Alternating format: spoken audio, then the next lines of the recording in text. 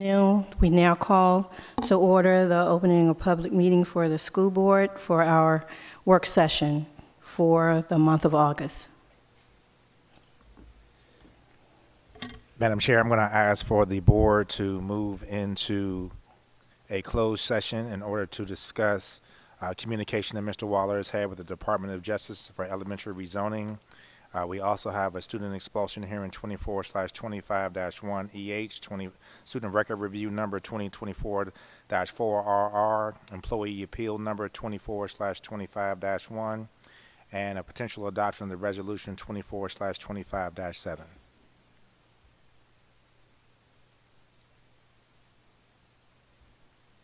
A motion is needed to go into a closed meeting to discuss the following items and subjects pursuant to Virginia Code pursuant to the Virginia Freedom of Information Act found at Virginia Code Section 2.2-3711.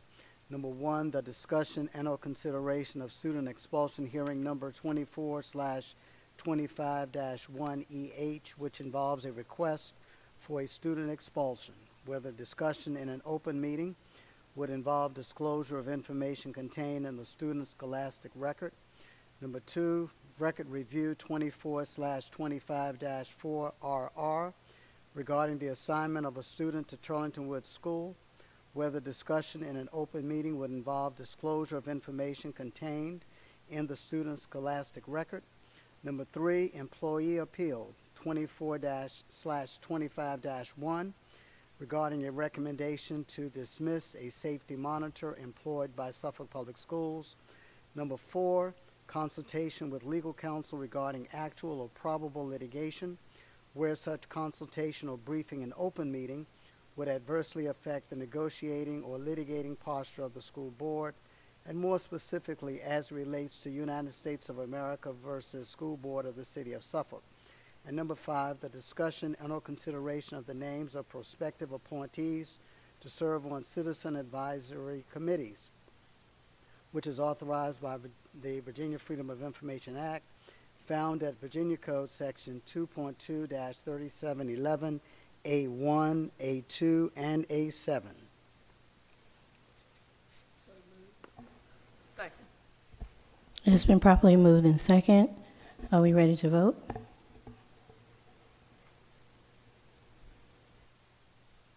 Board members, please vote. Board member Dr. Brittingham? Board member Dr. Brooks-Buck? Yes. Board member Byram? Board member Slinglove? Yes. Vice Chair Howell? Yes. Board Chair Jenkins? Yes, Motion passed. thank you.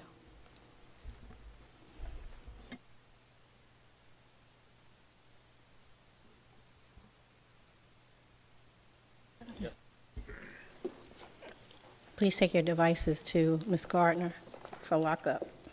And you can bring your Chromebooks.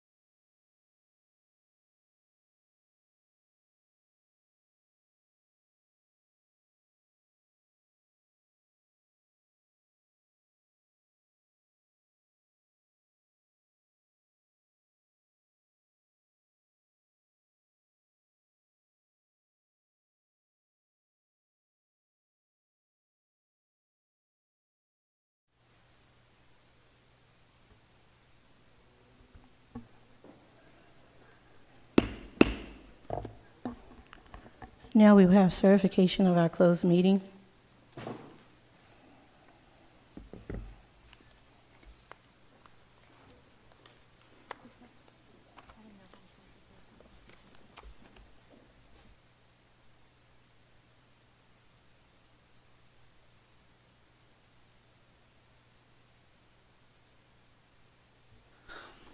Resolution of certification of the closed meeting of August 15th pursuant to Section 2.2-3712 of the Code of Virginia. Whereas the School Board of the City of Suffolk convened a closed meeting on this date pursuant to an affirmative recorded vote and in accordance with the provisions of the Virginia Freedom of Information Act. And whereas Section 2.2-3712 of the Code of Virginia requires a certification by the school board that such closed meeting was conducted in conformity with Virginia law. Now therefore be it resolved that the School Board of the City of Suffolk hereby certifies that to the best of each member's knowledge, number one, only business matters lawfully exempted from the open meeting requirements by Virginia law were discussed in the closed meeting to which this resolution of certification applies. And number two, only such business matters as were identified in the motion convening the closed meeting were heard, discussed, or considered by the School Board of the City of Suffolk. Second. It's been properly moved in second. Can we have a vote, please? Board members, please vote. Board Member Dr. Brittingham. Board I Member Doc- abstain. Board Member Dr. Brooks Buck. Yes. Board Member Byram. Yes. Board Member Slinglove. Yes. Vice Chair Howell. Board Chair Jenkins. Yes, Motion passed. thank you. We will now go into recess until 7:40.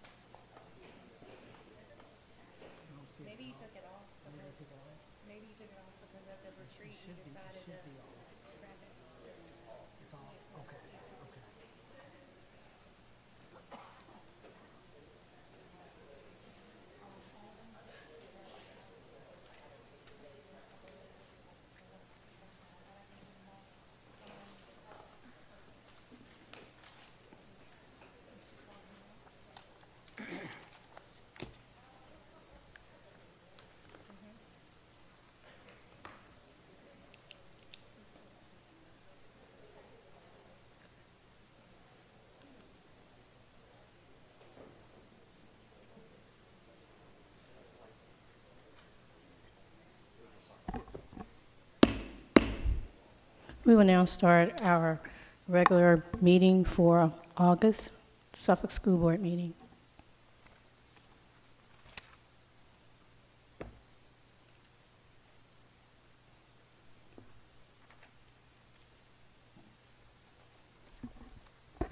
And we will have our Pledge of Allegiance.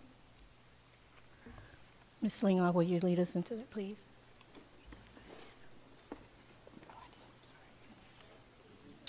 To the flag of the United States of America and to the republic for which it stands, one nation, under God, indivisible, with liberty and justice for all. Thank you. Now we will have a moment of silence.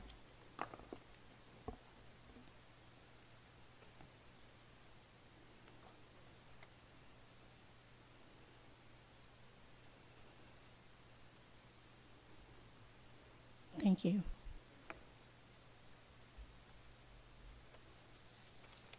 Vice Chair, will you please read our mission statement?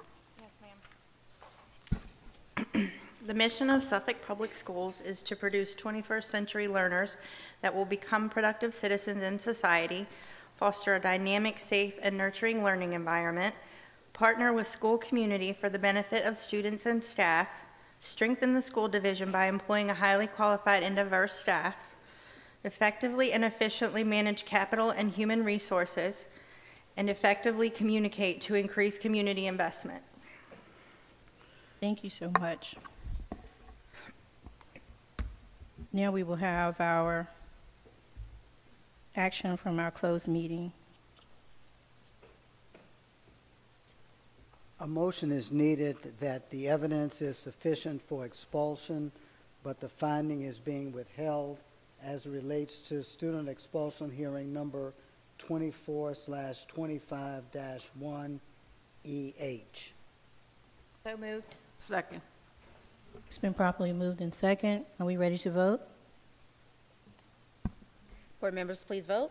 Board Member Dr. Brittingham. Yes. Board Member Dr. Brooks Buck. Yes. Board Member Byram. Board Member Slinglove. Yes. Vice Chair Howell. Yes. Board Chair Jenkins. Yes. Motion passed. Thank you.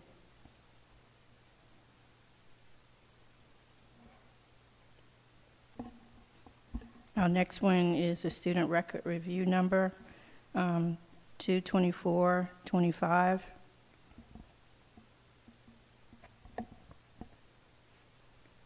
We need a motion for this. Madam Chair, I move that we uphold the decision by the Student Services Review Committee. Second. It's been properly moved in second. Are we ready to vote? Board members, please vote. Board Member Dr. Brittingham. Yes. Board Member Dr. Brooks Buck. Yes. Board Member Byram. Board Member Slinglove. Yes. Vice Chair Howell. Yes. Board Chair Jenkins. Yes. Motion passed. Thank you so much. The third one is employee appeal number 24-25-1. Madam Chair, I move that we uphold the decision.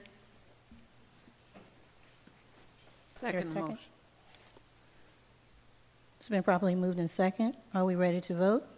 Board members, please vote. Board Member Dr. Brittingham. Yes. Board Member Dr. Brooks Buck. Yes. Board Member Byram. Yes. Board Member Slinglove. Yes. Vice Chair Howell. Board Chair Jenkins. Yes. Motion passed. Thank you. Number 4, Adoption of the Resolution 24/25-7, a resolution authorizing the attorney for the school board to file a petition with the United States District Court for the Eastern District of Virginia Norfolk Division, asking that the court declare that the school board and Suffolk Public Schools have achieved unitary status. Madam Chair, I move to approve and adopt the resolution. It's been properly moved in second. Are we ready to vote? I'm sorry, who's second? Was that Ms. Byram? Yes. Okay. Board members, please vote. Board Member Dr. Brittingham? Yes. Board Member Dr. Brooks Buck? Abstain. Board Member Byram? Board Member Slinglove? Yes. Vice Chair Howell? Yes. Board Chair Jenkins? Yes. Motion passed. Thank you. Next, we have a request from board members to add an item to the agenda.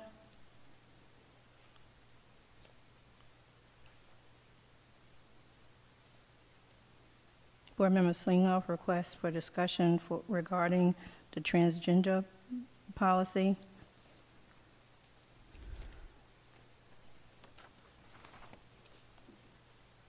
Madam Chair, Yes. in light of the fact that there are some changes with regards to the implementation of the Title IX, and there's an injunction in the state of Virginia, and in addition to the fact that several board members voted for this policy with the concerns that we would be in trouble federally if we did not vote in the policies in accordance with the Title IX changes, I would like to request that the board have a discussion about whether we are now in compliance with the state authority and the model policy mandated by Governor Youngkin. Okay, thank you. Attorney Waller, will you speak on that, please? The Title IX regulation that has been referenced, it has been enjoined by the federal court.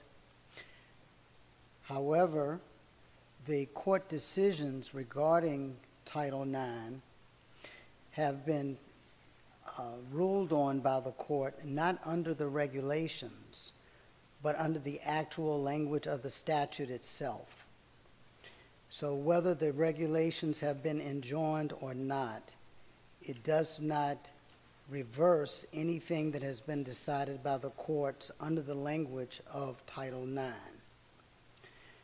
However, the board can at any point refer a policy back to the Policy Review Committee for its consideration, irrespective of what has happened in this case with regard to the regulations being enjoined by the court.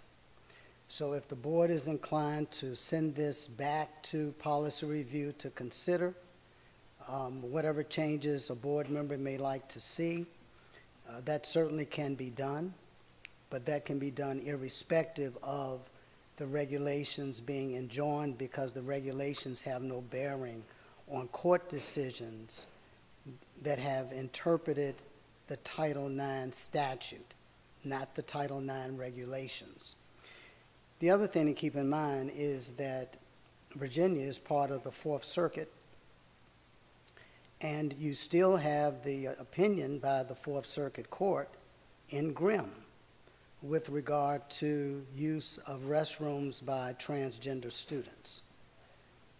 That has no bearing whatsoever on regulations. And so you need to always keep that in mind. But if you would like to have this matter referred back to Policy Review for the Policy Review Committee to take another look at it, you can certainly do that.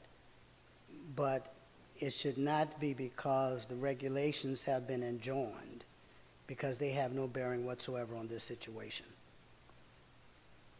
Madam Chair, I would like to make a motion that we take our transgender policy and we send it back to Policy Review to have them make the changes necessary to be compliant with the governor's model policy. Okay. Is there a second? Second? Is there any discussion? Yes, ma'am. Dr. Bob? Yes. I know that when we had this discussion, and we've had this discussion for months, there was no indication that we were in any way violating any rule, law, any decision of the court. And Mr. Waller has just indicated that because we are in the Fourth Circuit, the decision, I believe, was in the Fifth Circuit, was it not? In another circuit, not our circuit, was in the Fifth Circuit, because Mr. Waller shared it with us, that we are under the Fourth Circuit. So I'm trying to figure out, and I know that at the time that we voted, we were concerned about, there was a concern by some people that we were out of compliance or that we were going to be in trouble, and we were not, because of the policy we developed, because it really was not out of compliance with anything. So I'm just wondering at this point if there is a problem that we need to be concerned about. Madam Chair. Are you finished, Dr. I Bob? was going to ask Mr. Waller, is there a problem with what's written that we need to be concerned about? Madam Chair, I don't foresee that there is a problem with the policy as it currently exists and was approved by this board. However, as I've mentioned, the board can always ask that policies be revisited. And then it's up to the Policy Review Committee to determine whether or not any subsequent changes need to be made. But again, I do not believe that the policy as currently adopted by this board is in any way infirmed. Okay, Board Member Reddick? Madam Chair, I believe we are in violation of our agenda. The point that we are on this meeting is to whether or not we want to add this item to the agenda for discussion, and we're having the discussion now without the approval of the agenda. Thank you.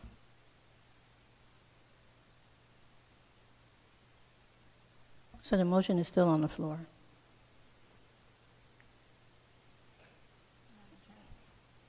May I defer to the attorney, are we in violation of the agenda if we vote on a motion on the floor before voting on the agenda? Procedurally, the request right now is to add the item, not actually to discuss the item. So right now, what you should be trying to decide is whether or not you want to even add this item for action later, whether it is tonight or whether it is at a subsequent board meeting. So with that said, what do we do with the motion on the floor if we need to instead be making a motion to add it for discussion? The motion can be withdrawn with concurrence by the board. If the board agrees to allow the motion to either be withdrawn or to allow the motion to fail, even though it has now been moved and seconded. But it has to be by unanimous consent of the board because the motion is now on the floor. Okay, so do we go ahead on we go with the motion that's already said, or she can withdraw the motion? What I would suggest that you may want to do is ask the board if there's any objection to having the motion withdrawn. Okay. Madam Chair, I believe we don't even have to do that because it's an out of order motion. According to our informal rules, we can't operate or act on business. Okay, without- so, But, I mean, I'm going to digress. I just thought there was an easier way to handle it. okay. So we will, forego the motion, and we will have Ms. Swinglaw, since this is her piece, and she can make the motion or something. I believe the motion was actually made to send it back to policy review by Board Member Brittingham, I believe it was. Right. So if Board Member Brittingham wants to withdraw that motion and no one objects to it, that can certainly happen. The reason why it would not be able to call the motion out of order is because it should have been called out of order at the time it was made. But once it was made and then seconded, the chance to call it out of order has been waived. Okay. Madam Chair, I just want to ask, if possible, if we could go back and amend the formal rules to include the language of calling a point of order. When we come from out of Robert Rules of Parliamentary Procedure, we didn't bring that piece with us, so I couldn't cut across the board members and call it out of order or raise a point of order, because that would have been in violation of our rules. But I would just ask if we can put that language in our informal rules to fix it, so if anything happens again, we could raise it to the board without having to wait. Thank you.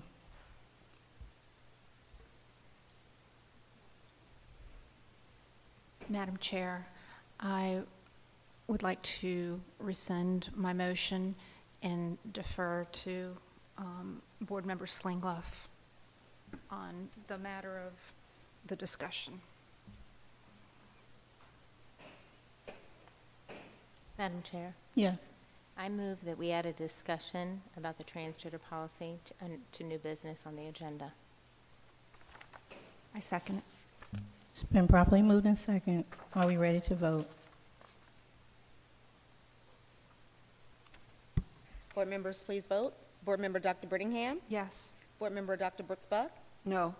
Board Member Byram. Board Member Riddick. Board Member Slinglove. Yes. Vice Chair Howell. Yes. Board Chair Jenkins. Yes. Motion passed.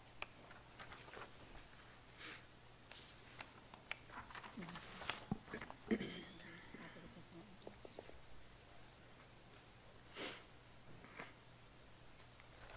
there any public speakers? We have to approve the agenda.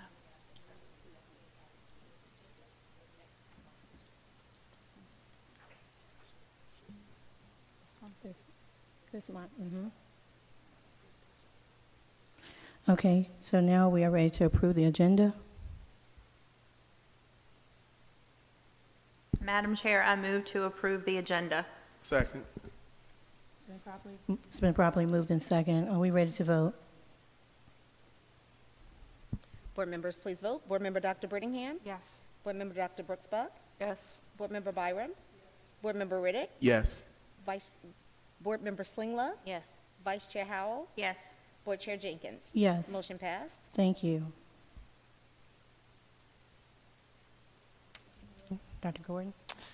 Thank you, Madam Chair. We'll move to the reports from the superintendent and the good news report. I'm going to ask Ms. Antoinette Dickens, our Communications and Community Engagement Officer, to come to the podium to relay the good news report. We will discuss summer maintenance updates, the 2024 Administrative Retreat, Gifted and Talented Summer Academy, our Say It With Music production camp, our Summer Star student internship, summer school graduation.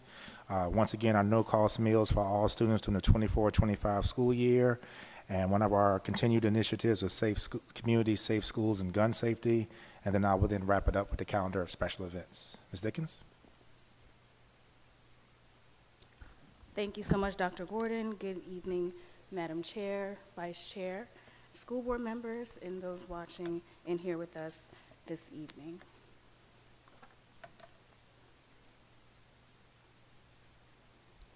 We're excited to kick off our upcoming school year and just want to share a few highlights from what our students and staff have been up to over the summer. We know that summer breaks, of course, offer a crucial window for our facilities and maintenance team to conduct essential maintenance and upgrades both indoor and outdoor, without disrupting daily classes and activities, of course. Just to name a few projects that have already been completed, as you can see here on this screen, the Nansemond River High School parking lot access and expansion is on track for the first day of school. The Southwestern Elementary School roof upgrade has been complete, along with the Lakeland High School gym lighting upgrade and the Forest Glen Middle School lighting upgrade, as well as the Elephant's Fork painting and swing frame repairs at Northern Shores, Nansemond Parkway, and Creekside Elementary School. So as we can see, our Director of Facilities and Maintenance, Mr. Terry Napier, and his team have been working very hard this summer to keep our schools in the best possible shape and prepare our buildings for the first day of school.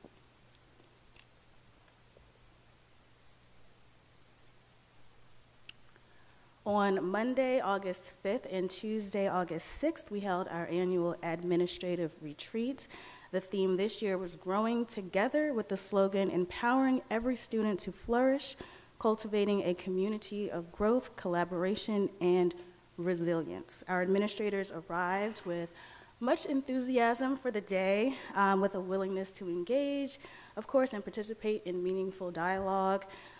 We held collaborative sessions with a lot of team building opportunities, thoughtful breakout sessions to help our administrators grow as leaders in our school division. So we just want to thank all of the members of this year's Administrative Retreat Planning Committee, and want to give a special shout out to Dr. Lawrence Whiting, our Director of Food Services, and his amazing team for preparing breakfast, lunch, and snacks for us for the day. Our administrators were refueled, re-energized, and ready to welcome back students and staff to a new school year.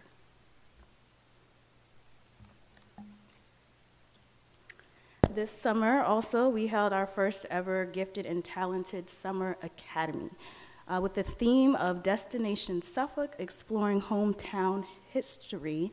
Students were able to learn about the history of Suffolk in a variety of ways, including visits from guest speakers, such as speakers from Riddick's Folly and the president and CEO of the Nansemond River Preservation Alliance, and through a field trip to the Suffolk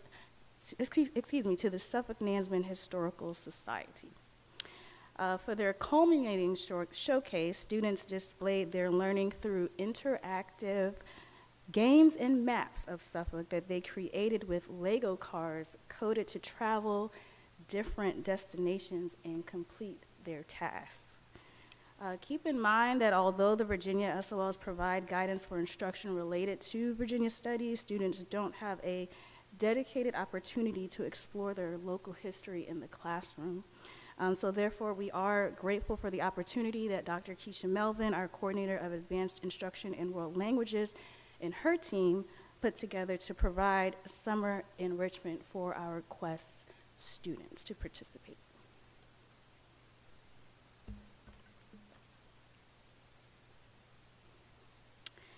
And Say It With Music is our first ever recording and technology camp hosted by our SPS Center for Performing and Production Arts, our SIPA program. The camp was held July 22nd through the 25th, where students had the opportunity to create, write, and produce their own song and film a music video. They also received their own MP3 video link to take home. Students were introduced to music engineering and film technology as potential careers, and they were able to explore the science of sound. They learned voice intonation, professional mixing, promotion, and advertising techniques used in the music business. They learned about copyright and publishing, how to conduct proper radio interviews. Honestly, the list goes on. They learned so much in this camp. They even held a mock music business trial. Just by participating in the camp, the students learned to be present and how to focus their attention and their creativity. With award-winning celebrity videographers and music producers bringing a recording studio right here, actually, to Kings Fork Middle School, the camp offered our SPS students a unique and exciting opportunity in music arts education. And so we thank, of course, Dr. Jolie Neighbors for working behind the scenes with her team to put this camp together. And we also thank the United Way of Southampton Roads for providing the funding to assist our students in participating with this amazing opportunity.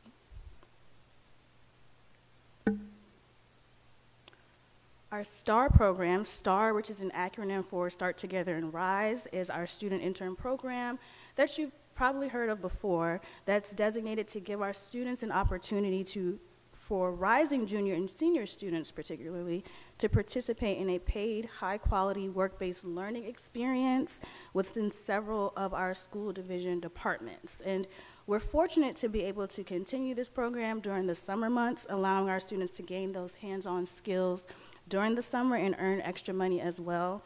Students participated in a variety of departments this summer, including our Human Resources Department, Facilities and Maintenance, our print shop, and with our communications team. Some of the students were seniors who did graduate in June. They were able to continue working before they left for college or to pursue other endeavors, and so we're very proud of this program and our ability to continue to provide students those hands-on learning experiences. We do look forward to continuing this program in the fall. Our summer school graduation was held on Wednesday, July 31st. We are proud of our students for making that push and pushing themselves and to stride across walking the stage this summer. In total, we had about 22 summer graduates who are now Suffolk Public Schools alumni. So we celebrate their hard work and welcome them as class of 2024 graduates.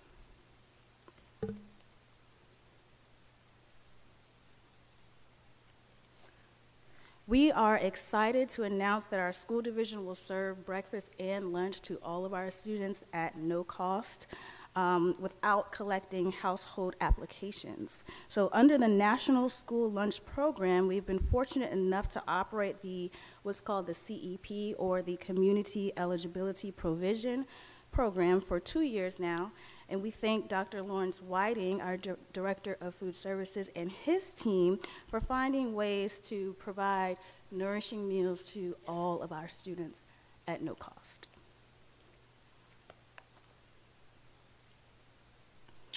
And last but not least, following the resolution that was passed at our June school board meeting to promote the secure storage of firearms to protect the health and safety of children enrolled in Suffolk Public Schools and those who reside in the city of Suffolk. We have several campaigns planned to make sure that we are keeping our families aware of the steps that they can take to practice safety with firearms. Last year, as a part of our Developing Safe Communities in Schools partnership, we held 3 events alongside the Suffolk Police Department, the Suffolk Sheriff's Office, and the Commonwealth's Attorney's Office. One of those events particularly focused on safety around firearms, and we had our Sheriff's Department provide free gun locks to some of our families. And although this was prior to the approval of the resolution, we do plan on continuing those partnerships this year as well to keep our families informed. Kicking off the campaign this year, we'll be spreading a series of social media posts, as you see here, asking families questions. Do you have a lockbox? Have you participated in a gun safety course? And just making sure that we provide the resources so that families are able to, if they have not attended a gun safety course, make sure that they know how they can and where they can find them so that they can sign up.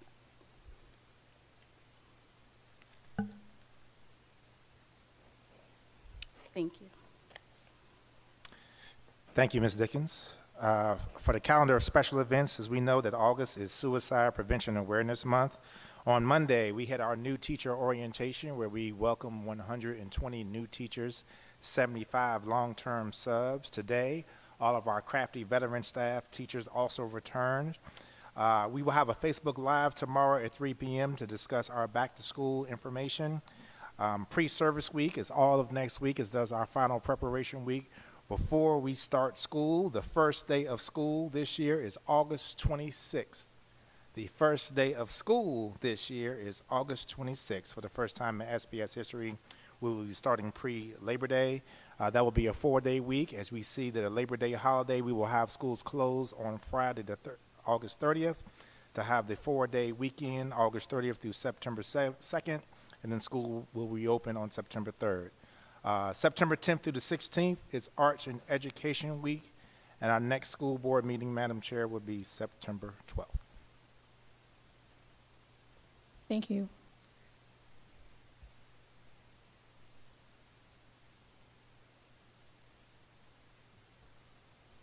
Now we're moving to our consent agenda. Madam Chair, I move to approve the consent agenda. Second the motion. Madam Chair, Yes. I was trying to make the motion as well. I would like to see if we can amend the motion with the removal of bills and payroll to new business, please.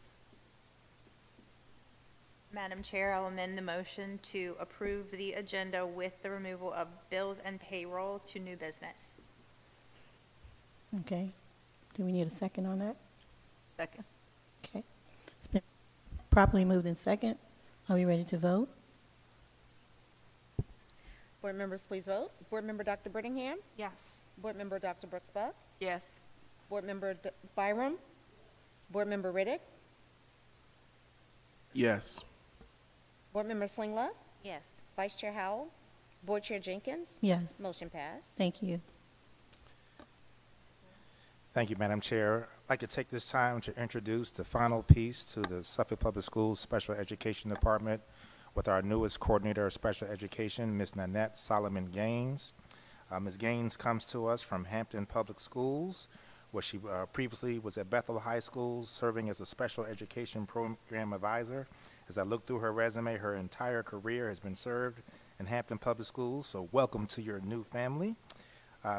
Ms. Gaines has a Bachelor in Business Administration and Human Resources Management, also from American Continental University, a Master's in Business Administration.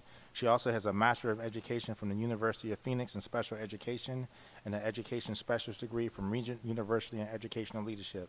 I believe that Ms. Gaines is here, so Ms. Gaines, if you wouldn't mind coming down to the podium to introduce yourself to the school board, as well as to introduce any new family members that you may have here in attendance. Good evening. First, I would like to acknowledge my previous school district for the training, development, and experiences that have led to this opportunity, to include my mentors, administrators, and leadership team. I could not have maintained the level of excellence and overachievements without the motivation and encouragement of an amazing support system. So with that, I'd like to take a moment to thank those that came out tonight to support me. They're hiding in the back, including my colleagues, my friends, my parents, and most of all, my 4 beautiful daughters. I'm not gonna stand. All right. I'd like to extend my gratitude for entrusting me in the role of Special Education Coordinator. I'm honored by the confidence placed in me, and I'm eager to contribute to the ongoing success and well-being of our students, staff, and community. I'm excited to work alongside everyone to uphold our shared vision, especially to Dr. McNair and the rest of the coordinators who have already given me a warm welcome. I look forward to ensuring that Suffolk Public Schools continues to thrive, and I'm happy to join the team. Again, thank you. Thank you. Will her family please stand? Even though you're in the back, can you please stand so you can be recognized? You came all the way here. Thank you for coming and your support.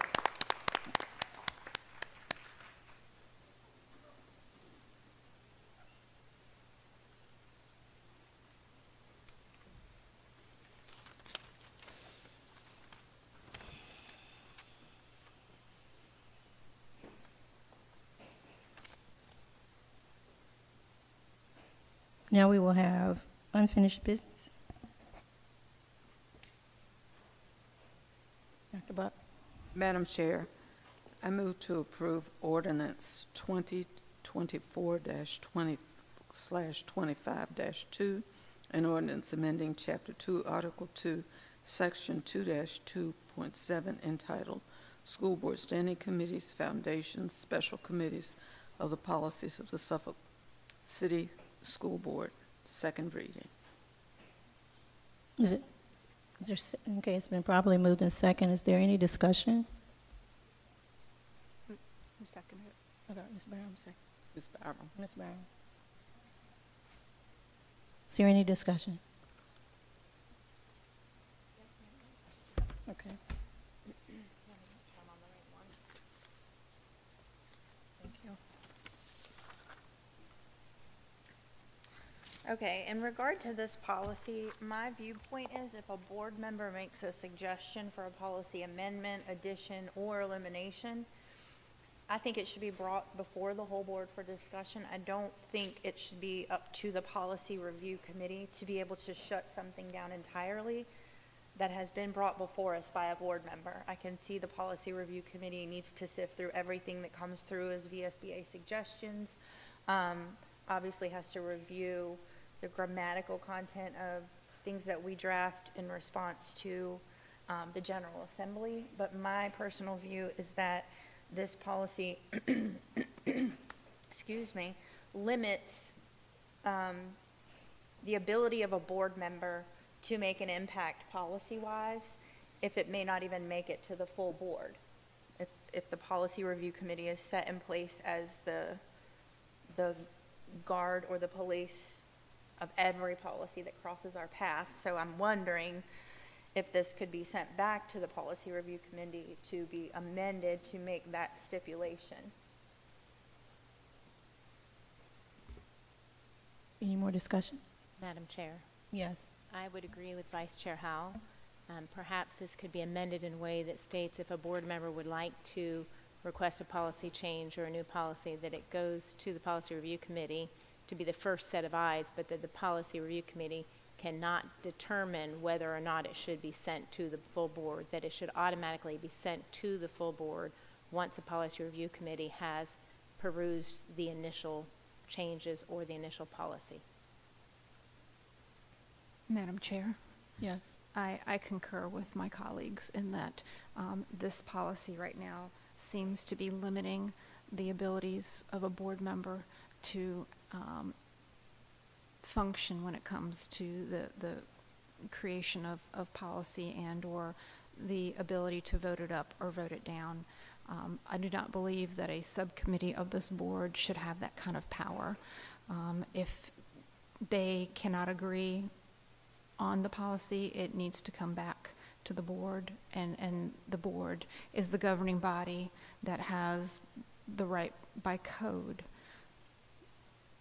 to do the job that they were elected to do. So this really impacts a board's ability in the governance capacity.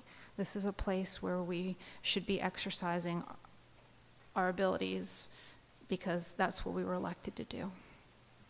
Okay, thank you. Anyone else? Madam Chair, Yes. the only question I have is if the full board is going to review all the policies, then you don't need a policy review committee. Because if the full board is reviewing all of the policies, and anyone can add, amend, or change, or do whatever without us, and that's okay. If that's the way they want to handle it, then you don't want to do what you do. You just want somebody to write what you said, whether it's appropriate, whether it's inappropriate, whether it's consistent with whatever. What would be the function of giving it to the purpose would be, or the thoughts were, when the policy review was organized, was so that you could, and when we made this, when we did this, was so that you would send us something in writing. We would know exactly what you wanted, and then we'd put it in the form of a policy for persons to vote on. Because, you know, the board votes on the policies.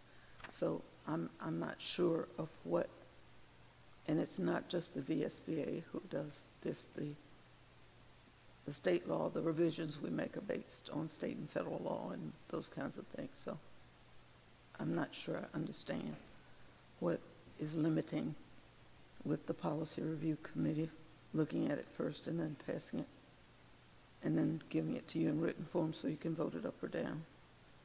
Do you? Okay, Vice Chair says she wanted to sure I clarify her understand. motion. So to clarify, currently the policy review committee has the ability, and we have done so just recently as the last meeting, determined that it was not a policy that we wanted to move forward.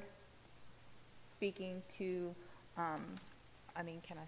talking about the petty cash suggestion that came down from VSBA in General Assembly. So there have been instances where the policy review committee has determined that it didn't even need to come to the full board. And what I'm asking is, if the policy landed in the policy review committee's lap at the request of a board member, that the policy review committee not have the power to completely disregard that, but rather to draft and critique the grammar and content, but still send it to the full board. When we have policy review committees, having been on them for a while now, the bulk of our policies come from both VSBA recommendations and the General Assembly state code requirements. It's rare that it's something that a board member requests, so I don't see it as cumbersome in the instance if a board member requests an amendment or an addition, that the policy review committee work with the attorney on crafting it, but not get the say-so whether or not it ever reaches the full board. That's my point. I just needed to understand what you were asking. Okay. So, do you want to amend the motion or say you want to send it back? You made the motion. I just read it. So you want to make a motion? Well, she would have to amend it, correct? I can't make a motion on top of a motion. Right. Yeah, So that was what I first said. I would think that since it's written this way, you would have to first vote against it, and then, Okay. so we'd have to vote on the existing motion and then decide to send it back to policy review. So are we ready to vote now? Board members, please vote. Board Member Dr. Brittingham. No. Board Member Dr. Brooks-Buck. Yes. Board Member Byram. Yes. Board Member Riddick. No. Board Member Slinglove. No. Vice Chair Howell. Board Chair Jenkins. No. Motion failed.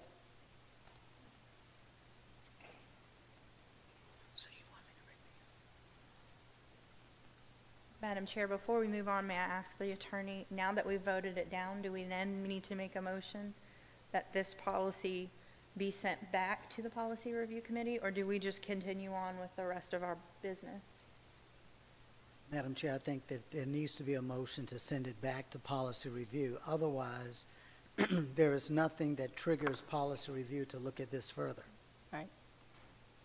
Madam Chair, I move that we move ordinance 2024/25-2, an ordinance amending Chapter 2, Article 2, Section 2-2.7, entitled School Board Standing Committees, Foundation, Special Committees of the Policies of the Suffolk City School Board, back to the Policy Review Committee for amendments. Second. It's been properly moved in second. Are we ready to vote?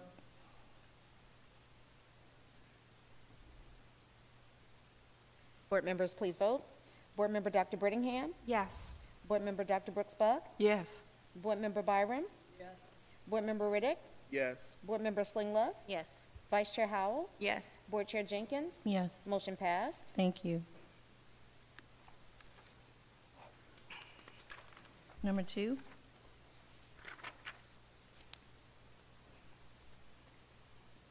Ordinance, Madam Chair, I move that we accept ordinance 2024/25-3, and ordinance amending Chapter 2, Article 2, Section 2-3.2, entitled Regular Meetings, Special Meetings, Quorum of the Policies of Suffolk City School Board, second reading. It's been properly moved in second. Is there a discussion? Madam Chair, Yes. I'm concerned with this policy and what it's attempting to do.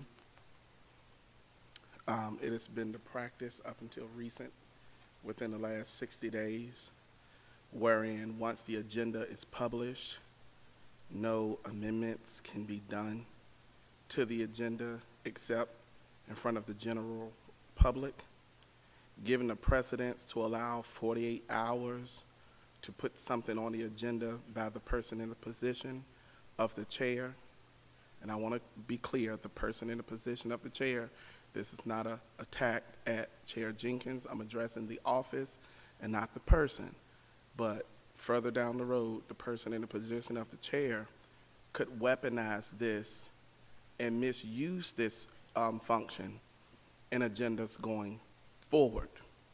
For an example, the Tuesday before the week of the meeting, the chair would have the authority to go and say, hey, I want a itemized report on how many number 2 pencils we have in the school division, and I expect staff to give it.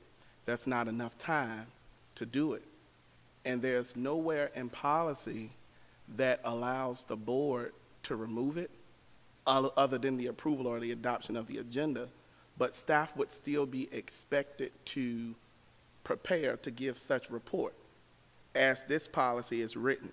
So I suggest that we follow what we thought was policy, but when we find out is tradition now, is that once the agenda is public, no revisions can be done because it gives the board member 7 days to review the information, the citizens 7 days to review the information, and to sign up for the agenda to speak on it.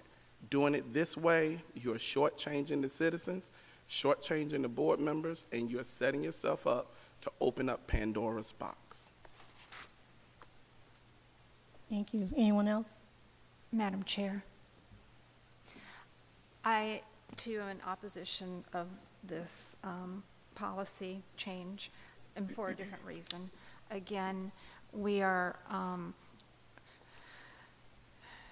trying to regulate board governance through our policies. We are trying to keep board members from being able to exercise their duly elected, appointed abilities. And so, again, when we look at policy that is constructed with the end game of hog-tying or hamstringing a board member's ability to govern, I'm always going to be in opposition of that, because it interferes with not just the board members' ability to govern.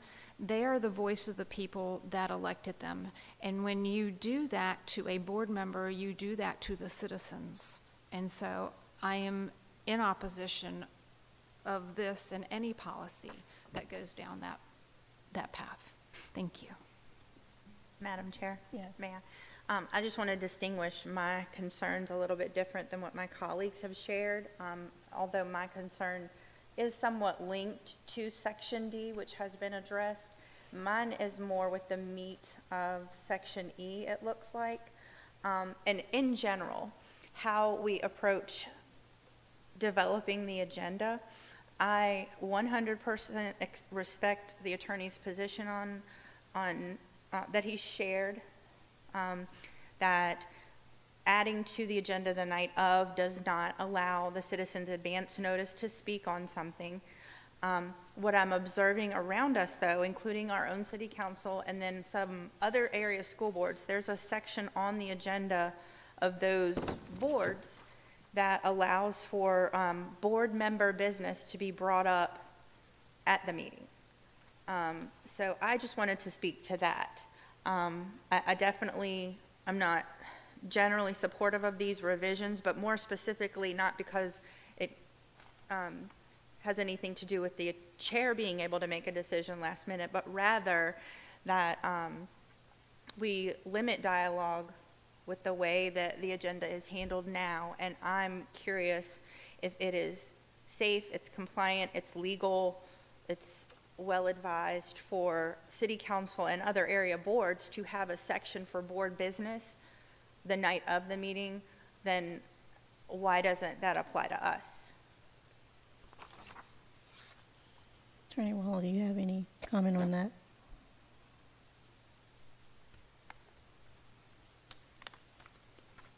Let me first address subsection D. Because subsection D does not give to the chair the authority to add anything to the agenda. What subsection D says is it lays out two important criteria to add something to the agenda once it's been published. One is the failure to do so will unduly hamper the operations of the school division. And number two, a majority of the members of the school board are in favor of it. So that's not that the chair is adding it. The majority of the members of the school board have to be in favor of it. And then the reason that it says to be done within 48 hours of the advanced scheduled meeting is to allow the public an opportunity to sign up and speak on it should they desire to do so. So that's under subsection D. Under subsection E, it provides that members of the school board can add an item to the meeting agenda of the school board. But the vote on that item that is added is carried over into your next meeting. And again, why is that? It is to afford the public an opportunity to comment on items that are added to the agenda at the actual meeting. So the concerns that I have heard are not really concerns that are in the language that is before you. So I'm somewhat at a loss to understand some of the concerns that's been raised as relates to this particular policy. Madam Chair, may I ask a clarifying question Yes. of the attorney? Attorney Waller, when it says here that the majority of the members of the school board are in favor of having the item added to the agenda, how do we determine that without conducting business and voting on that? It's a poll. It's much like the Freedom of Information Act allows board members to be polled to find out their position. That's what you would be doing. You'd be conducting a poll to find out.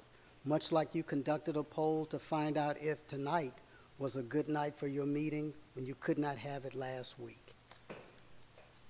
Madam Chair, if everyone's clear. I'm in total opposition of this policy. I'm a fan that the board should have 2 meetings a month, because then it get rid of this reason, where if something doesn't make it to the first meeting, you have a second meeting already scheduled. If for an event you have to cancel the first meeting, then you already have a second meeting scheduled. You don't have to load the agendas and stay to 5 a.m. in the morning and these things of this sort. We can be more prudent and efficient with what we're doing. But to add something and say 48 hours notice is sufficient for working people and citizens who have other things going on in their day-to-day living. Their 40-hour work week does not consist of working for Suffolk Public Schools. So they have other obligations that they have to meet. But to expect them to stay current for changes and revisions and to do so in a 48-hour window, considering the time to register for an agenda speaker is less than 48 hours after a change has been made. If it's been made in that 48-hour window, it cuts off at 12 on, what is it, the Wednesday? The day of? No, Wednesday for agenda speakers? Wednesday for agenda speakers, and 5 p.m. the day of for late agenda speakers. So doing this, I think it's premature to throw this out, and once again, we rush through with it. No, we need to do our due diligence to plan properly and require all those around us who want to work with us to do the same. And in the event that we want to be efficient, we need to have 2 meetings a month. And you can always time camp it, where 1 meeting could be a work session, 1 meeting could be a general business meeting. That way, if something comes up, we don't have to talk about a rain check meeting. There's already one scheduled. And I'm going to stop there. I'm not going to hold time. Madam Chair, Yes. I would like to just clarify something that Attorney Waller said. When you addressed Attorney Waller, the part that talks at any regularly scheduled meeting of the school board, any member of the school board can also move to have an item added for a future meeting. I just want to emphasize that prior to that, we can't add something the night of unless we first put in the request 14 days prior. It's not possible for a board member to come to a meeting and say, I would like to add this to the agenda and have a vote on it for a future meeting. It has to be put in writing 14 days prior to that meeting before we can have any say in what goes on the agenda.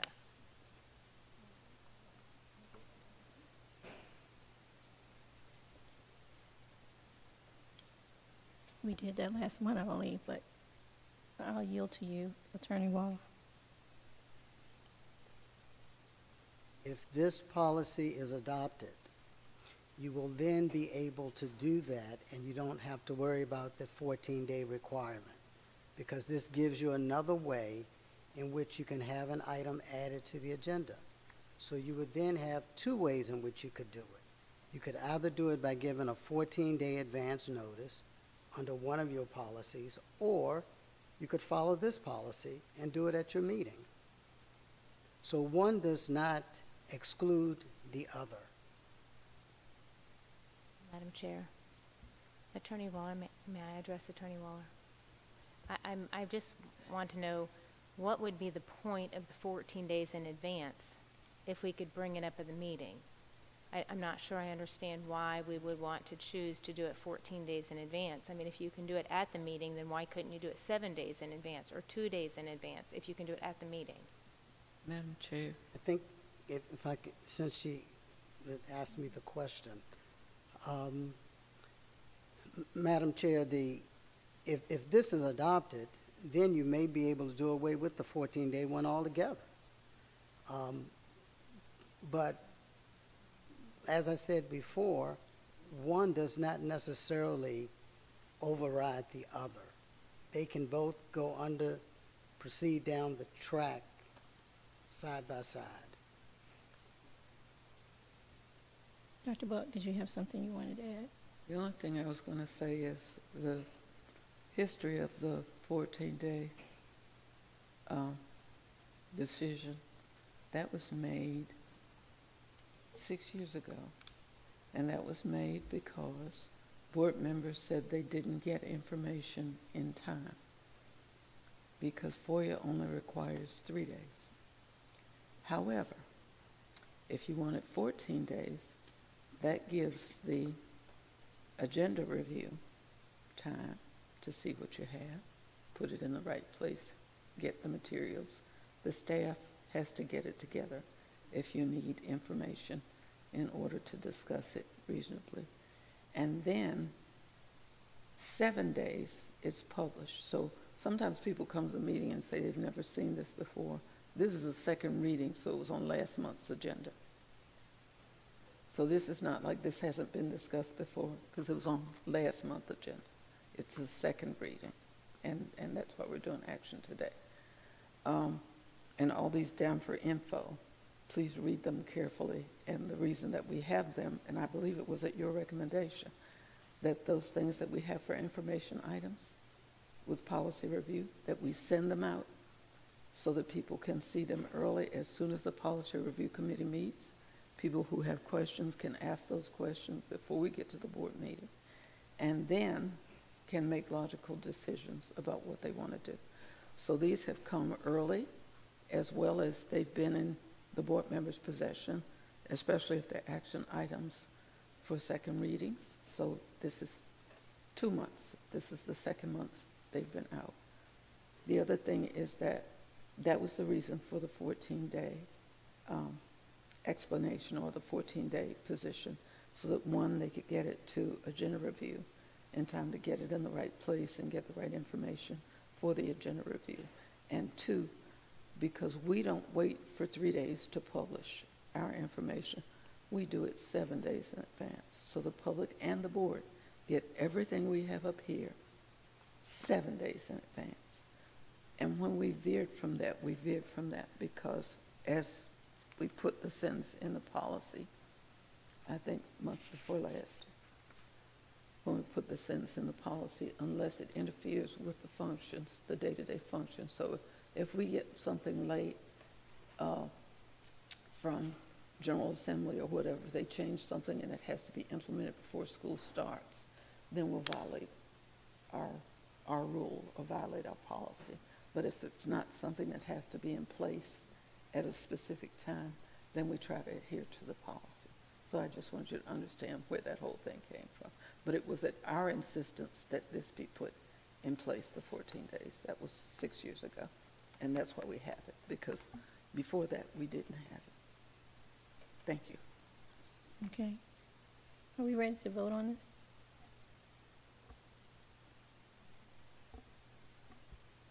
Board members, please vote. Board Member Dr. Brittingham. No. Board Member Dr. Brooks Buck. Yes? Board Member Byram. Yes. Board Member Riddick. No. Board Member Slinglove. No. Vice Chair Howell. No. Board Chair Jenkins. Yes. Motion failed.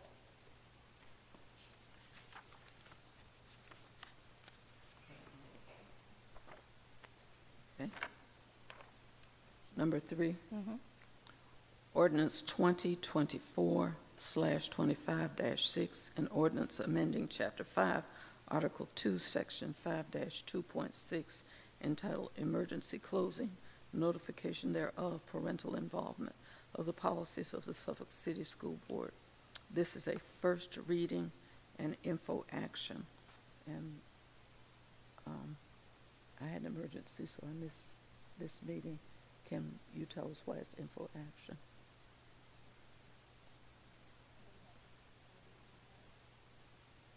Do we want to Yeah, do it's this? up to the board. It was decided in the meeting that we can vote on it Right. now. Do we want to? Okay, so I move that we do it now. And is there a second? Second. It's been properly moved in second. Do we have a discussion on this? What was the motion again? That we approve it? That we approve ordinance We take action on it. 2024/25, that we take action. Madam Chair, if I could give some clarification on this. The reason that this comes back to you tonight is because at the last meeting, there was some concern about the language that was striked through, and that language was in the last sentence of paragraph A. The guidelines may be reviewed by the school board. If you recall at the last meeting, that was lined through, and the board wanted that to become part of the policy or to remain part of the policy. And that is the reason why it comes back to you tonight. Okay, thank you for that clarification. We're ready to vote? I just want to be clear on the motion. You made the motion to approve the To ordinance. approve, Yes. yes. Okay. Who's second? Board members, please vote. Board Member Dr. Brittingham. Yes. Board Member Dr. Brooks Buck. Yes. Board Member Byram. Board Member Riddick. Board Member Slinglove. Yes. Vice Chair Howell. Yes. Board Chair Jenkins. Yes. Motion passed. Thank you. Number 4? Number 4, ordinance 2024/25-8, an ordinance amending Chapter 5, Article 6, Section 5-6.2, entitled Educational Technology Definitions, Establishment of Foundation Permitted Purchases of Educational Technology of the Policies of the Suffolk City School Board. Second reading. Move to approve. Second. It's been properly moved in second. Do we have any discussion? Madam Chair, I just want to know the basis in which this policy is derived from. Like what caused it?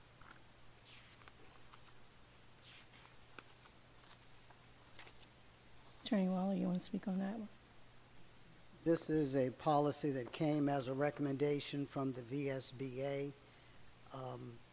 State code now allows local school boards to enter into these agreements with foundations to help support the public schools.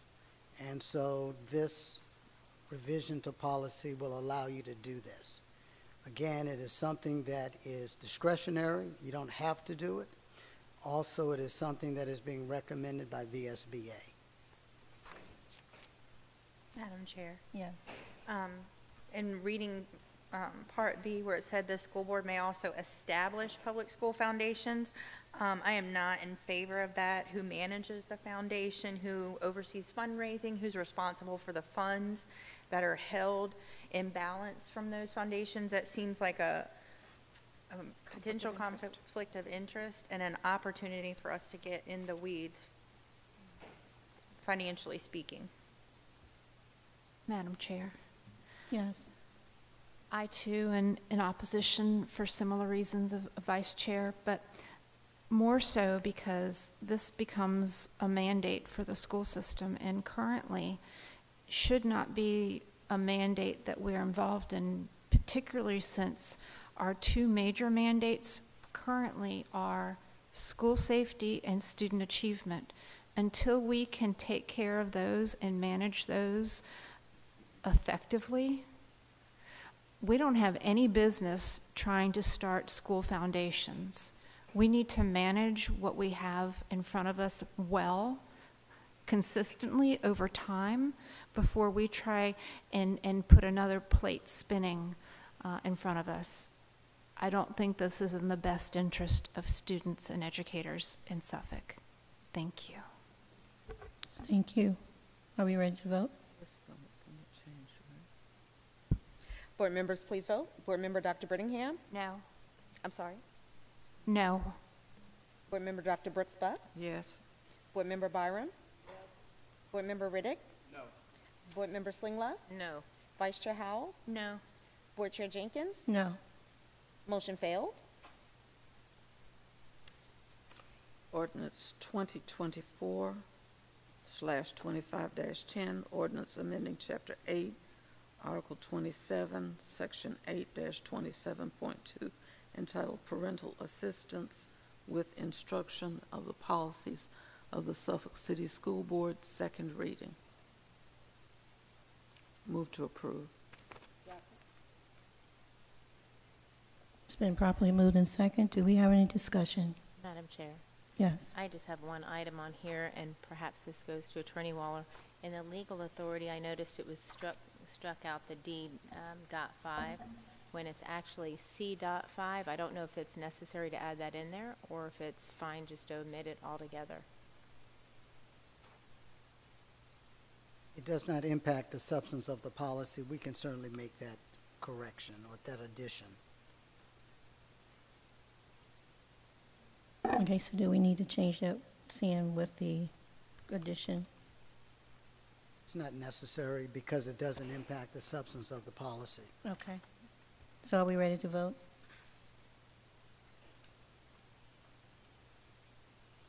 Second. Okay. Board Member Dr. Brittingham? Yes. Board Member Dr. Brooks Buck? Yes. Board Member Byram? Yes. Board Member Riddick? Yes. Board Member Slingla? Yes. Vice Chair Howell? Yes. Board Chair Jenkins? Yes. Motion passed. Ordinance 2024/25-11, an ordinance amending Chapter 8, Article 40, Section 8-40.1, entitled Policy Stated Neutrality Required of the Policies of the Suffolk City School Board, second reading.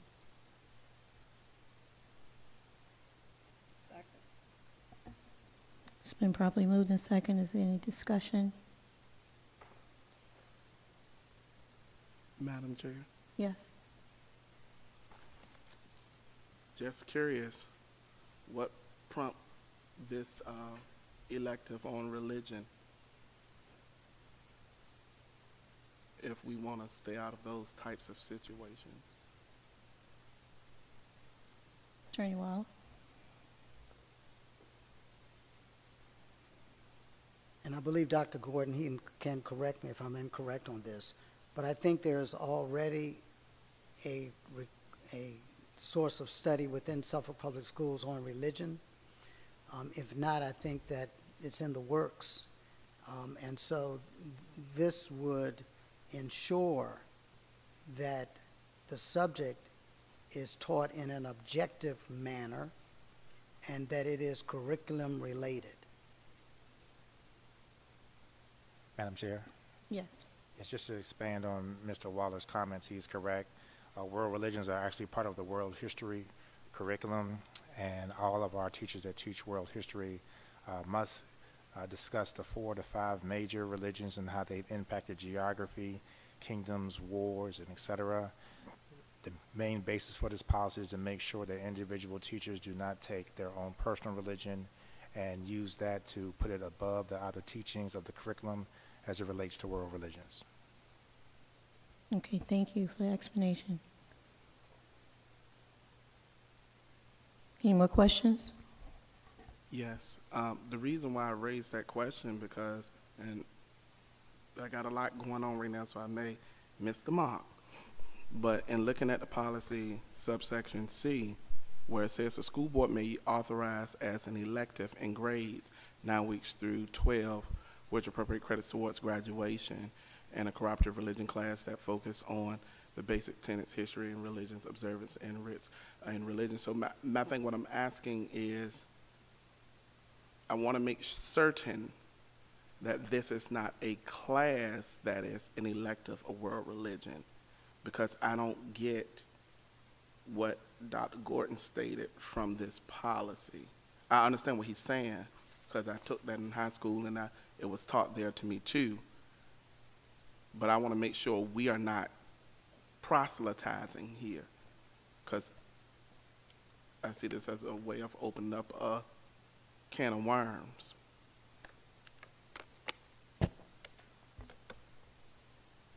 Madam Chair, Yes. to answer Mr. Riddick's question, we do not currently have an elective based on that. It's taught mainly in the world history class. Subsection C says the school board may authorize if you want to add that as a new course at the high school level, but we don't currently have that.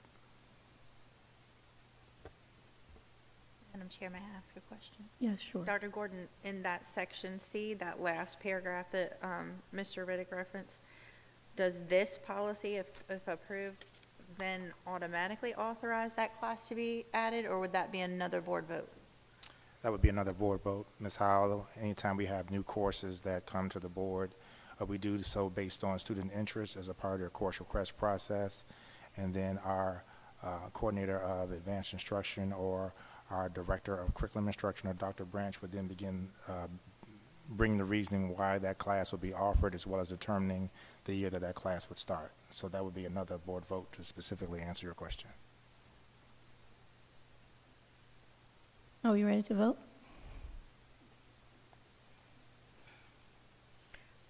Board members, please vote.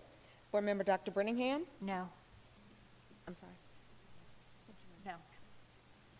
Board Member Dr. Brooks Buck? Yes. Board Member Byram? Yes. Board Member Riddick? No. Board Member Slinglove? No. Vice Chair Howell? Yes. Board Chair Jenkins? Yes. Motion passed. Thank you. Madam Chair, I move to approve ordinance 2024/25-13, an ordinance amending Chapter 9, Article 14, Section 9-14.2, entitled Possession of Controlled Substance, etc., Mandatory Expulsion, Prevention and Intervention Required of the Policies of the Suffolk City School Board, second reading. Is there a second? It's been properly moved and second. Is there a discussion? Let's vote. Board members, please vote. Board Member Dr. Brenningham? Yes. Board Member Dr. Brooks Buck? Yes. Board Member Byram? Board Member Riddick? Board Member Slinglove? Yes. Vice Chair Howell? Yes. Board Chair Jenkins? Yes. Motion passed. Madam Chair, I move to approve ordinance 2024/25-14, an ordinance amending Chapter 10, Article 18, Section 10-18.1, entitled Cooperation Encouraged of the Policies of the Suffolk City School Board, second reading. It's been properly moved and second. Is there any discussion? Okay, let's vote. Board members, please vote. Board Member Dr. Brenningham? Yes. Board Member Dr. Brooks Buck? Yes. Board Member Byram? Yes. Board Member Riddick? Yes. Board Member Slinglove? Yes. Vice Chair Howell? Yes. Board Chair Jenkins? Yes. Motion passed. Thank you. We're moving to new business. Administrative services. Thank you, Madam Chair. I'm going to call to the podium Dr. Rodney J. Brown, our Chief of Administrative Services. He has other members of the Administrative Services and Student Services team that are also here to support him.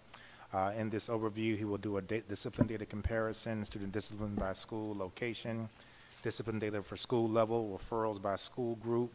He's also categorized and itemized the top 10 incidents, some of our preventions and interventions, and some of our school safety initiatives for 24-25. Dr. Brown? Thank you, Dr. Gordon. Greetings, Madam Chair, Vice Chair, and all others assembled.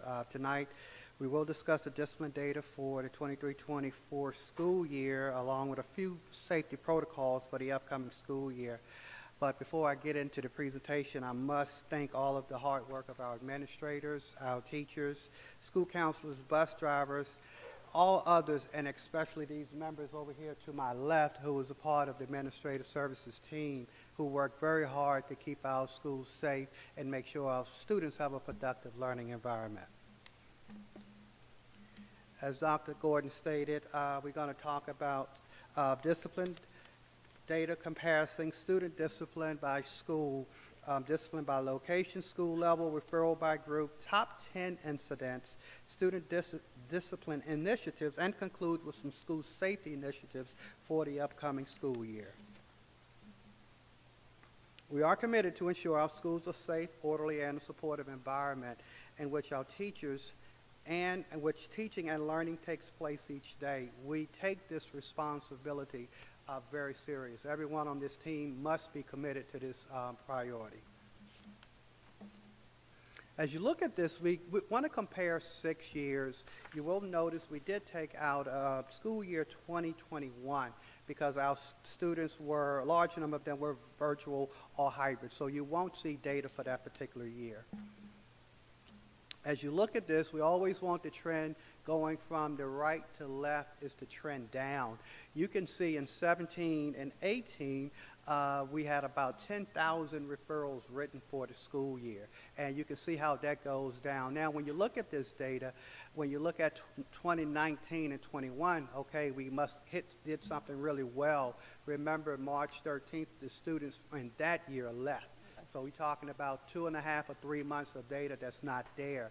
But when you look at that the past school year, we had 5,800, which is the lowest in the last 6 years, which means a lot of initiatives that we have put in place are working because these numbers are trending down. Now this one, it's a lot. This chart represents referrals each month. It's important because we need to know when some of these things are higher as compared to others so we can put initiatives in place.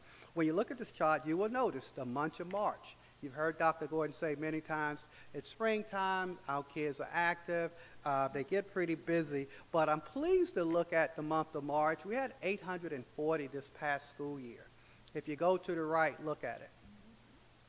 We're trending down, so we've been very intentional about things that we're doing during the month of March to keep our kids active. They have town halls doing that. We have different groups coming in, talking to our students. Still got a little work, but we're happy to see that. We notice in October it kind of spikes up a little bit from September. This is what I kind of refer to with my group. The representatives are gone now in October, right? The students come, everybody's happy. They kind of got everything new. Now school's starting, and we see some of the kids, just trying to push the limit a little bit. Now we're going to look at student discipline by school for the 23-24 school year. As we look at this data next, it's important to keep in mind that enrollments in our schools may vary. So you're going to see some numbers higher. Hopefully you can see this, and this chart represents referral for this 23-24 school year. When we look at these numbers, it's important again to look at these enrollment. Our top 4 schools with the largest enrollment are Nazareth River High School, Kings Fork High School, Lakeland High School, and Kings Fork Middle School. Kings Fork had the highest number of referrals written for our high schools this year. Kings Fork Middle School has the highest number of referrals written, and McBean has the highest number of referrals written. Also, our schools have all of this data that they use that we're presenting you tonight as well. Now let's take a look at the location. It's important to look at the location because we need to kind of know where some of these infractions are happening so we can put intervention and things in place there. So when we look at this for a division, we see 55% of our incidents are occurring in the classroom. Now we go to 15% in the hallway. That number has decreased, so we're pleased to see that number decrease some because we've added additional staff to support the students going in the hallway, and also that number is also our secondary students. That's actually impacting that number. We also have to acknowledge that classroom is where most students spend majority of their day, and this is the reason a lot of the focus has been on classroom practices and the utilization of restorative practices, PBIS, and observation feedback. Some of our schools, we've hired additional staff to support some of the areas that you see there. And this is for the division. Now let's look at elementary.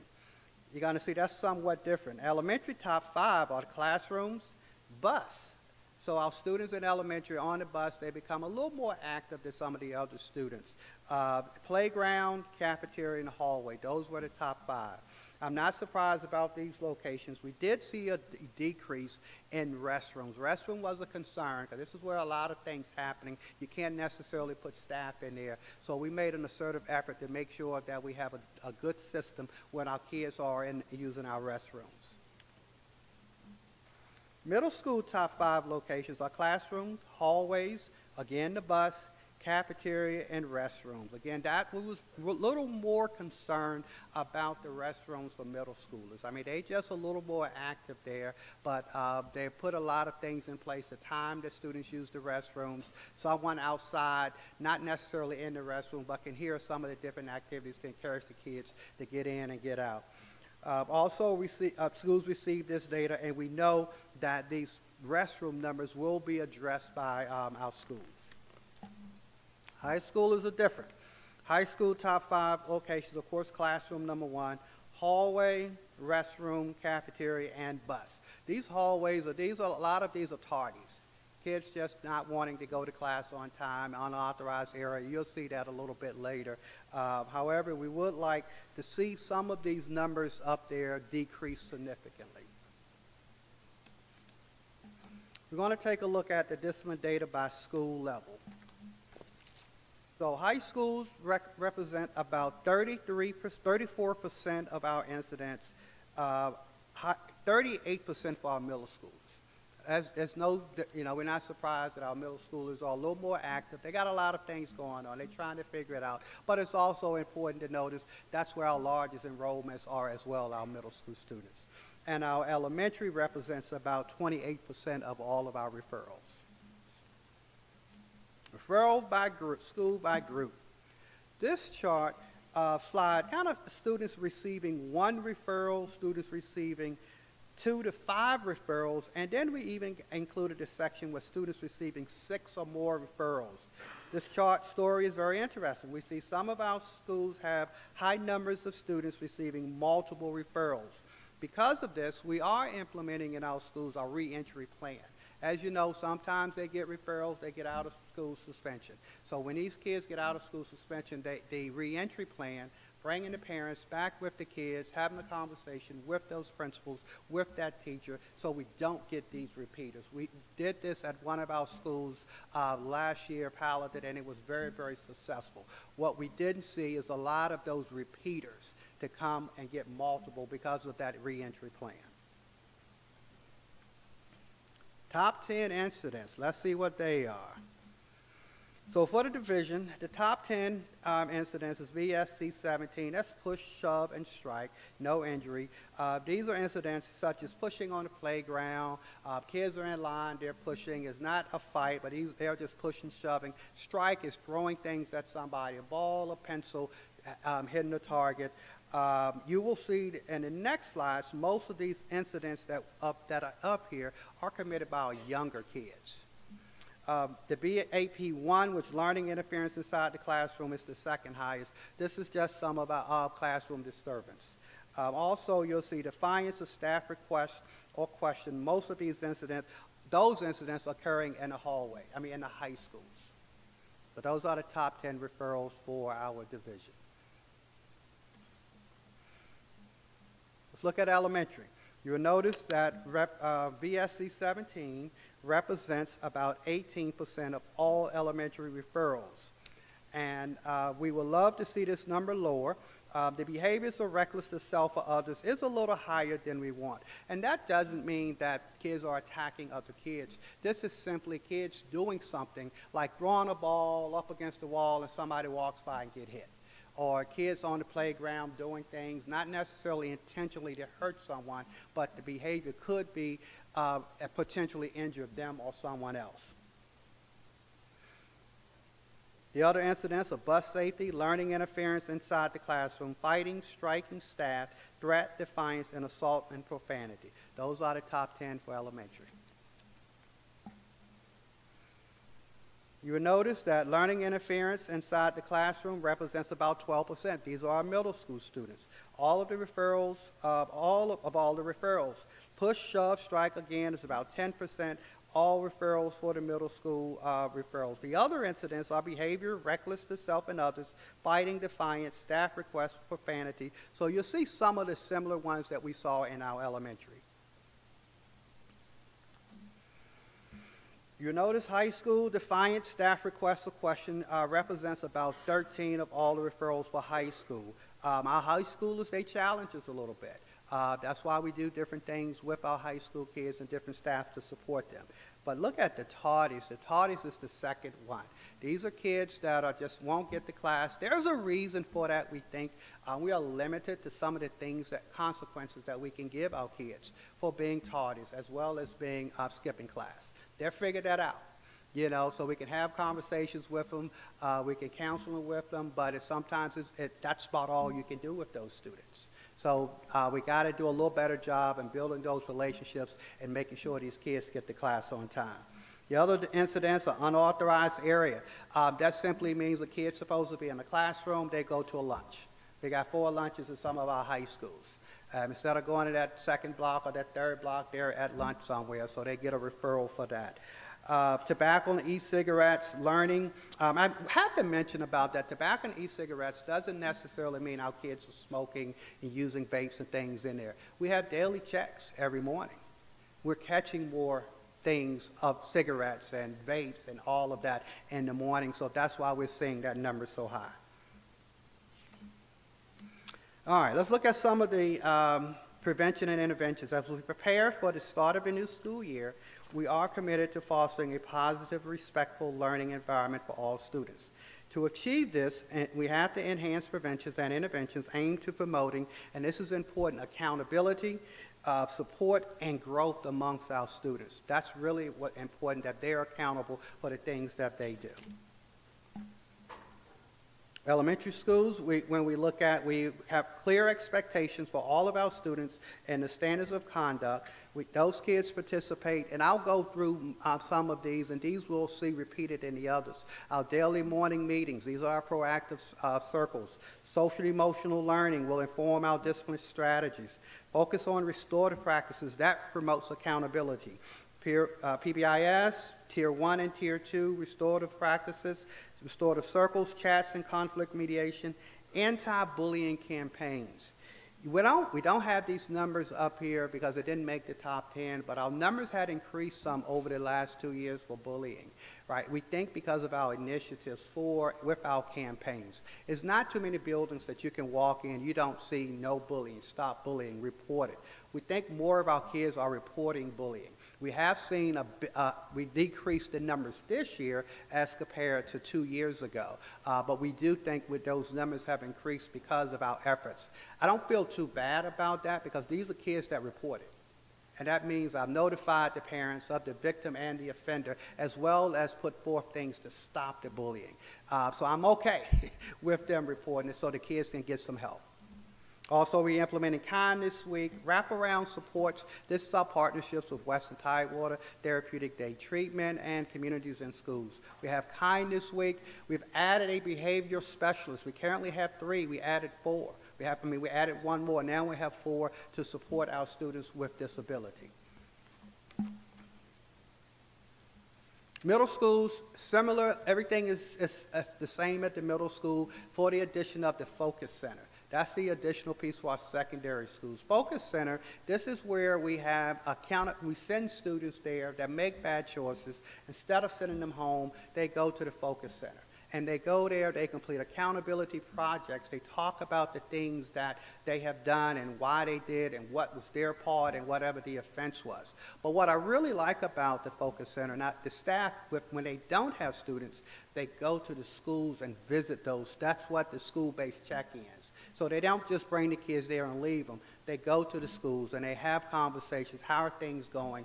Are we, have we learned anything? How, are you making good decisions? So we're really excited about that program. You will see the same for high school. The difference again with the high schools, they do have proactive circles, and these proactive circles are weekly as compared to daily for the other two schools.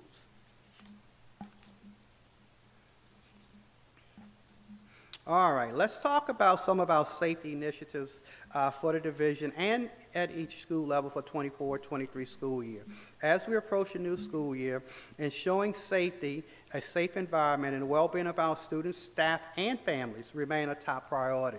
We are committed to implementing safety initiatives to provide a safe learning environment for everyone. All right, let's look at our entry procedures.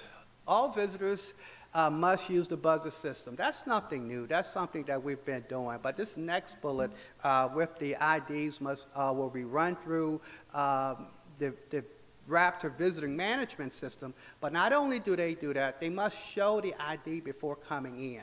We have cameras on every door entrance. They will show the ID before entering the building. What happens with this, one, it makes sure they have the ID, because they have to have the ID to pick up a child. They have to have the ID to check for the sex offender registry. But also, more importantly, we've had situations where some of our parents or visitors were wanted. We had one in particular was wanted for murder. No crime or anything against the school, but just was wanted for murder. We had no picture. We knew the name of the individual, but we had no picture. So I wasn't going to ring the bell, what's your purpose, you come in. Every person had to show their ID. Now we knew the name we were looking for in the event that that person shows up, and he didn't show up. But that's one of the additional protocols just to ensure that everyone has the proper credentials to get in the building and to conduct whatever business they have to. Our weapons detectors, we all go through. I go through, Dr. Gordon goes through, our teachers go through, students and parents. That's just another layer to ensure that weapons are not permitted in school unless you're an officer on duty. Other than that, we don't bring weapons in buildings. So this is a non-negotiable for our entry process. All right, exit procedures. This is the way our students exit the building, will be adjusted and increase safety. We have multiple security checks that we will have in place. Mirrors will be installed at designated exit doors to increase visibility. And this is what we're framing to our elementary schools with students exiting to the playgrounds. All teachers will have radios. We've added additional radios to the staff. This is what I really like. We have S3s and SSOs in every single building. A designated staff will go out to clear and check the area before any student goes out. Not only will that person go out to do that initial check, they will radio to the person at the front desk with the cameras up. That person has the building outside perimeter on their camera. They will get an all clear, because if that person is behind the building or wherever they are, then the next person will search for any suspicious activity before the kids go out. Then once an all clear is made, then students will exit the building. Teachers will also be trained on how to properly exit the building, how to position themselves. They will check the area as well before proceeding out. And we also will have our SROs assigned to that building to review situational awareness in all of our schools. I think that's going to really help our staff to be more comfortable as they are going exiting. And what I really like about this particular process, it's not just SBS. We all have a responsibility. We include our Suffolk Police in this process. We never work in isolation. We need our parents, watchdogs, people to come in and help us with this. This process isn't just SPS. We need everybody to have ownership in creating a safe environment. Building security measures, zero eyes. This is our firearms detection software. Raptor Alert we piloted this in 3 of our schools last year. We're excited about this because now a teacher has the ability to send an alert for a lockdown, right? Lockdown is what was formerly called Code Red. You know, we don't want our teachers to having to pick up the phone, call to the main office, hopefully someone can pick up, and then right now they can hit a button and automatically we can send the messages to the police and everybody that we should be in a lockdown. So this gives us that reaction time is just a little bit quicker. SSO random checks, we will do those and have continued to do those, but Mr. Wilson recommended they do a checkoff sheet. When they do these checks, when they do check the doors, just like the restrooms, when you go to a restaurant, you see somebody signs that they clean the restrooms. Well, our SSO is going to sign, I checked the building, I checked the doors, this is the time. So now we can ensure that these things are done with fidelity. All classrooms will be closed and locked while class in session. This is going to be different. It's going to be different, but it's necessary. I know it's inconvenience, but a lot of other things worse are inconvenience. And so now I know if we have to go into a lockdown for any reason, they're already locked. No intruder, no armed person can get into classrooms. All they have to do is exercise what the lockdown procedures are. So that's going to help us a lot. We want to trust the responsibility for opening doors to the adults and not the children. So these doors will remain locked. I mean, everybody has keys to get in and out. Critical incident response. This is how we respond to things. I just referenced lockdown, secure, hold. And even if you don't know what that means, when we hear the code lockdown, lights out, out of sight. Lockdown, lights out, out of sight. Everyone in here not knowing what that means knows to get out of sight and to lock down. So we're going to these new codes, same processes and procedures, but just new wording. The more information we can give our teachers, our visitors, our students, the better off. And it's a recommendation from DCJS, and what we like about it, it comes with training curriculum for age-appropriate kids. There's a kindergarten program. There's one for middle schoolers. There's one for 3rd and 5th grade. There's one for high school. There's one for parents. So we have training for them as well regarding these protocols. So we're excited. Our police, SPD is trained on this protocol. They understand the protocol. So there's no more code yellow, code yellow. You don't have to go to the wall and guess what to do in code yellow. Hold. Remain, clear the halls, remain in your area. You know what that means. So it's very simple and gives clear directions. That concludes some of the protocols and discipline reports. At this time, I would entertain any questions or comments regarding this presentation. Thank you so much for that detailed presentation. I'm excited to hear about the Focus Center. I think that's going to work really well. And I have questions. Do you see that, for instance, when the elementary kids go to the middle school, it's the ones that's entering that from elementary that may be the most that get the referrals and whatnot? Well, we do see some. And I understand elementary students, they walk down the hallway in the line with the teachers. It's not as much freedom. Now, some of our high schools, they still have kids transition. A little more freedom for some of our students. We do see some, but we have things in place for that. But we do see a little bit of transition there. Yes, ma'am. Right. And I was going to say the same thing for the 9th graders in the going into the high school, if that would be the case. One of the other things, I'm glad about the checks with the, when you go through the doors or whatnot. And I know I mentioned this before, that I know that we take our Chromebooks out, our book bags when we come through, because we know that's going to set it off. But one of the other things that was brought to my attention is the Stanley cups. And, those cups, if those can be checked as well, because it's been a fact that some students say they are hiding weapons. It's not drink in there, it's weapons, because they know it don't go through the, the security check. Yeah, So, and our staff there, they're trained. Not only are well, we haven't seen weapons. Well, we've seen the vapes. Right? They put Right. the vapes in there, put them in socks, they can shake them and all of that. Some of the Stanley can go through.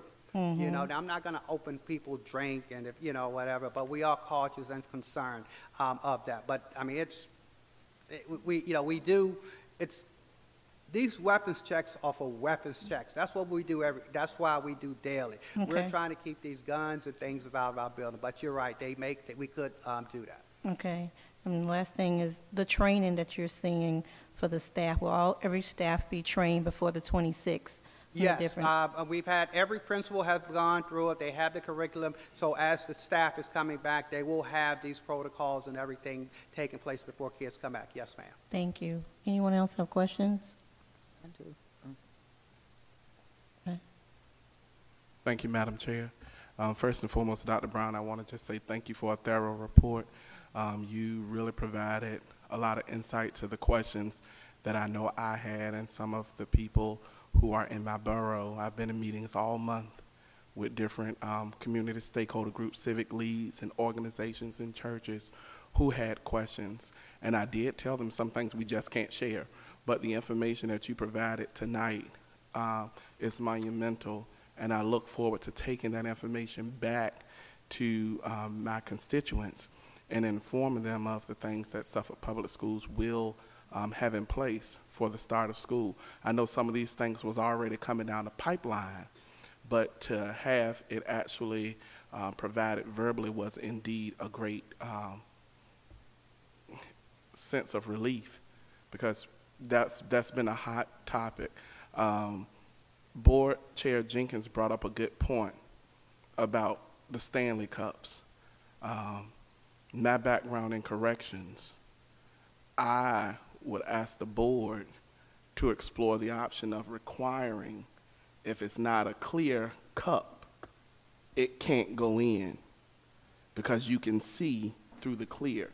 Now, yeah, they might get colorful with the colors of the stuff on the inside, but you can shake and move and see if it's something on the inside. Safety is everything. I remember we did that with the clear backpacks, and I think in the society that we're living in now, I don't think it's far-fetched to require clear cups and clear backpacks. When I was in school, we was worried about what they had in the cup, the liquid, but now it's literally what they have in the cup. I just want to say thank you for a very thorough presentation, and I'm done. Dr. Buck? I just wanted to ask, at one point, we piloted a system where students could come in and sign in if they were having an issue, and the message would go straight to a counselor or someone. That may have been a couple of years ago. I believe it was it at Kings Fork? We Talking about piloted the some bullying kind of program. hotline, or? Yeah, it might have been something where, well, it was if they were feeling bad or something with our social emotional learning. We do have that. I mean, and now that they need to speak to someone, maybe Yes, anonymously, they- yes, we do. We still have that in our schools. Schools do it a little bit different. Now, the bullying hotline, definitely we have that in it. And what I like about that reports go to various people, several people. Cindy Devers gets it, I get it, principal get it. They have the direct number to my desk.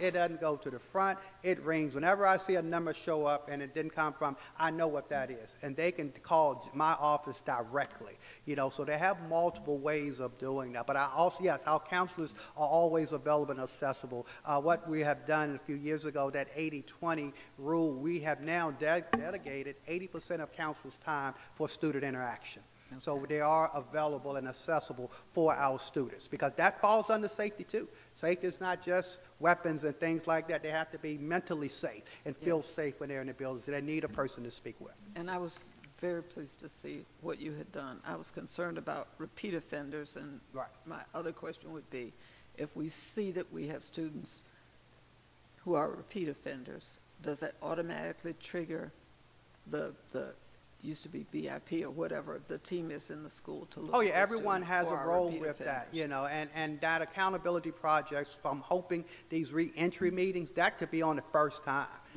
That should help a lot, because we want to engage the parent, the teacher, and the administrator, till we can talk about it. We're not trying to throw away a kid. We all need to talk about what happened and how we're going to move forward with that. So we're hoping those re-entry meetings are going to reduce some of these repeat offenders. Thank you. And Dr. Buck, just to add to Dr. Brown's response, that is also part of the morning meetings for that early check-in for the students that need some of these extra supports. And even that's also grade level specific so that the feedback at our younger grades is, the smiley faces and so forth, and there's more detail as you get older. But those reports also go to the school counselors as well as members of Dr. Brown's team. Good, thank you. Madam Chair. May I speak, please? Thank you.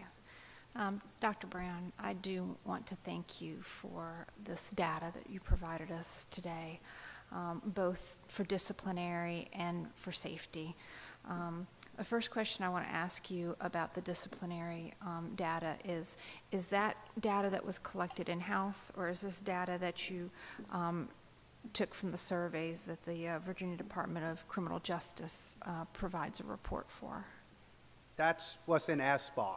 And SBAR is sent to, I'm assuming, to where you're talking about. All of the data that you have is in our SBAR. Every time a student gets a referral, it's entered in each school.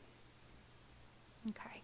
And then, again, lots of great data. Thank you so much. I know this is time-consuming to compile this, but it definitely gives a level of transparency as to what the discipline initiatives need to be, and we make good decisions based on good data, so very nice with that.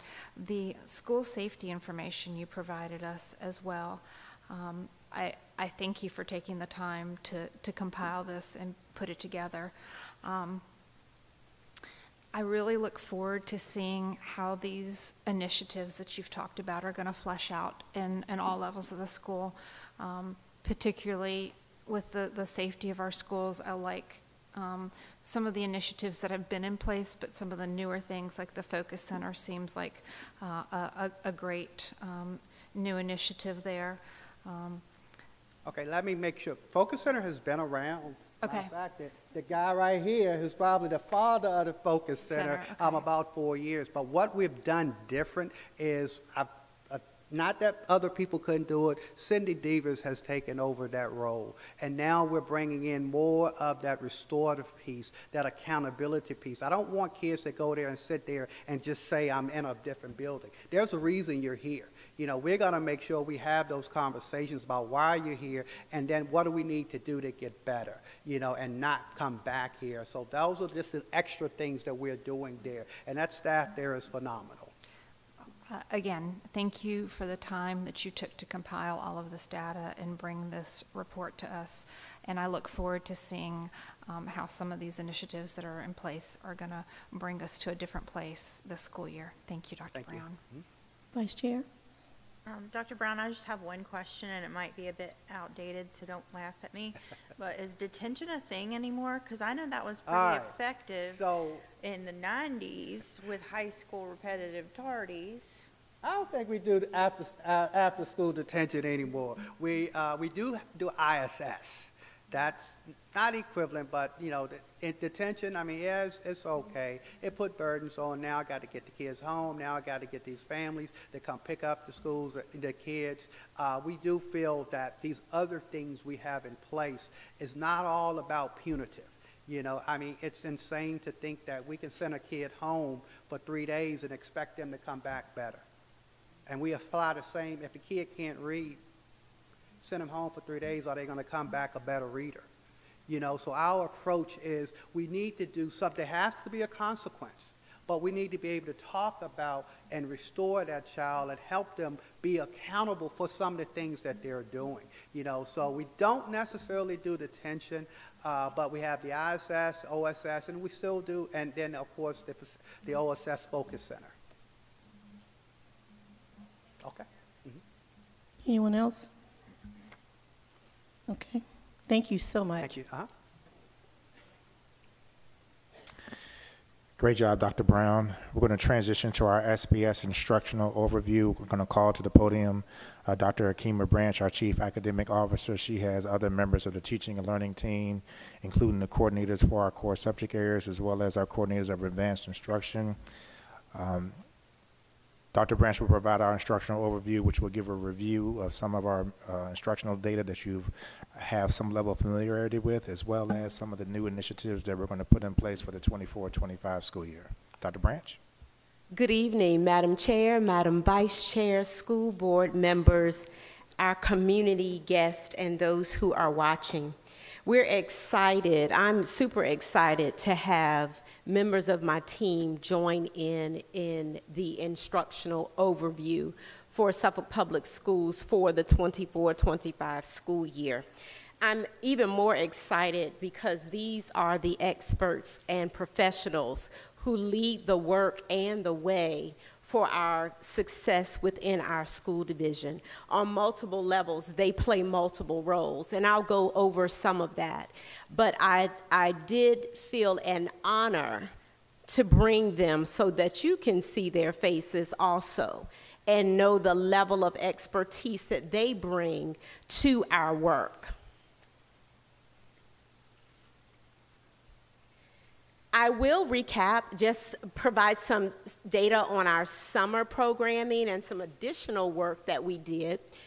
We will provide an SPS instructional overview, which will include data-informed, high-leverage, evidence-based practices that we will cover and implement, not only those things that are required, but those things that we know are evidence-based best practices. We will, in that overview, also look at professional learning that will be provided to all instructional leaders, and that does not mean a building leader. Instructional leaders are all those who have an impact on the instruction and learning for our students. They're all instructional leaders. We will also look at some priorities in each of our primary content areas, as well as a focus on division-wide professional learning for our new division professional learning plan, and our academic and intervention support and what we are required to do based on our Virginia Department of Education requirements, led by one of our coordinators. Each coordinator will introduce themselves as they go over their content area. And then Dr. Bird will come in and provide the SPS instructional leadership. Summers are not a time of rest in education. There's nothing restful about it. It's a lot of sunshine and a lot of work. Our summer programming was 19 days, facilitated by our coordinator of auxiliary programs, Mr. Doug Wagner. 19 days of instruction, K through 12.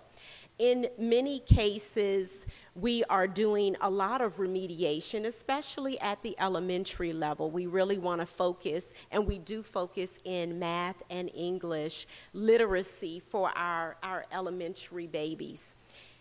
At the secondary level, it is oftentimes remediation, repeating of courses, but there's also new learning opportunities for our students, especially our seniors, those who are entering their senior year. As Ms. Dickens informed earlier, we had 22 graduates from our summer programming. That's part of our summer series also. Our 3 schools, Hill Point, Kings Fork Middle, and Kings Fork High School, were the hubs, the main sites for our instructional programming. In total, we served over 1,170 students for the summer. That's a school for the summer. That's not just a program that we do. That is, we run it like at a school, with each level having administrators, full staff, safety monitors, all the safety protocols that Dr. Brown just mentioned, and everyone else. It is a full-on school program, and we're proud that we successfully completed those 19 days. In those 19 days, our students also participated with our partners, and we were blessed to have great sponsorship from the United Way of Southampton Roads, where our end of program event, which was a first come, first serve field trip to the Smithsonian National Museum of Natural History. Our students traveled to Washington, D.C., bringing in science and history SOL curriculum and seeing things about our planet Earth, how civilizations and culture impact the earth and our communities and our worlds, looking at fossils, etc.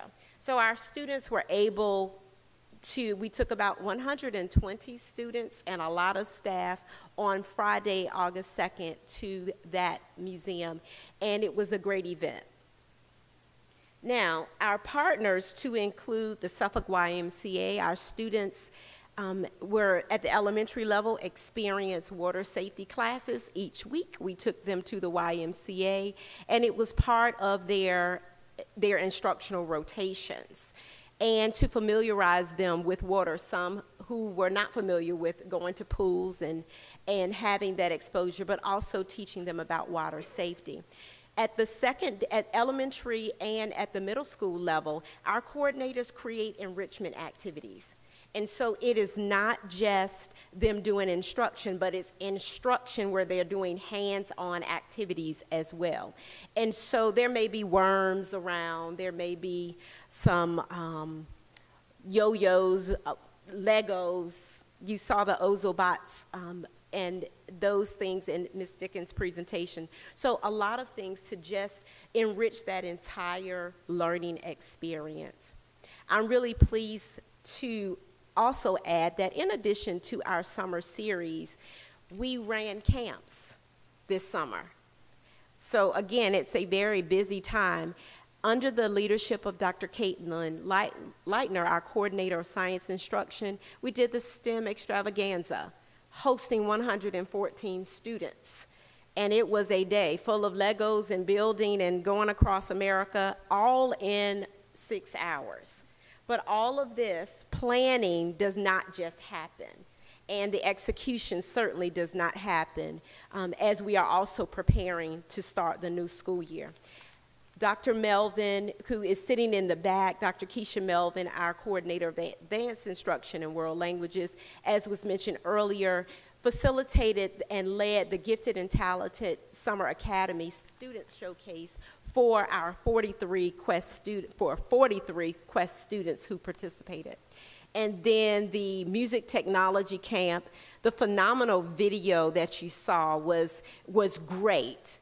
But to experience the students being there under the leadership of Dr. Jolene Neighbors, 70 students learning in extension of just having music, but the behind the scenes and all the other things that happen, totaling 227 students in addition to our summer series students that we served. I'm going to turn it over now to Dr. Cassandra McNair, our Director of Special Education, to begin the instructional overview information. And then I'll return to intro those other coordinators for the content areas. Thank you, Dr. Branch.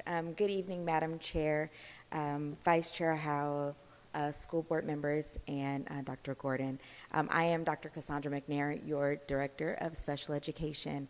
And tonight we're going to go over just a few things of what we will be doing here in special education.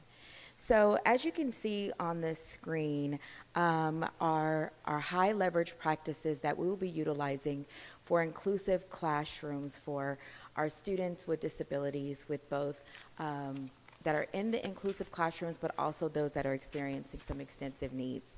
I want to start by celebrating as well the overall growth of our special education students over the last year. And to continue to enhance in this growth, we are utilizing the high leverage practices that have been established by the Collaboration for Effective Educator Development, Accountability, and Reform, which is also known as the CEDAR Group, the Council for Exceptional Children, the CEC, for special educators and teacher candidates. So in these 22 pillars that have existed in the high leverage practices, they have developed these 4 overarching pillars, which are collaboration, data-driven planning, instruction and behavior and academics, as well as intensifying and intervening when necessary. And so in the special education department, we are ensuring that there is a home and school connection through the development of the IEP process. Also, while providing mentorship and also continuous training and development for our staff as well as our paraprofessionals, in which we started this past Monday in training our paraprofessionals.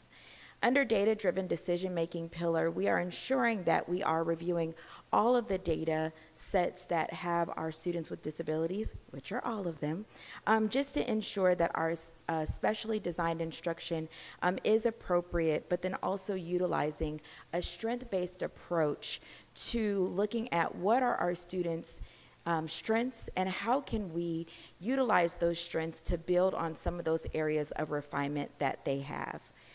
Through instruction and with behavior and academics, we are utilizing explicit training and explicit instruction. So for example, all of our special education teachers are attending content-specific training over the next few days as well as throughout the year, just to ensure that they are trained on the evidence-based practices. So as they are delivering that specially designed instruction, that they are not only providing those high leverage practices for students with disabilities, but they're providing that quality tier 1 instruction that is good for all students.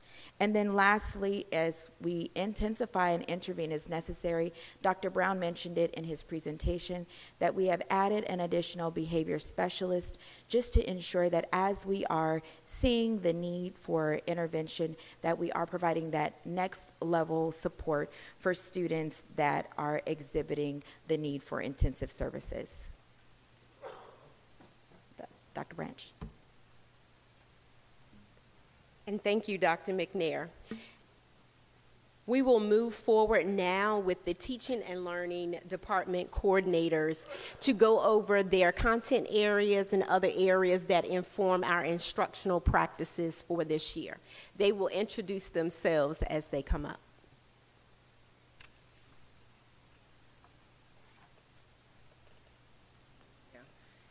Good evening. My name is Dr. Janita Shabazz, the coordinator for English instruction, and so I will be talking about what's going on in the English world.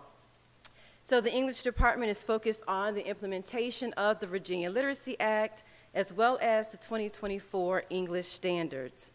Our goal is to enhance literacy instruction through the implementation of the Division Literacy Plan, utilizing an evidence-based literacy instructional approach to reading. This approach focuses on explicit, systematic, and cumulative instruction, ensuring that our teaching methods build upon each other in a coherent manner. We are committed to using the approved core, supplemental, and intervention programs to meet the diverse need of our students. An important component of the implementation of the Virginia Literacy Act is using the Virginia Literacy and Language Screening System for grades K-3. That was formerly the PALS assessment, now it is VALS, which helps us assess students' progress and identify areas that require additional support. Ongoing database decision-making is crucial. We will continuously monitor student progress and use this information to adjust our instructional practices. The new structure of the 2024 Standards of Learning emphasizes the grade-level skills readers need to engage in complex text. Foundational skills at each grade level from kindergarten through 8th grade align with the Virginia Literacy Act, providing a consistent and coherent path for student development. Our emphasis is on developing skilled readers and building reading stamina across all grade levels from K-12. This is essential for preparing students to tackle challenges of more advanced text as they progress through each grade level.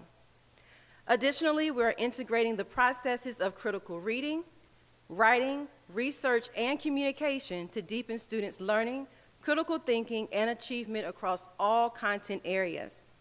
By connecting literacy with content knowledge, we aim to foster a richer, more comprehensive educational experience for Suffolk students. Our professional learning will focus on enhancing our educators' skills to improve literacy outcomes. Our PD plan is designed to support teachers across all grade levels with targeted training and resources. First, teachers will engage in evidence-based literacy instruction training for all identified teaching groups through the Virginia Literacy Partnerships for grades K through 8. This training ensures that our educators are equipped with the latest research-based strategies to effectively teach reading and literacy skills. Next, we are offering curriculum training for core, supplemental, and intervention high-quality instructional materials, referred to as HQIM, for grades K through 8. This training will help teachers effectively utilize the curriculum resources available to them, ensuring that all students receive a high-quality education tailored to their needs. In addition, we are providing training on the 2024 Standards of Learning and the SPS aligned curriculum resources. Finally, we are committed to ongoing professional learning on integrating evidence-based literacy practices. Together, these professional learning initiatives will empower our teachers to deliver effective, evidence-based literacy instruction, ultimately leading to improved student outcomes and success. Thank you.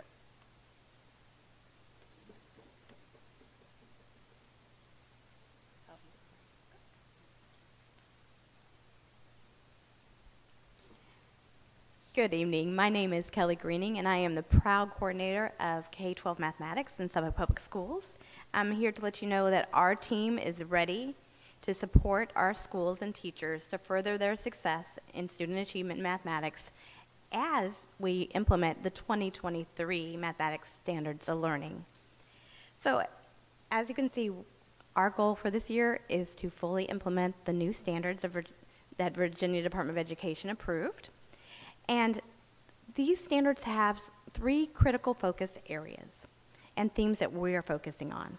The first one is looking at how students justify and reason mathematically.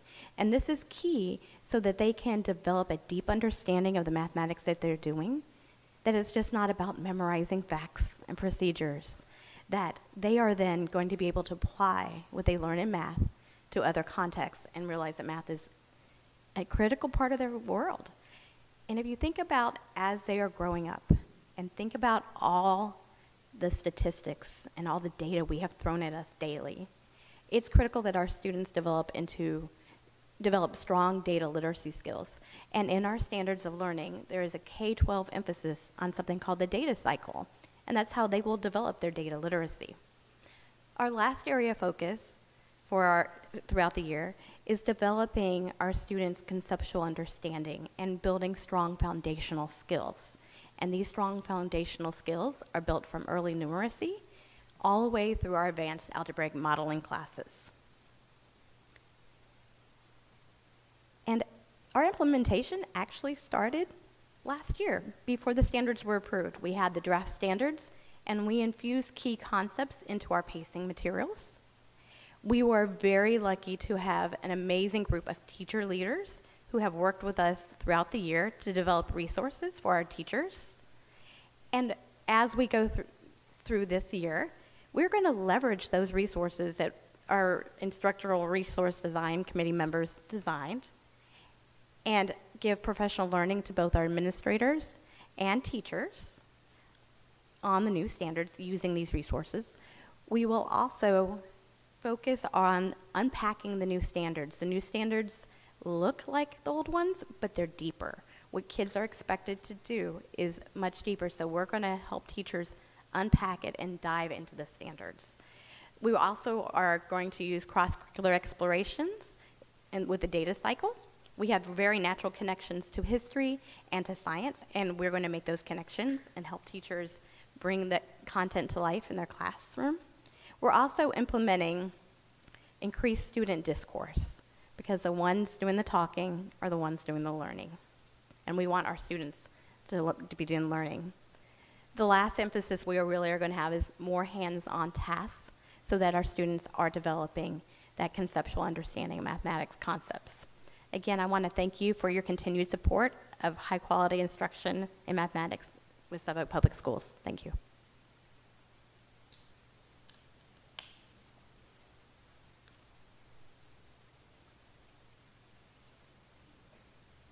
Good evening. My name is Katrina Carey, and I am the coordinator of History and Social Sciences Instruction. History is more than just memorizing people, places, and events.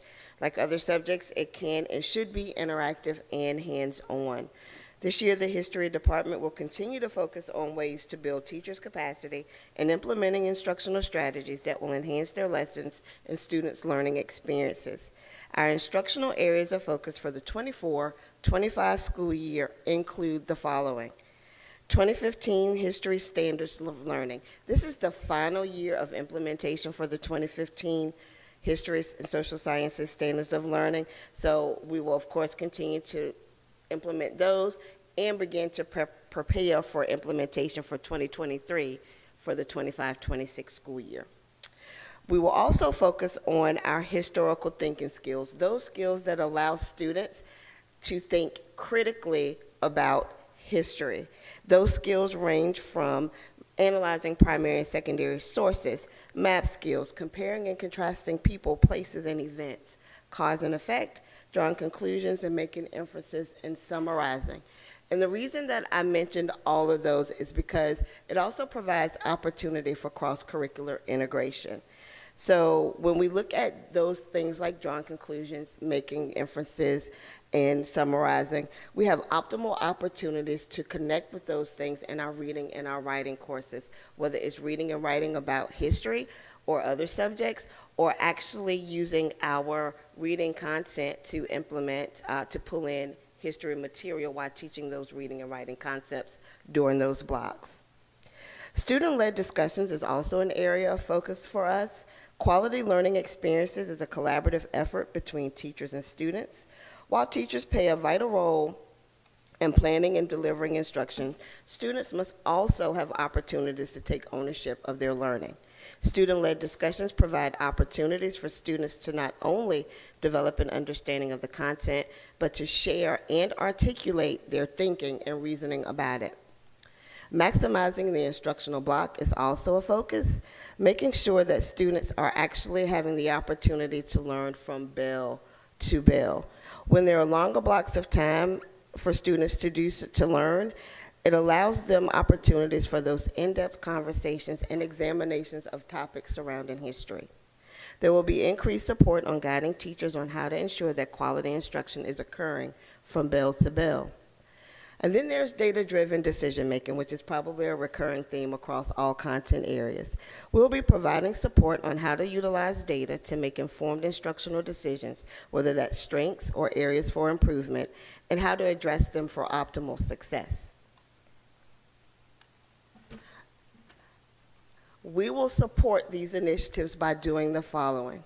Targeted professional development for support for teachers. That includes our veteran teachers, our new teachers, as well as our long-term subs who are teaching in our history classes.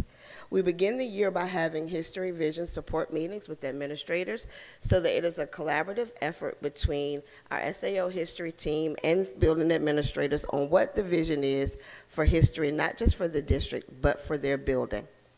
School-based support will include support at professional learning communities with cross-curricular and content-specific.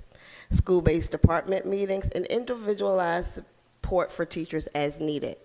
Citywide collaborative meetings will also take place, as well as a new series this year that our team is calling Tea Time, where there are social studies virtual PD series on instructional best practices that are quick wins in the classroom.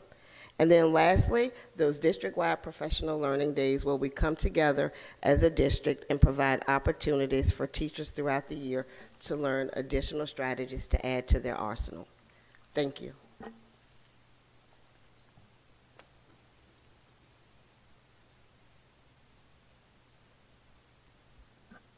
Good evening. I'm Dr. Caitlin Leitner. I'm the coordinator of science and STEM education. Your first slide that we have here tonight is an overview of the science SOLs. They are very different than the math and the English SOLs. For elementary, 5th grade takes the science SOL. However, it's 2 years of content. So all of the information the students learn in 4th grade and in 5th grade, they're then assessed in 5th grade. At the middle school level, that's our most robust SOL. It's 3 years of content. So they go through the 6th grade course, 7th grade course, 8th grade course, and they test in the 8th grade on all 3 years of content. At the high school level, it builds upon the K-8 skills, and then it specializes on whatever specific course that they are taking. For the 2018 Science Standards of Learning, there was a huge increase in rigor for our SOL. They started to include passages that aligned with the English standards. They increased hands-on requirements for our students, and they increased the technology-enhanced items, which is the manipulation rather than the ABCD, the multiple choice questions for our kids.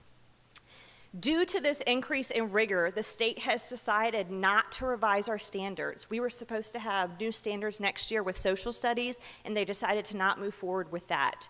They delayed this implementation due to us not testing these new standards until May of 2023 due to COVID.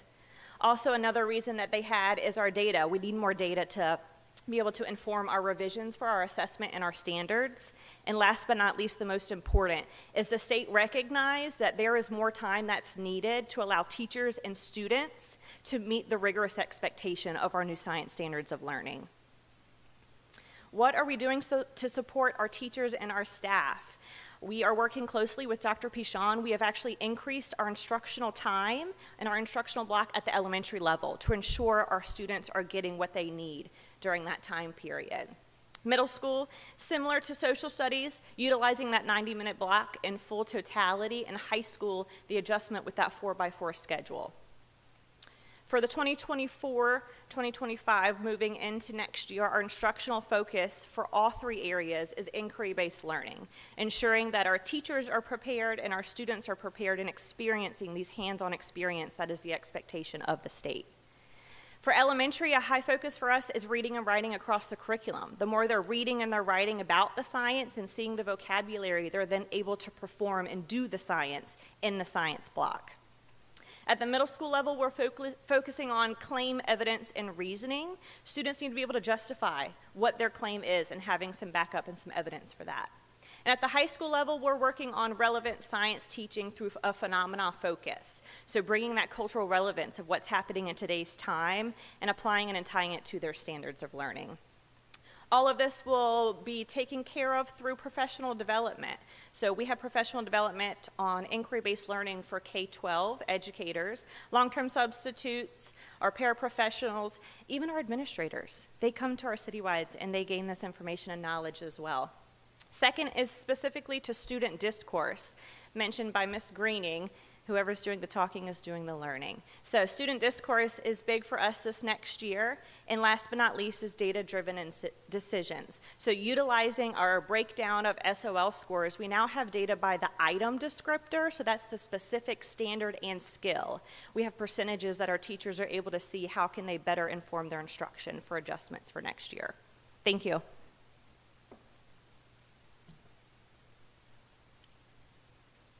Good evening. My name is Katie Barbosa, and I'm the coordinator of professional learning. And in my role, I have the honor of collaborating across departments to support the professional learning that all of our curriculum leaders are providing. But at the district level, we have several focus areas for this upcoming school year.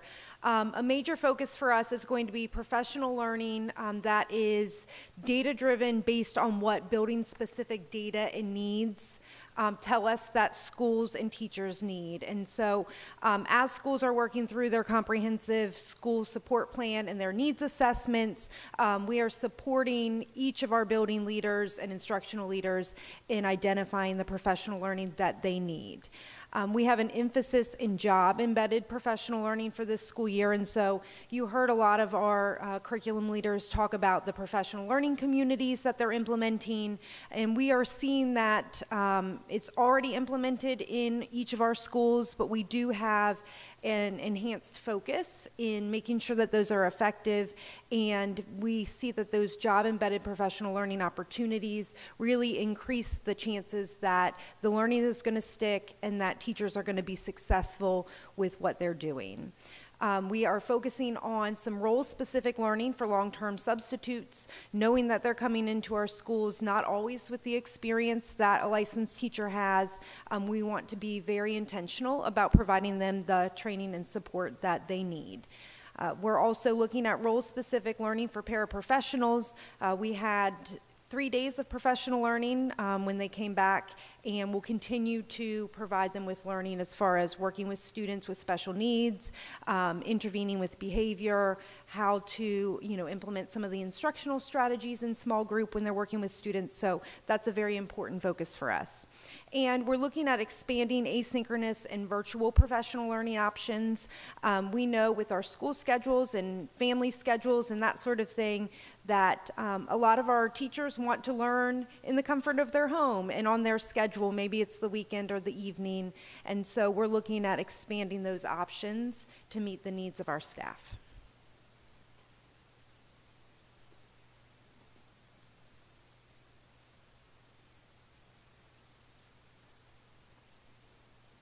Good evening. I am Dr. Marlo Jackson, and I am the coordinator of academic and intervention supports. As you see here on the screen, there is a infographic, and this comes from the Office of School Quality. The Office of School Quality has identified 4 areas of school improvement, which include academic supports, professional learning supports, staffing supports, and school climate supports. In this initiative, we had to complete a comprehensive needs assessment for the division, which we did in the spring, along with some of our identified schools. That needs assessment then drove the creation of a division-wide support plan for our schools, which in turn, our schools then created their own needs assessment, which they are currently going through right now, and then they will complete their comprehensive school support plans. All of my area is the area that ties everyone together and helps bring support needed to our schools and our school administrators.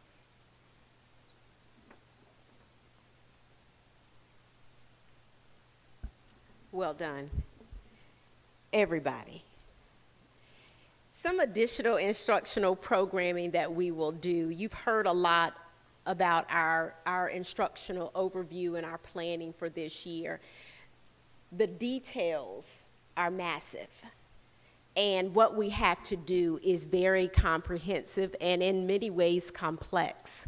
But it's part of the passion for our work. And at the end of the day, it's all about our students and preparing our staff to meet the needs of our students. Some of our additional instructional programming will be targeted instructional support for student success. So that includes our SPS Saturday Academy, which will kick off and launch in October. We will have that about 15 sessions throughout the year with our focus on math, literacy, and science. Before and after school tutoring will be at the building level, and the buildings will communicate their schedule for their tutoring, as well as we're still partnering with university instructors who provide additional instructional assistance for small group, whole group, and one-on-one pull-out services for our students in multiple areas and in multiple contents, but specifically in math, literacy, and science. I turn it over now to Dr. Bird to discuss the instructional leadership overview. Thank you, Dr. Branch, and greetings all. I'm just going to be before you today with just 2 slides to talk a little bit about our instructional leadership efforts that are supported by the Department of Leadership and Innovation. And those members of that team are in the back there. If y'all just want to stand up for a minute, I know you know them well. Dr. Andre Skinner, Dr. Catherine Pichon, Dr. Ronald Lee, and Mr. Littlefield over to the side here. And so our task is, after this amazing work that the Department of Teaching and Learning has shared with you, we go in and we make sure that we have tight goals set, we monitor those goals, and then we make the necessary adjustments as we go throughout the year. So first, with the goal setting process, as Dr. Jackson mentioned earlier, there's a comprehensive need assessment in which we analyze all of the data to develop our school improvement plan. It's actually called a comprehensive school support plan. I use this term because I'm assuming we're probably a little bit more familiar with the school improvement plan, but it does have a new name. And so we go through and we develop this plan because that is our goal. That is our path for our principals to make the necessary gains in student achievement throughout the year. Next, we sit down with our administrators, all leaders, and we develop individual goal setting. This year, we're going to connect the principals and assistant principals' individual goal setting to our new Suffolk Public School Leadership Framework. This framework serves as our extensive leadership model. It encompasses a range of leadership skills, both tangible and intangible. It utilizes diverse delivery channels and platforms to address the developmental needs of our leaders. This framework was created with the aim of guiding leaders and attaining organizational objectives, cultivating a positive and productive workplace, and ensuring sound decision-making. So now that we have this school plan and individual goals are set, our next steps are to monitor that work. Our directors of secondary and directors of elementary conduct quarterly reviews 4 times a year in which they take a deep look into the performance of schools at various points in the year. We then circle back to those initial goals that I spoke of earlier at a mid-year evaluation. We look and we check on the progress, how our principals and other leaders faring towards those goals, and what can we do to support them in their efforts. Next, common assessments. This is an opportunity where we can look at student academic progress from one building to another. And we can see where things are going really well and share those outstanding strategies with other schools, as well as provide supports to schools that may need additional assistance. Lastly, I spoke last year about this time about our leadership dashboard, which provides real-time data on things such as how student attendance, behavior, and of course, student academic achievement. So we utilize that information. And so now we have all this data, and it's time to respond. It's time to make adjustments based on that. So one of the things that we do, the Department of Leadership and Innovation and Department of Teaching and Learning here, we collaborate monthly for our SPS leadership meetings. During these meetings, we bring all of our principals in. Dr. Gordon usually kicks us off with a clear vision that he has based on this data and where he sees we need to go. The team that you see here then leads into some type of professional development aimed at a particular task, and then principals break out and they go and meet with the directors of secondary and elementary for more specific instruction and professional development. Next, we provide coaching to principals, which is pretty self-explanatory. We make instructional adjustments. Sometimes there's areas we need to put a little bit more effort into, and other areas where our students are doing really well, and we want to share that information. We support teachers and administrators in providing assistance to our students through our tutoring and remediation programs. Next thing, with our 4x4 scheduling, it really allows us to do some creative things in terms of scheduling and staffing adjustments. We can look at how we fared during the first semester, specifically in high school, and we can make an adjustment right there so that the second semester we can add additional classes. We can do some changing of staffing around to assist in our aims as well. And then lastly, central office staff support. Even to the point as we move closer to SOL testing time, we go in and we work with kids, pull small groups, do whatever we need to do to assist our schools in achieving their goals. Right. So that concludes our presentation, and Dr. Branch and I will be here to answer any questions you may have. First of all, I want to just thank you all so much for your information. And me working with kids, I have to have a great imagination to work with kids. So when you led your team down the aisle, my mind is just quickly went to the 007 music. It was like dun dun dun dun. I don't know why I did that, but it was powerful to see you all come down. And then you just made it even more powerful when you spoke, because you gave us such good information. The way that you allowed them to present their own piece, it was amazing. It was great. I learned a lot, and I am happy that you all are doing what you're doing. You're in the place to do that, and you're a part of Suffolk Public Schools. I have one question, well, two questions, and I guess it's just maybe a question and a comment. It says, do you see that the increased rigor with the SOLs is really like hindering our students, you know, with them being able, they have to have the 3 years and then they come and, you know, have to test on it, because a lot of people just don't remember. So, you know, I'm just wondering, and with that, does it fall down, and then if they get low scores, it you know, falls down to our teachers not getting a good evaluation, and then our administrators. So what is your comment on that? What do you see? From my seat, I don't see rigor as being a negative. Okay. It does stretch our staff, and as Dr. Leitner mentioned, and I asked her to step up, because from a scientific standpoint, with where we are and where we have been with COVID, it has had an impact. That's why the VDOE actually pulled back, because the implementation of the more rigorous standards and implementation of it with all that entails, it's not just the instruction, it's the hands-on, it's the evidence-based, it's the discourse, it's all those things. While that is going to improve the critical thinking, the creativity, the collaboration, all the things that we want with the 5 C's for our students, there has to be a period of time for us to catch up to that, because it is so much. And I'll have her speak to that multi-year implementation of testing and the fatigue that does cause, however, how we're addressing it bit by bit. Okay, thank you. Thank you. I'll start by saying our teachers are rock stars, because indeed it is a multi-year assessment. So it is twofold. So you have the multi-year that they have to remember and retain that information.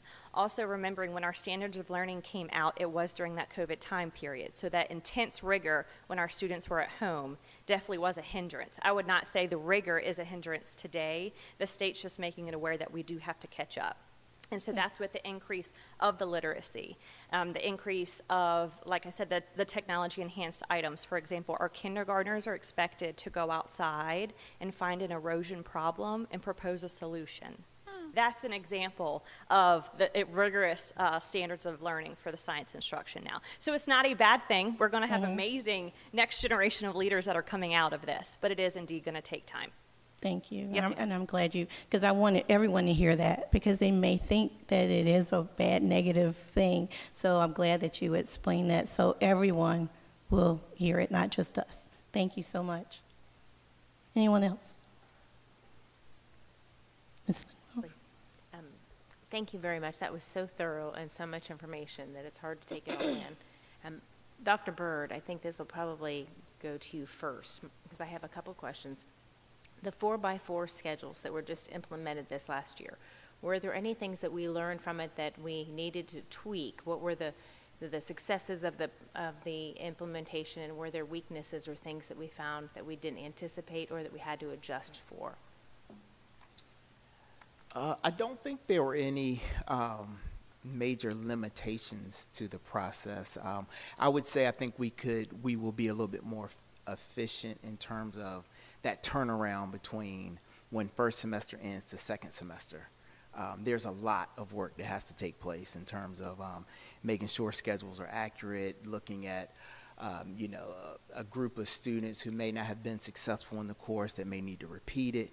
All of that is just a scheduling challenge that usually we get the entire summer to make, but we have to make it in a small period of time. But that's nothing that we won't adjust to and haven't adjusted to. It was just a learning curve.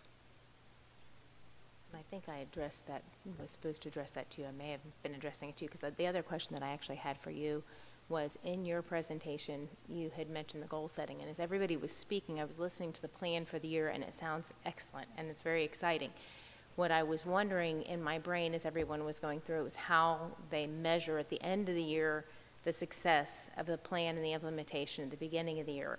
And I don't know if you hit on it with goal setting for performance plans and individual goal settings and everything. Is that solely based, a measurable goal setting, is that solely based on SOLs, or what are the other measurable goals that how at the end of the year, how are you going to measure that all of these plans have been successful?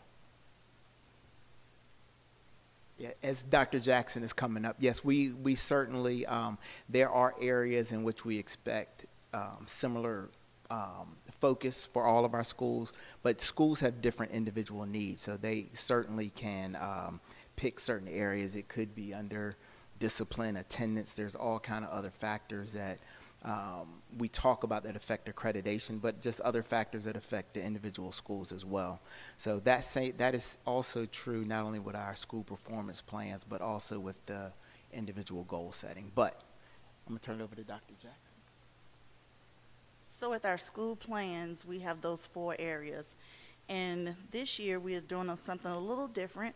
We're including all 4 content areas. And so the schools use our data dashboard to look at their areas of need. So most of our schools right now, our focus is going to be our students with disabilities.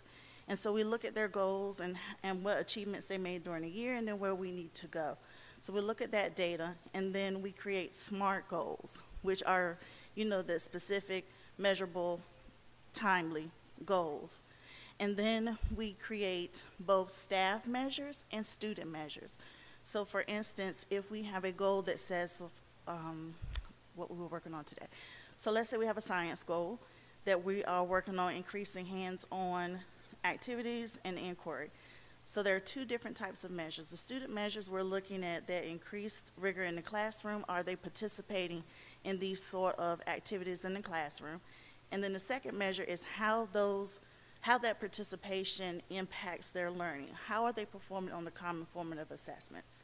With the staff, we look at, are they participating in the professional learning that helps guide them how to implement these processes in the classroom? And with the walkthroughs is our second measure, because then principals are able to go into the classrooms, make observations to see who is actually implementing these changes in the classroom, and if they need any more additional support from us or from the science team down at SAO. I just want to add to Dr. Jackson's very thorough answer based on your question, Ms. Slingla. So that was part of the reason why you heard Dr. Byrd and Dr. Branch's team speak about the quarterly reviews that are really monitored by both Dr. Lee and Dr. Pichon. And the quarterly reviews come from the principals really taking a checkpoint to see what was in their comprehensive, basically school improvement plans, what the progress is. We also, based on what Dr. Jackson just described, the instructional walkthroughs that we do, if it's going to be a formal observation or even a 5-minute walkthrough, the teaching and learning team also joins administrators on those walkthroughs if the data itself is showing that they need more supports. Dr. Byrd has also created an instructional forum for immediate feedback if an administrator is seeing something and needs to be able to either task the Department of School Leadership and Innovation or the Department of Teaching and Learning to come in the next day or to have an immediate meeting and discussion about that. The last piece is with professional learning communities that we are having with our schools, administrators have to lead one of those per month. And that's also a great opportunity for teachers and administrators to collaborate and to have those checkpoints before the central office actually gets involved. So when we have 3 or 4 different means and ways to be able to determine if the plan that was developed that's due at the end of this month is being followed, we'll have instructional data, personal goals, and professional goals that Dr. Jackson has mentioned, as well as multiple checkpoints throughout the entire 9 weeks. Madam Chair, may I ask one more thing? It's okay. Sure. And then, anyone else have any questions? Yes, I do. I actually have a question for Dr. Branch and one for Dr. McNair.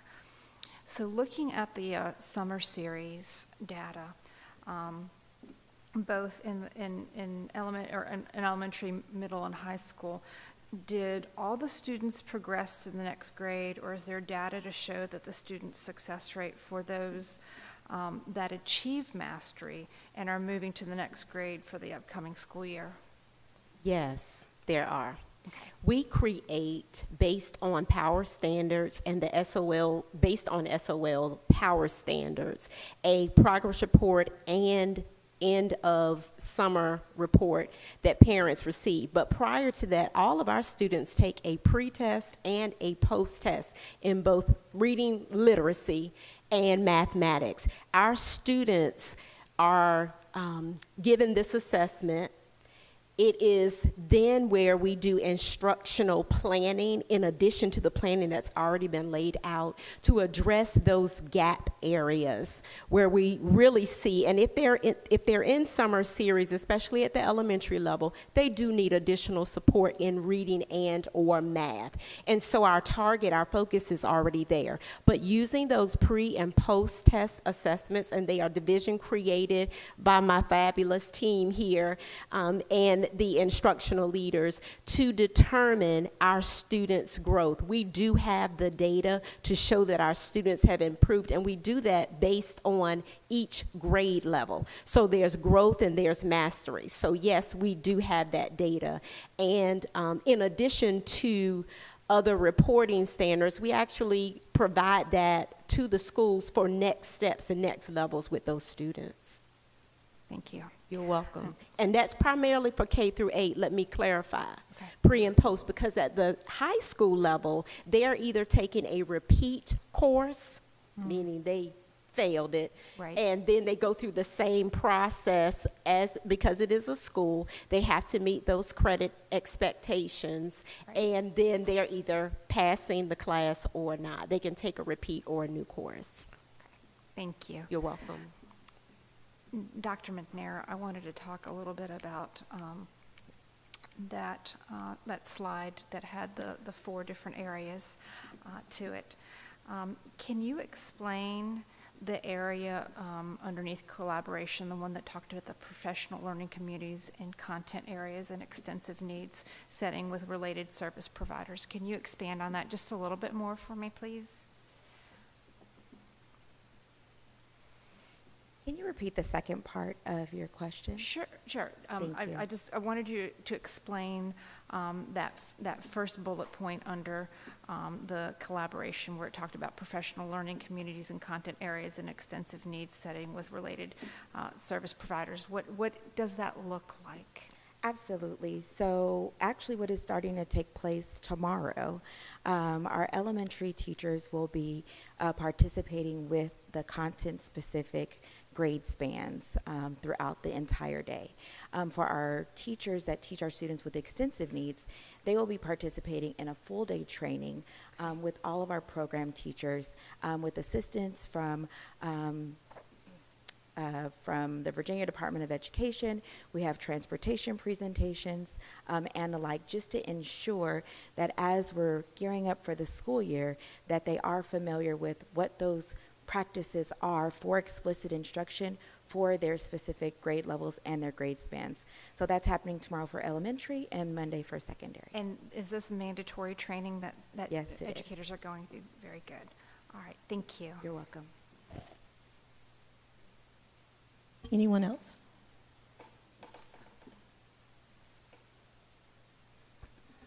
My question is a sped question. I've been receiving some questions from parents throughout my rally for back to school that I'm currently doing while I'm going throughout my borough. One question that I did receive was, what are we doing about ensuring that our students with disabilities are prepared for the time once they age out of services for SPS? So we have a transition specialist that is housed at the SAO who is working with our new coordinator of secondary, who is Kimberly Warholic, and they are working together to ensure that not only our job coaches receive the training during this pre-service week, their presentation is actually taking place on Monday, but we are ensuring that our families are also receiving the information, and that's a part of the high leverage practices as it relates to collaboration and making sure that there is the home to school connection. Madam Chair, I just would like to know, would we receive a follow-up as to how that is progressing? It doesn't have to be every month or anything like that, but periodically that we can get a follow-up. Is that just on the piece you just mentioned or for the whole? For that piece, it's a lot in the SPED department, and I understand we got a lot of new staff in that area, so I want to give them time to acclimate but if we could just get some types of updates as to how that process is going, I think that'd be ideal. Okay. If I could add something, is transition happens over both semesters, and also within the IEP process, there is transition planning that does take place. And so families are at the table when we are discussing what transition looks like specifically for their individual student. And so with that taking place at their annual IEPs as well as throughout the school year, it is happening ongoing. And if there's any questions, parents have the right to call an IEP meeting at any time if they do have any specific questions regarding their specific child's transition plan, but it is happening ongoing. I'm not gonna follow up with my question. I'm gonna email my questions to Dr. Gordon that I have regarding SPED for the sake of time. Thank you. Anyone else? Mrs. Byron? I just want to comment on this overview, Dr. Branch, Dr. Bird. You turn your mic on. For your coordination of this and introducing these people who do so much in our school system that a lot of people are unaware of. Thank you for bringing this in-depth information. Thank you all for what you do. Is that it? Thank you.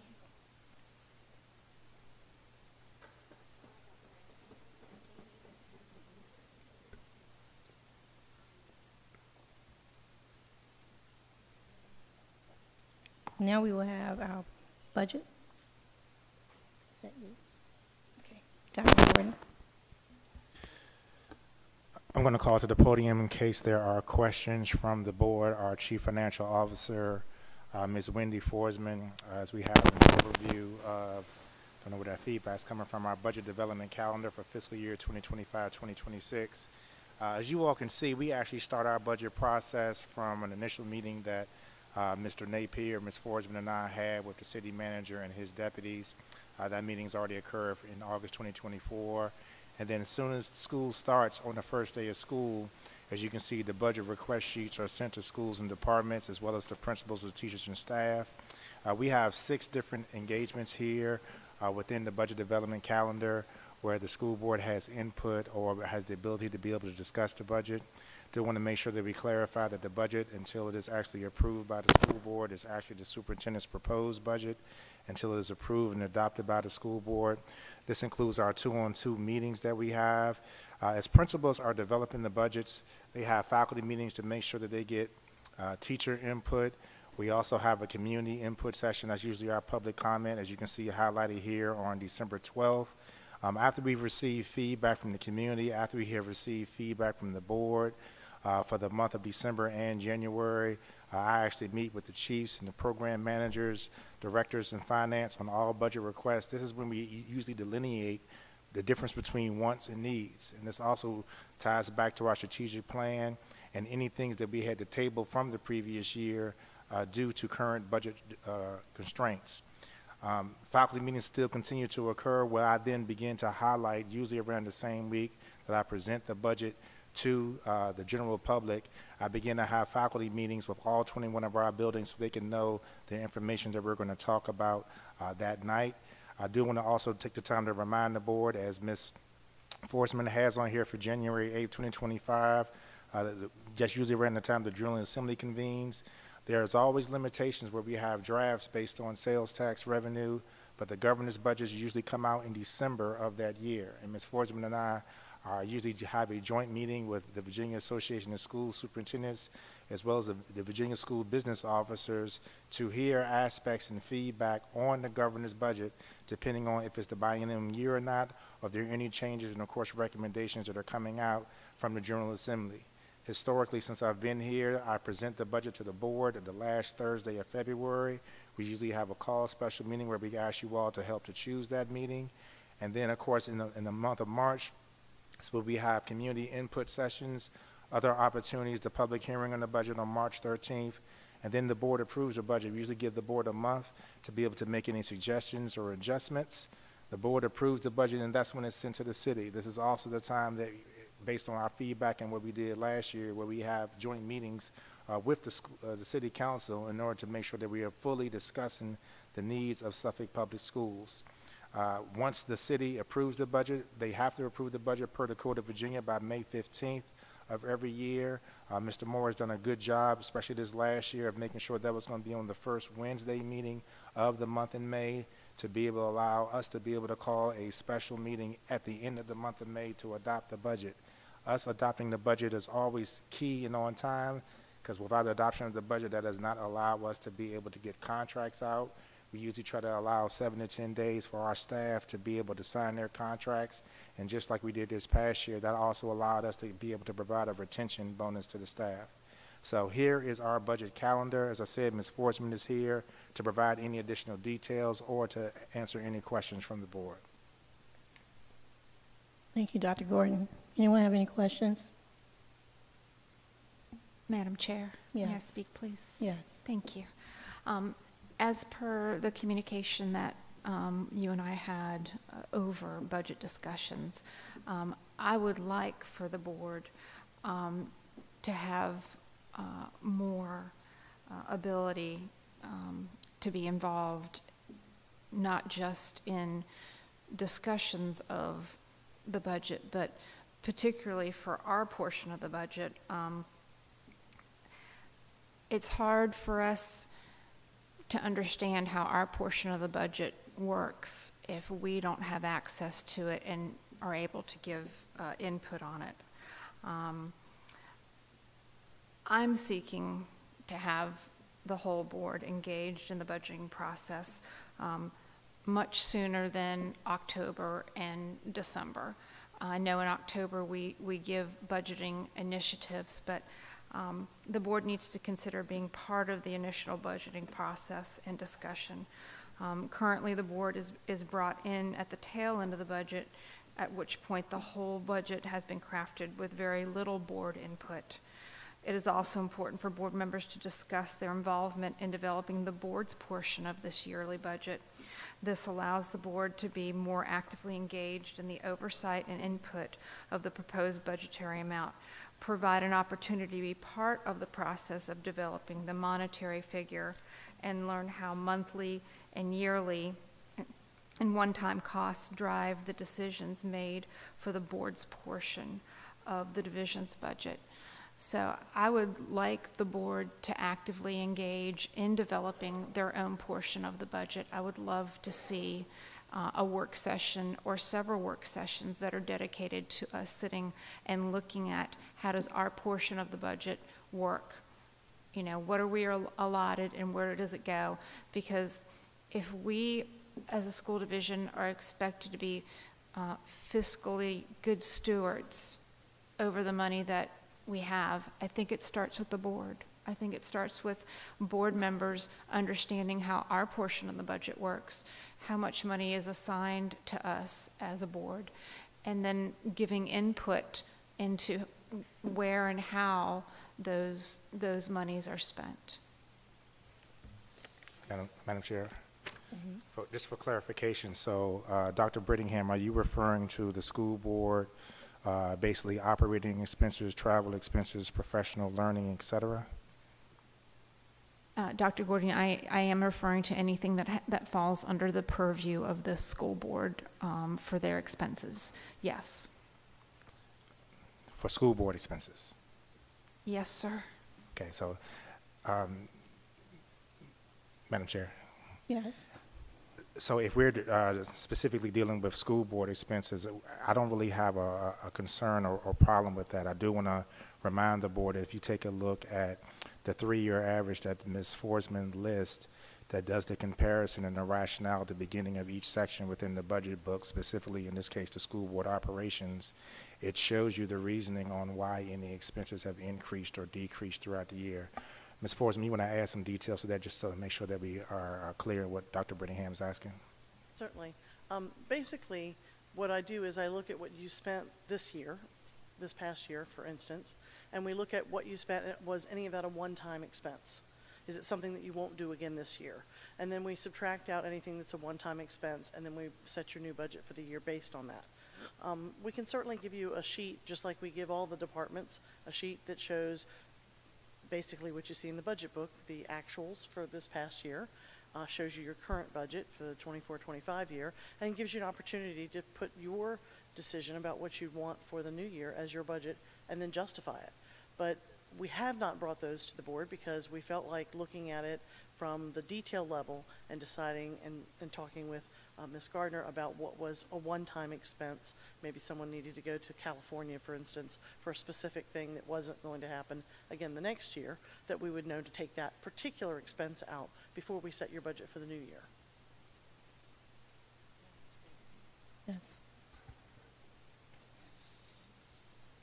We have been getting board worksheets just like the teachers and principals get, to say what we want to do or what we recommend or what programs we recommend with regard to the total budget. We always get those when everybody else gets theirs.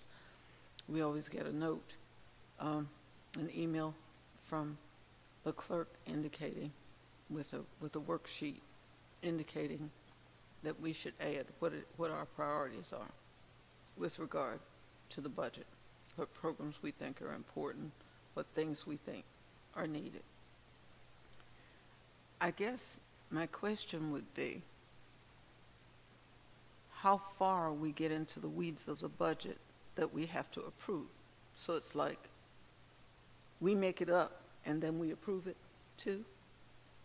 There seems to be sort of something going on there. It's not necessarily that we're not involved, it's just that we can't create it and then turn around and approve what we just created. At least that's the way I see it. I have felt that I've been engaged in the budget for these 12 years, not just trying to get monies for us, which I believe is something that I need to be doing, advocating for us, as well as letting you all know what my priorities are. And I believe that when they can be implemented and we get enough support, we do implement them. So I don't see it that way, and everybody's entitled to their own view and their own perceptions, but I am a bit concerned about trying to create the budget and then trying to approve the budget at the same time that I create it. It seems to be a conflict for me doing both of those things, and that's just my viewpoint. Madam Chair? Yes.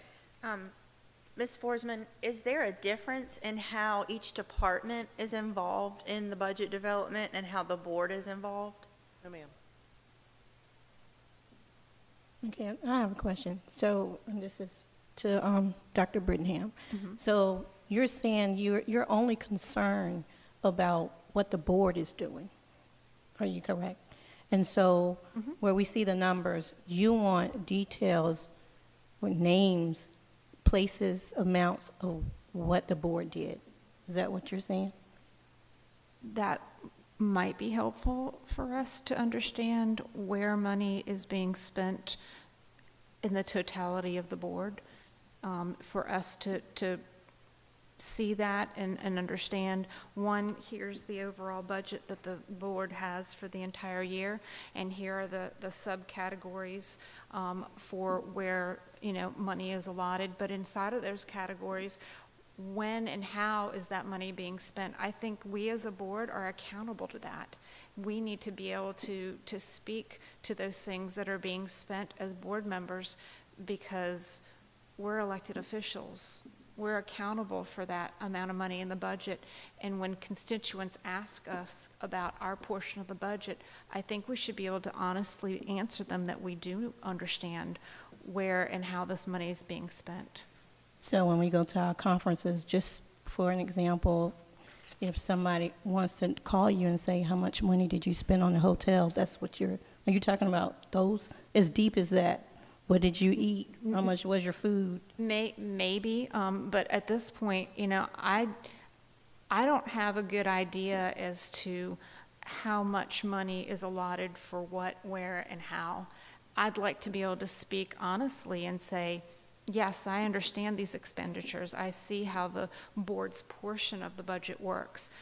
Here's the overall amount that we are given on a yearly basis, and this is how it is spent out in different sections of the budget. Yes, I would like to be able to see that information and be able to speak honestly and transparently about it.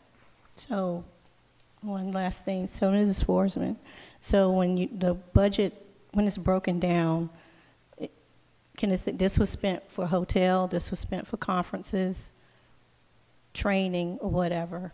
Yeah, it's all in large categories based on Right. what the state requires. So, for instance, if you looked at the budget book that you just adopted in June of this past year, for this current year, you would see the prior year's actual expenses for travel and training. Mhm. That is all the travel and training that this board requested.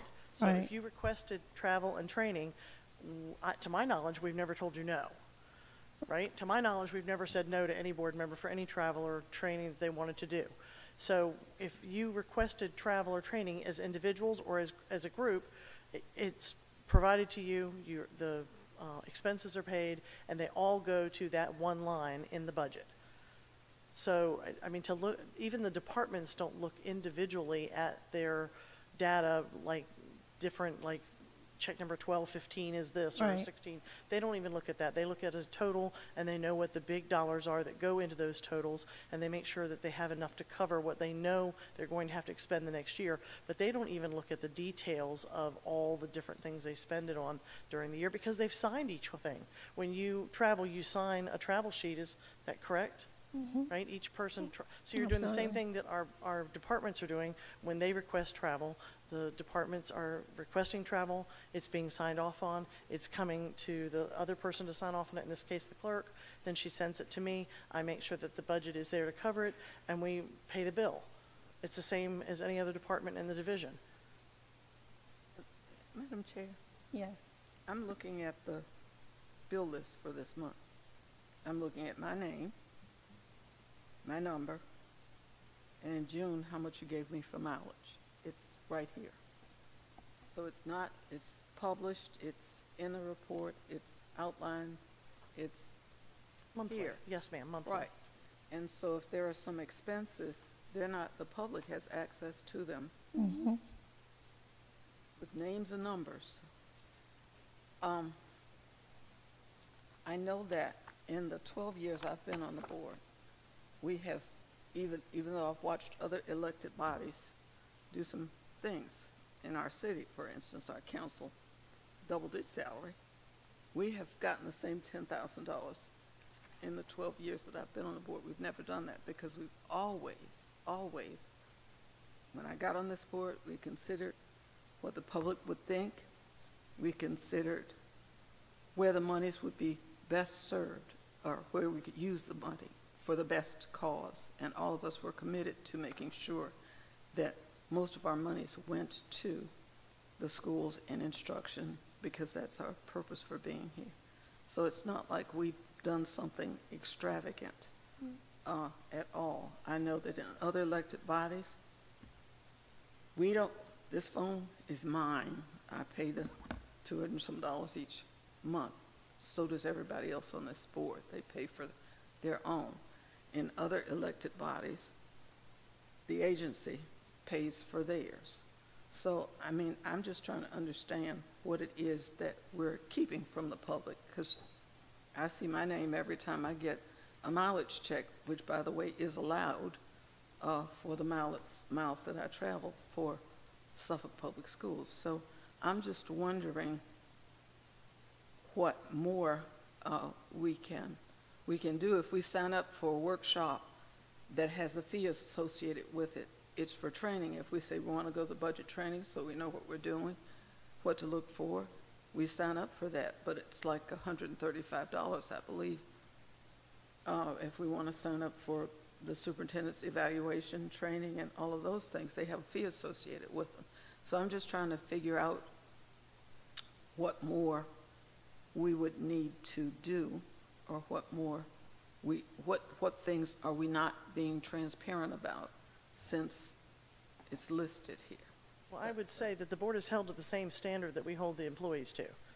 As you well know, anytime we see something that we question on anything, we're calling the clerk, who then calls you as a board member and asks the question. And we've asked that question multiple times this year of different board members. If we see something that doesn't fall into the purview of our policy, we ask. What it is. And you know how hard it is to use our P card because you've had that experience, Dr. Brooksbuck, Yes. where Yes. it wasn't stated that you were traveling, and then you got to the hotel and that wouldn't take the P card because we had not told the Bank of America that you were traveling. That was traveling. And so if they don't know it and we don't tell them, then you can't use your P card. That's how tight we have the controls on those P cards. So we're not holding the board to any different standard than the rest of the departments. Yeah. I just wanted to ask Ms. Forsman a question, and Dr. Gordon and I have talked about this before when it comes to the monthly reporting and then Board Member Slingluff wanting to reconcile over the course of a year how much went to travel and training, how much went to dues, how much went here. Yes, we have each of those monthly reports, but it's not a workable document for us, and sometimes these reports are 50 to 60 pages. So is it feasible for your team, if it's a workable document for you, to just pull a report for us before we begin our budget requests that simply fall under our category for the entire previous year?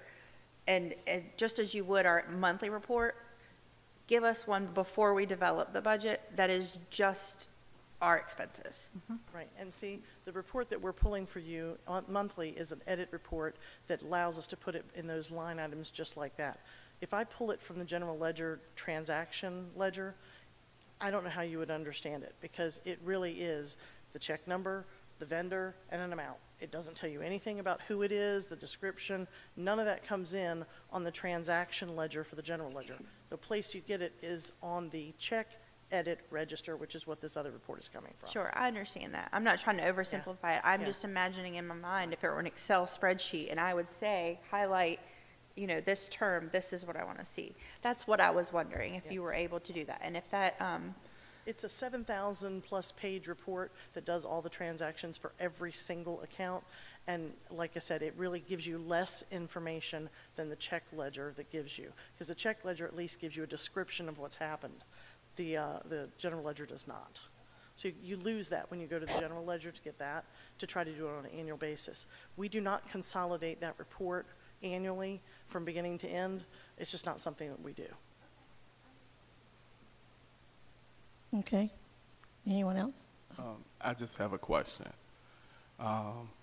With all that we've discussed at our board member training about board engagement, is it possible, board, if we could include that as a potential budget item as far as board engagement with our community? That's something that we all stated for those who were present at the retreat about us being more engaged and how we can be engaged in our community since we are developing a budget. If that's something that we would think about having in the proposed budget where we can suggest some of the things we may want to do versus saying we want to do something and leave it up to Dr. Gordon and his team to try to piece and pull where it's coming from. Just have a line item for it. If we don't use it and the board then decides to dissolve that line item, we can do it. But this recommendation stems directly from the board input of the 5 members who was present at the board retreat in August as far as being engaged. So it's not anything else but what we all discussed in that retreat. Madam Chair. You can address it, sorry. Yeah, to answer Mr. Riddick's question, yes, that can happen. One of the things that we do that's identical to what we do with the departments is when we see those common themes. So if, in the example you gave, if 4 or 5 board members did have that on there, then that would be something that we would begin to determine the amount. So it could also help if the board, if they did list that on their request, to put a desirable amount so that Ms. Forsman can see if we can afford that and adding that to the budget. Because to your point, Mr. Riddick, we don't want to pull it away from somewhere else, but this would then have to be an increase in our total budget request from the city, since we kind of can already calculate how much money we're always going to get from the state, so that we can figure that amount out and create a new budget line for that. Does that answer your question? It does. I just want to hit on the fact that this is something that we said we wanted to do at August, and it's going to have a cost of application. If we're talking about board engagement, I know we stated that we would follow up as a board to decide what that would look like.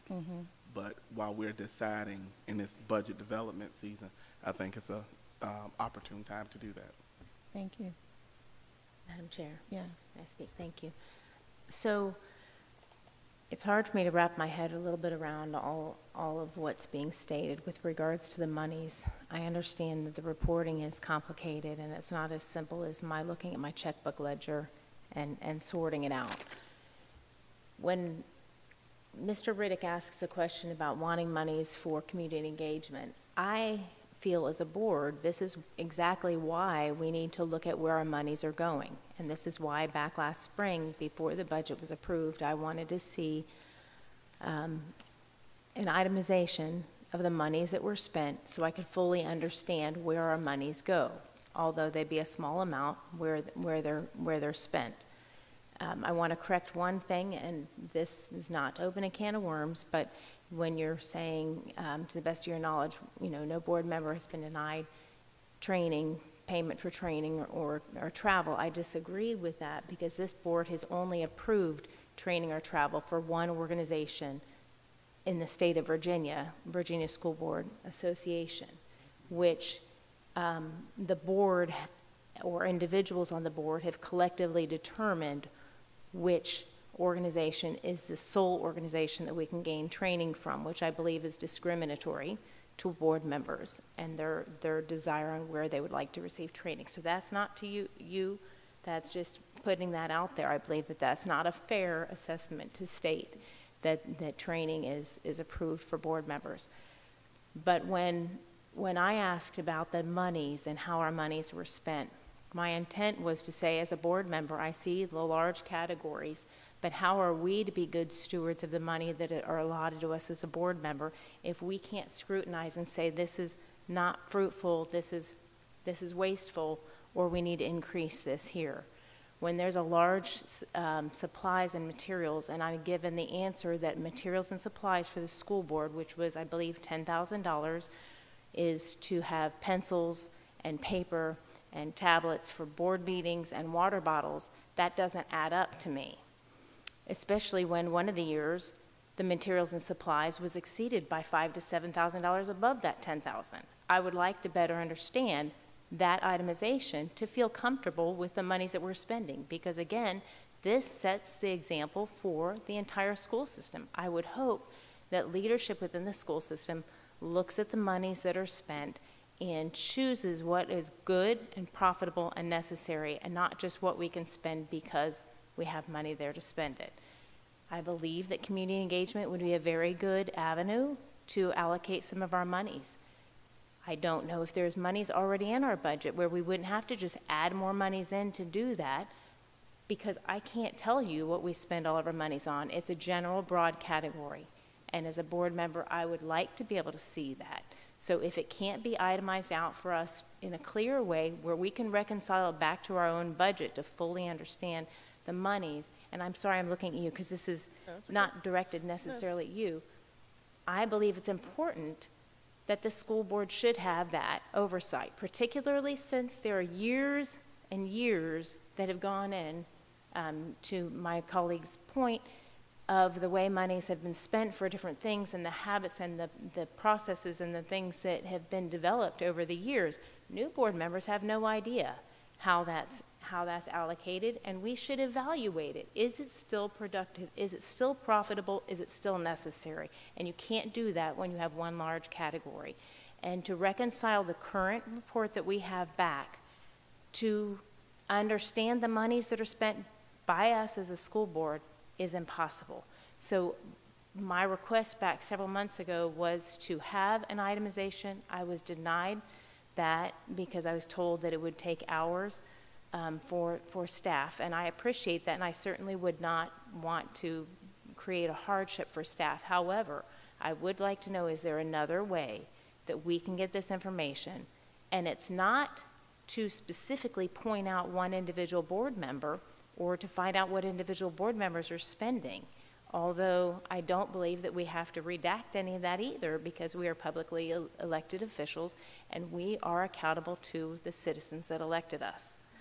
So I do feel that this is something I would like to see some sort of reconciliation on so that we can fully understand it. And I believe it's wise and prudent as elected board members. Madam Chair, one of the years, or some of the years, the last 6, I guess not, maybe not the first one, the last 5, we have received, as our insurance cost went up as well, our insurance costs went up after our multiple FOIA problems, requests, whatever, put in actually by board members, those, and then copies, and then times for people to make those. All of those have been expenses of the board. So you may see a spike in some of those things because of the things that we have placed on the board that are out of the ordinary, having to make hundreds of copies of things for people who just decided they want to know who somebody talked to on their own cell phone from whatever time to whatever time, and they want copies of those in a FOIA request. So, I mean, there are some things that have gone on over the years that prompted, they weren't necessarily expenditures of individual board members, but expenses that occurred that were out of the norm because people have made requests that legally we had to comply with, and so we did. But there are a lot of years, I don't know that information, well, I do know that information won't do me any good in making decisions. It may make somebody else, because I can't do, I try to stay in my lane. When I need CPA information, I go to that lady and her staff. If I need policy information, I go to me. But Madam Chair, I'm just thinking that there are expenses that we have accrued. I know when the insurance person, I think last year, who came and spoke to us, talked to us about the spike in cases that the insurance company received. And so some of our expenditures have increased only because some of the members' own behavior. I'm done. So we're supposed to be having a motion on the calendar. This is what this, but we've had a fruitful discussion. So we need a motion. I make a motion to approve the budget development calendar. Second. It's been properly moved and second. Are we ready to vote? Board members, please vote. Board member Dr. Brittingham? No. Board member Dr. Brooks-Buck? Yes. Board member Byram? Yes. Board member Riddick? Yes. Board member Slingla? No. Vice Chair Howell? Yes. Board Chair Jenkins? Yes. Motion passed. Thank you. Madam Chair, I know we're moving on to the next item, but I would like to make a request, if possible, that we allow our citizens to speak before finishing our new business. I don't know if that is against policy or anything, but I think our meetings have gone so long that I frequently, every month, feel very disheartened for those who want to come and speak, and I think it's a deterrent for those that would like to speak to make them stay all night long when even our staff speaks and then leaves. Okay, but we approve the agenda. Correct? Yes. Attorney Waller. You approve the agenda in terms of what's on it. You could always move items up or down that's on the agenda. So, you know, when you approve the agenda, you're approving exactly what's on it. In terms of the order of things, you can adjust that as the need arises. In fact, you've had meetings before where you've actually moved an item up earlier on the agenda for whatever the reason was. I can't remember exactly what it was now, but you've done that before. Madam Chair. Love to get legal counsel for everything. So. Madam Chair, I move that we move the citizen comments on non-agenda items to number 4 of our new business. Second. It's been properly moved and second. Can we vote, please? I move that we move the citizen comments and non-agenda items to number 4 under new business.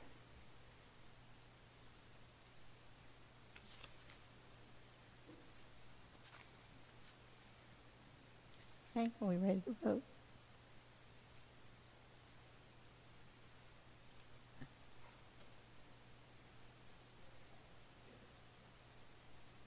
Board members, please vote. Board Member Dr. Brittingham? Yes. Board Member Dr. Brooks-Buck? Yes. Board Member Byram? Yes. Board Member Riddick? Yes. Board Member Slingla? Yes. Vice Chair Howell? Yes. Board Chair Jenkins? Yes, Motion passed. thank you.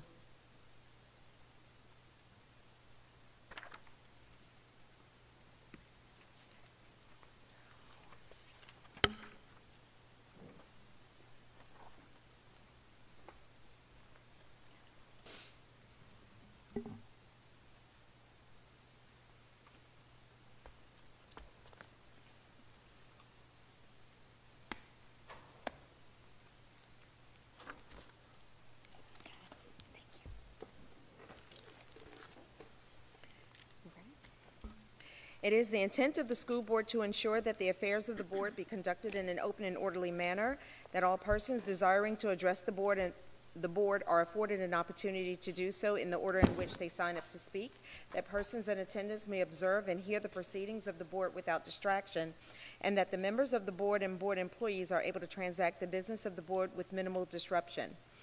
Any persons addressing the board shall, 1, confine their comments to matters germane to services, policies, and affairs of the school board or Suffolk Public Schools.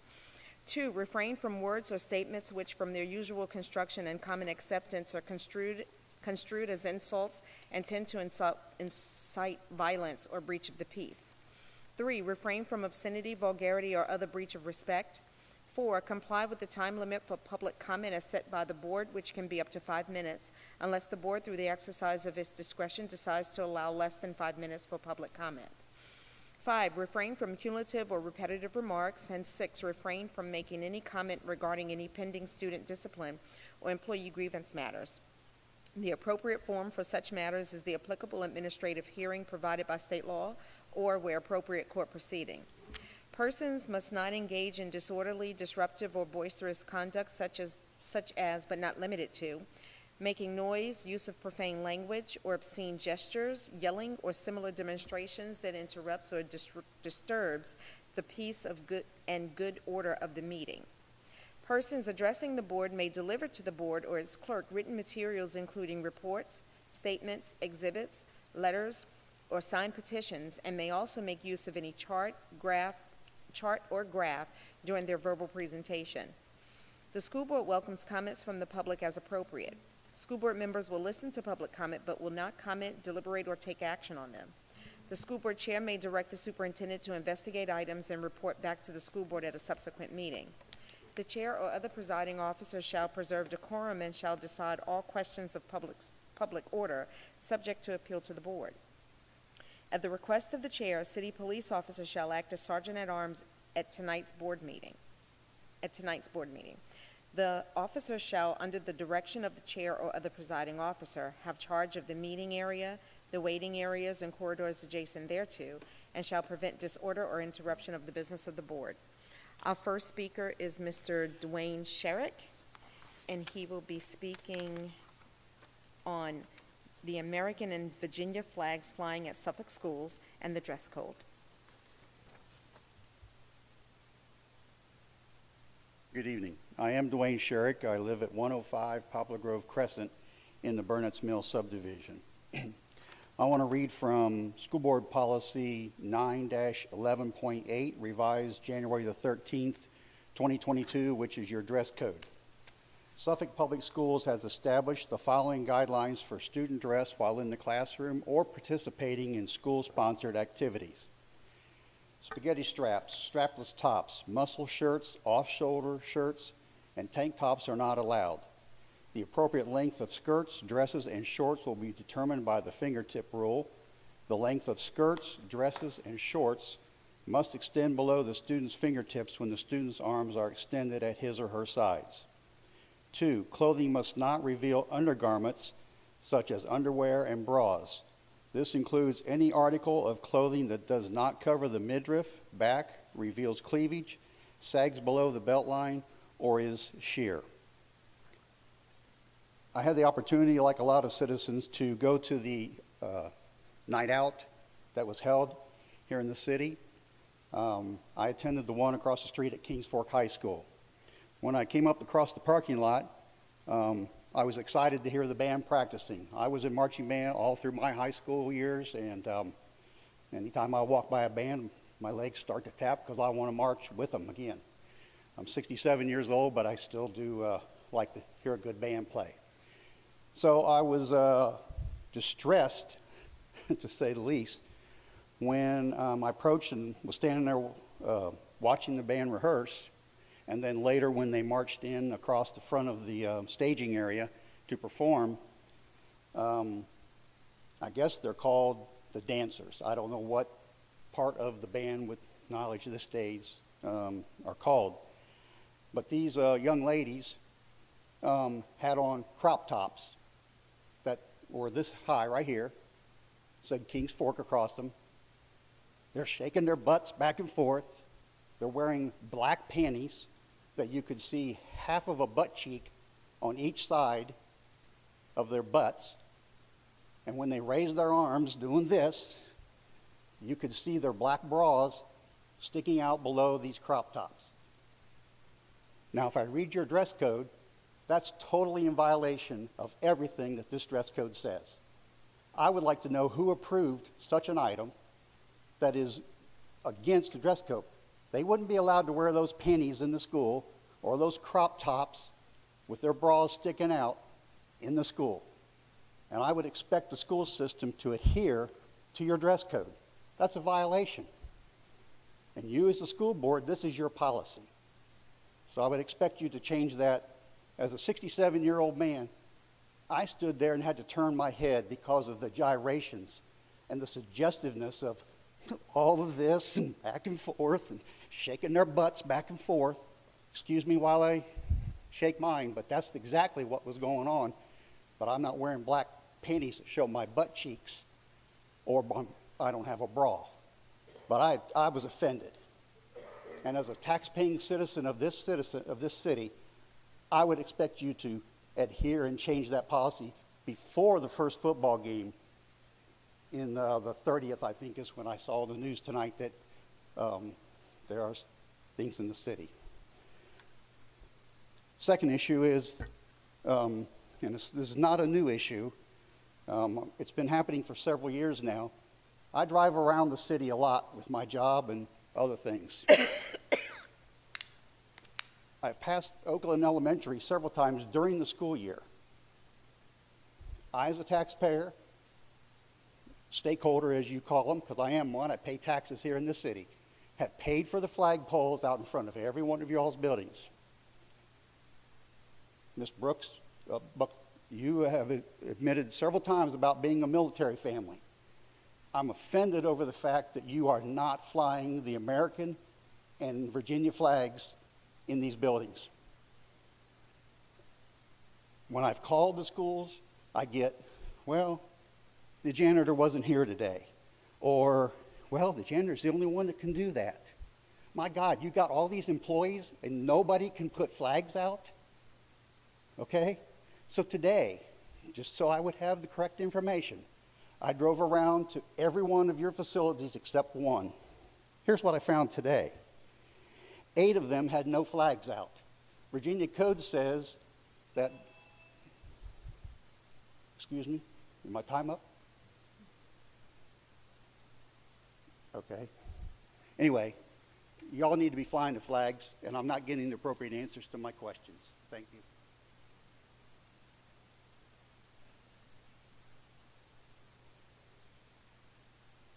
Our next speaker is Mr. John Smith regarding my son Joshua Smith and his disability.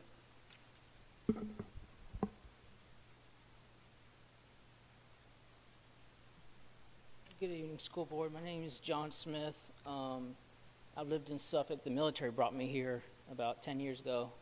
And my son Joshua, he has had ADHD. He's on the spectrum for autism. He doesn't like to be treated any different. Sorry, I get choked up. Joshua's going into 11th grade, and we had to move out of our neighborhood because it was going downhill. We had to move out to the Holland area. I sent in a request for Joshua to remain at Nansemond River High School because he's finally found a school where he's not bullied. He's finally made friends, even being on the spectrum and ADHD. He got involved in ROTC this year, and it is changing his life. He loves Nansemond River High School. I was awarded custody of Joshua back in 2017, and the judge said I got to leave him in the Suffolk school area. So I sent in my request. One of his teachers that he's had in the past that has tutored Joshua most of his time here, Miss Patricia Hawk, she sent in a letter. It was denied.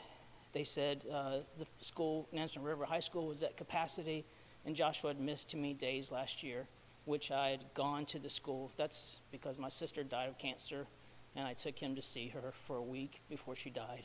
And I got excused, but I guess it didn't go through, so now they're saying he missed too many days. So I don't know what. School starts in a week. I haven't even broke this to Joshua yet, that he may not go back to the high school.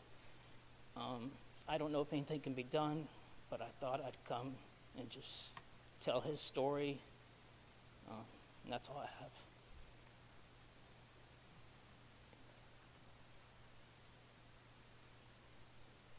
Thank you. There are no additional speakers.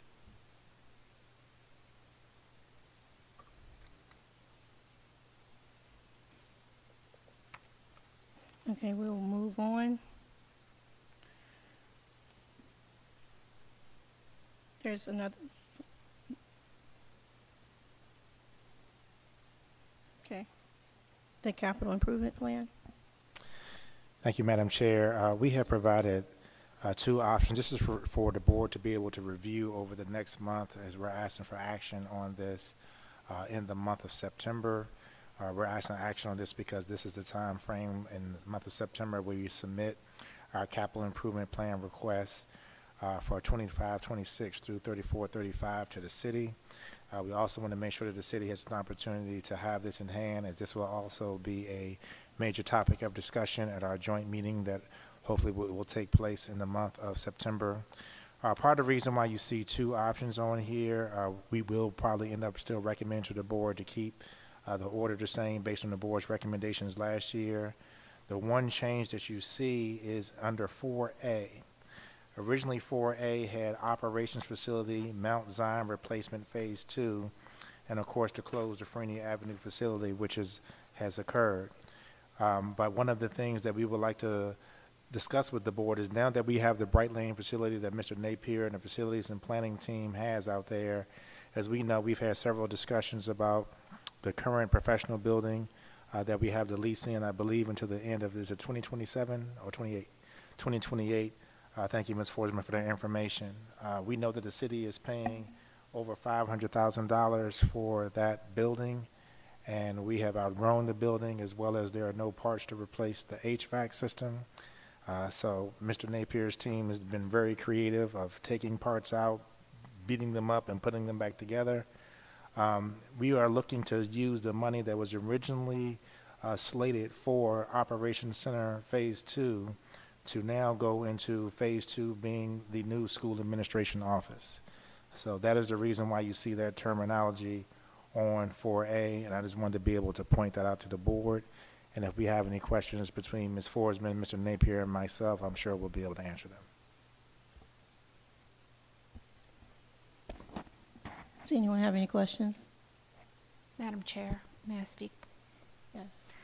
So when we got this document in preparation for the school board meeting, I looked at the document and I tried to figure out why it wasn't the same document the very last time that we looked at this back in December. Just looking at what the board approved this document, because we had to vote, if I remember correctly, we had to vote on the order that we wanted these items to be. And tonight, as I look at the document in front of me, I don't remember approving the order of this. So I'm just concerned that we did vote on the order of things back in December. And now somehow this new document has shown up and things are not in the same order. So are we going to be voting on this for next month? Is that what we're doing? Or are you telling me this is what we're going to propose to City Council? What does this document mean? So a couple of things, Madam Chair, I'm sorry. A couple of things, Dr. Brittingham. So the board every year has their opportunity to move things up and down the priority list. But we also have to remind the board and the school community, the board can put in their priority list for where they want things to go, but the city always has the option to change it since they are the funding source. So if there is an additional change that you're referring to that is in a different order, if you could just let us know, we can always send the board a revised copy if there is a change with a specific order, or you can always wait to the September board meeting, because we will hand you all a blank sheet for the board to be able to write down their own priorities.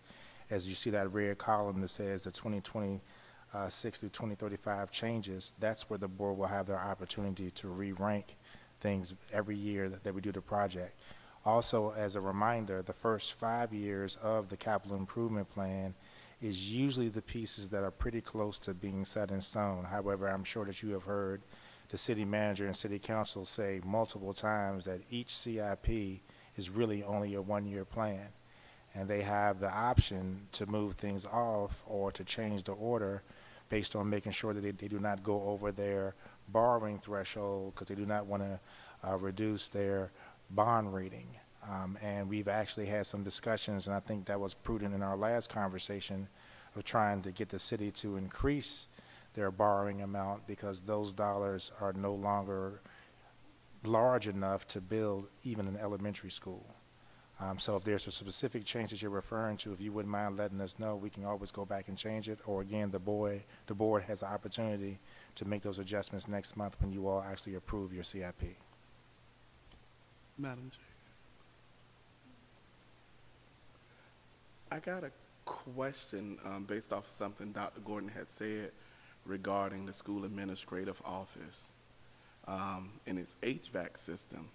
If we are the tenant, why are we paying for the cost of HVAC repairs and things if we're the tenant? Or if it's been leased for us by the city, why are we absorbing that cost and not the owner of the building? The owner of the building is absorbing the cost, but they collaborate with Mr. Napier's team. We have the same two gentlemen that Mr. Liggins literally calls about once every, I don't know, Ms. Gardner, 6 weeks, maybe a month. So that's not things, Mr. Riddick, to clarify, that's coming out of our pockets, but they do collaborate because we are the ones that are the tenants in the building. Mr. Napier sometimes will send one of his individuals over because they may have some more institutional knowledge just to observe. Okay, Madam Chair, the reason why I asked the question, because the way it was posed by Dr. Gordon as if we were paying for that. And I just want to make sure that we are not fixing up someone else's faulty building. Yeah, he just said, no, we're not paying for it. Are you clear on, did he answer your question? Yeah, I heard what he said. Okay.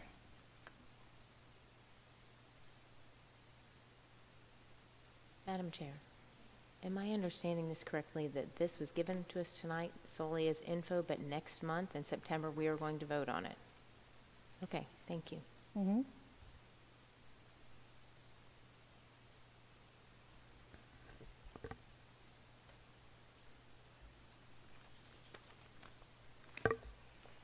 So, next, can we go ahead and move to pay our bills at this time?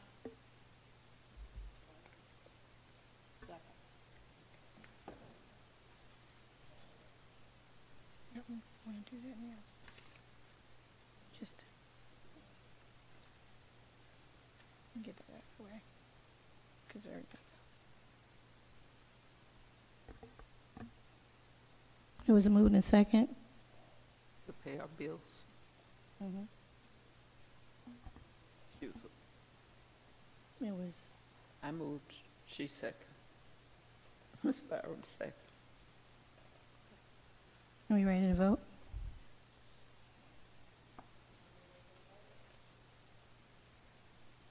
Board Member Dr. Brittingham? No. Board Member Dr. Brooks Buck? Yes. Board Member Byram? Yes. Board Member Riddick?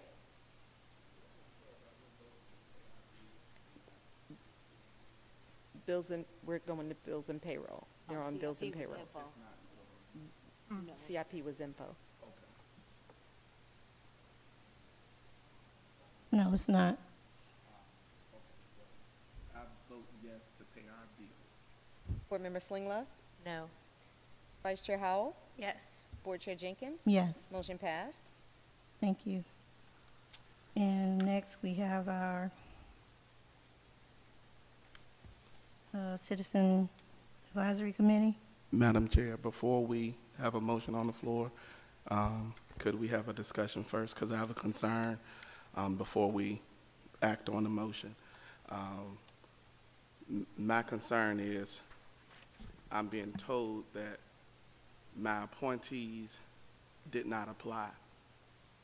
And there's a misconception that appointees have to apply, and that is not accurate per policy.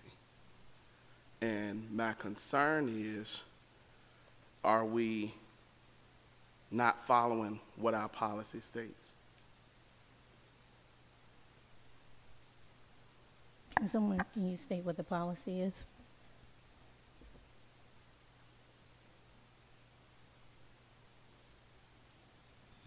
Policy reads, the school board will appoint citizens to serve on the citizen advisory committees. The school board will issue a public announcement and will determine the process for receiving applications and/or letters of interest from citizens to serve on citizen advisory committees. Then it goes on to indicate, in selecting citizens to serve on citizen advisory committees, the school board should take into consideration, but not limited to, the following: equitable distribution of citizen advisory committee members among the 7 voting boroughs of the city, expressed interest of the citizen to serve on a citizen advisory committee, the need for diversity, the needs of the school board, and other good and just reasons for appointment.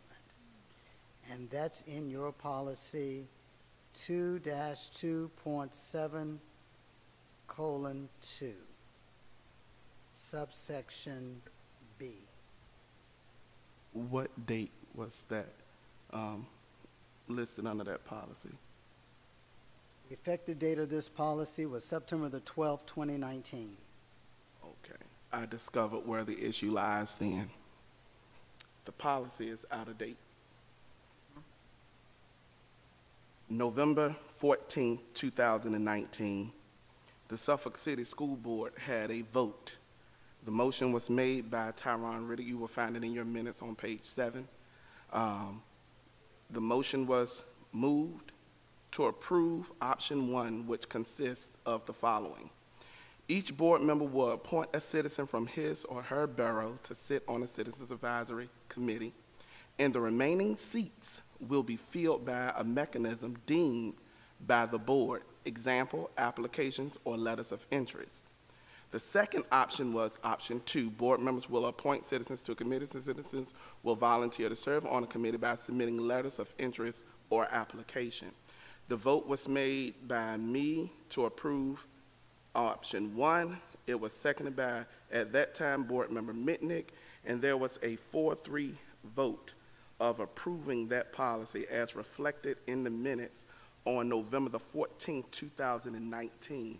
So every year we have this dance. And if you go to the December 12th, 2019 meeting, I asked then the same thing I'm gonna ask now. Are we going to follow policy, or are we going to break our own policy? On January 9th, 2020, we moved to break our own policy, and it was a 4-3 vote to break policy with board member Riddick, Mitnick, and Story in opposition. I'm asking that this board do not deprive my appointees of an opportunity to serve under the auspice of that they had to receive a letter of interest to the clerk. That is for the vacancies that remain, but the 7 seats representative of the 7 boroughs are appointees, and they don't have to submit a letter according to the minutes. And if anybody would like to see it, I do have it pulled up. Madam Chair, can I make a brief comment about the difference between a motion and a policy? Yes. Your policy, in order to have an effective policy, it requires 2 votes, 2 readings, and a vote. Or you could waive the second reading and adopt initially. A motion, on the other hand, can come up during the course of a meeting, and that motion is only good for that meeting in which the motion is made. So the policy hasn't changed. If the board wants to change the policy, it needs to go through the policy process, and that has not happened. And that's the reason why it still shows the effective date of your policy is September the 12th, 2019. I point us back to the minutes of November 14th, because this policy was recommended by the Policy Review Committee, and these were their 2 recommendations to change that policy. This was the recommendation that came out of Policy Review Committee. I didn't serve on the committee. This recommendation, according to the minutes, was given by then, at that time, Vice Chair Dr. Brooks Buck. She gave us these 2 recommendations. They toiled hard on it. And a motion came, we chose to go with option 1, to approve the policy from the Policy Review Committee adopting option 1. Now, I understand we're human, we all make mistakes, I get it. This is not an aha, I got you moment. Only thing I'm seeking for us to do is not to deprive my appointees or anyone who else who may have an appointees an opportunity to serve on a Citizens Advisory Committee for the purpose of them not receiving a letter or specified timeline, because our policy that was approved on November the 14th, 2019, that was submitted by the Policy Review Committee as a recommendation for us to choose. This is what we chose to do. 7 board members get to appoint 1 person, and with the rest of the vacancies for those policies, those people come from the applicant pool, those who submit letters of interest. And every year, we hash it out this way. Last year, we didn't have that issue, but every year, we had to hash it out, and that's no dig, that's just putting in context, because we followed the policy last year. And I'm just asking that this year, we continue to follow policy, which is that which was approved on November the 14th, 2019, that amended the policy that was effective September 2019.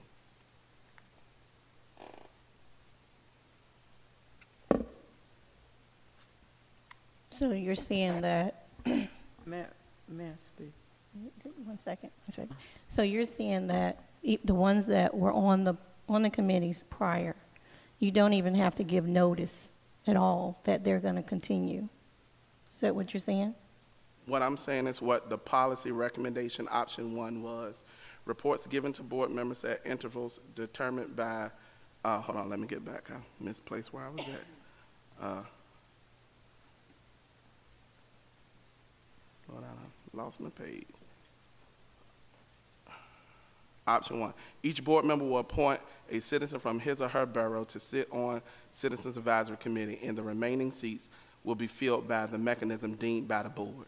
That's what option 1 that came from the Policy Review Committee, as our minute states, that we adopted in December for our November meeting. That's what I'm asking we do. Okay, Dr. Buck.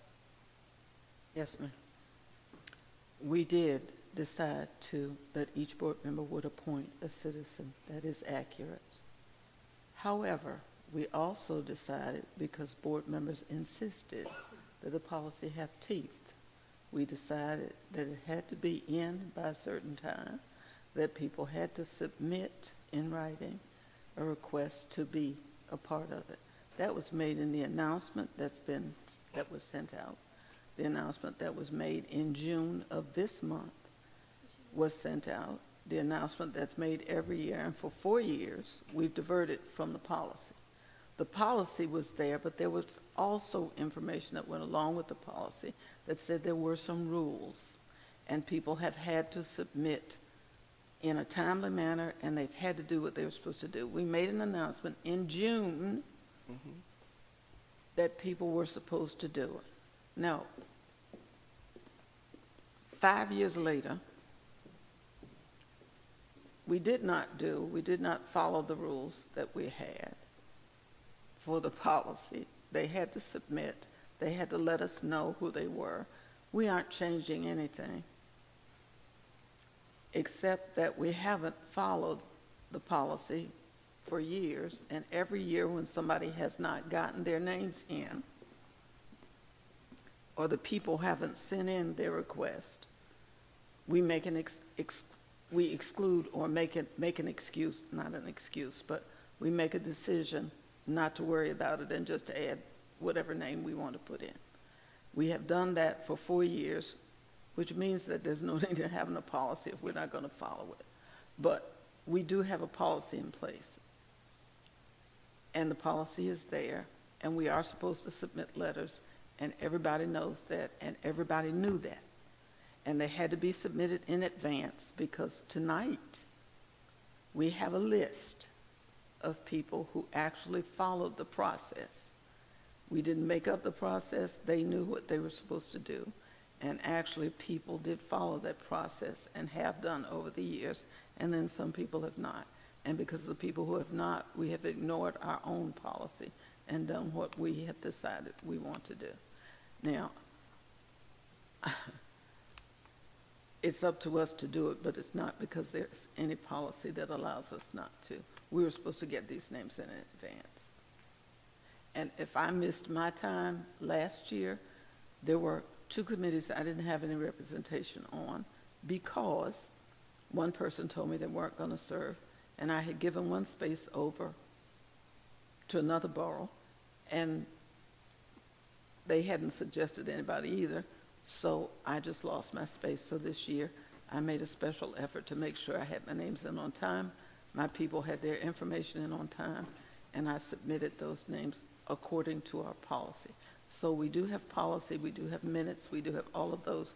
However, we did have a policy in place for following this, and we did have dates, we had parameters set. We have ignored those parameters for 4 years. So whatever we decide to do tonight, we'll decide to do tonight, but the policy is in place. There is a timeline, there are things that people are supposed to do, and they are supposed to submit the request in writing if they want to remain or if they want to be a new person. And they're supposed to tell us that, okay? And that's all I have to say, Madam Chair. Attorney Wall, you have any further information before we vote? The only thing I can say is that it's true that there was a recommendation from the Policy Review Committee that was voted on by the board. However, it did not go through the normal process for a policy of this board.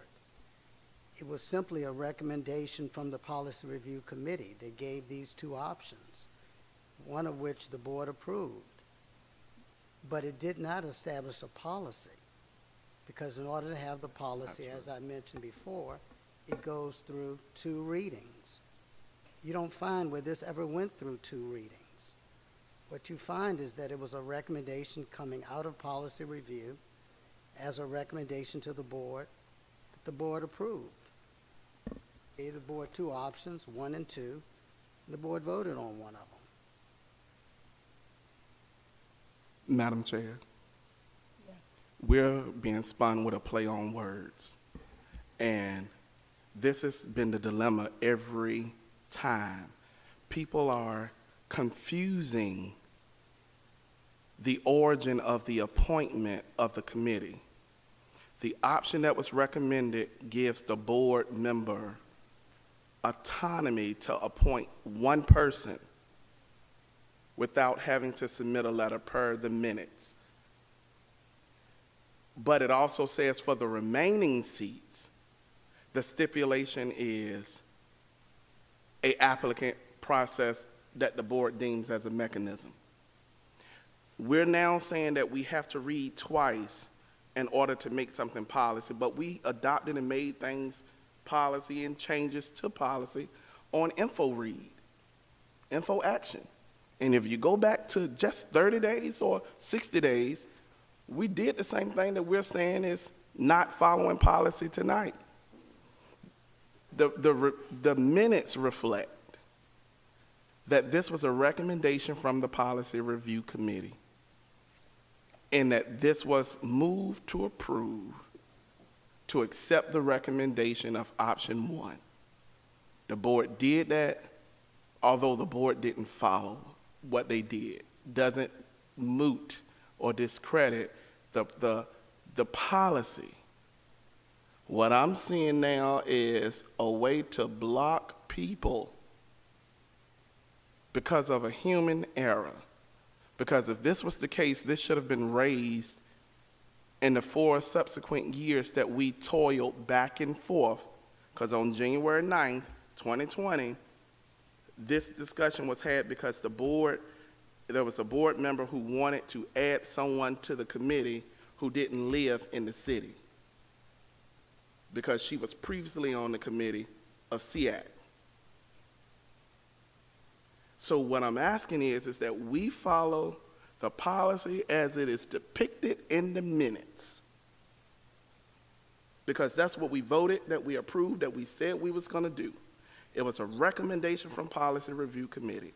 And if we're going to discredit any policy revision because it only went through one read, then we need to undo a lot of policy revisions from tonight on back that came up as information action. Because there's nowhere that stipulates that we, from my understanding and recollection, that we have to do 2 reads. We could always move to adopt on the first read. And this is to get citizens who are volunteering their time to serve. And as board members have stated before, it is hard to get citizens engaged. We don't have enough applicants in the pool. I don't see the issue because it's in line with policy as it was recorded on November the 14th, 2019.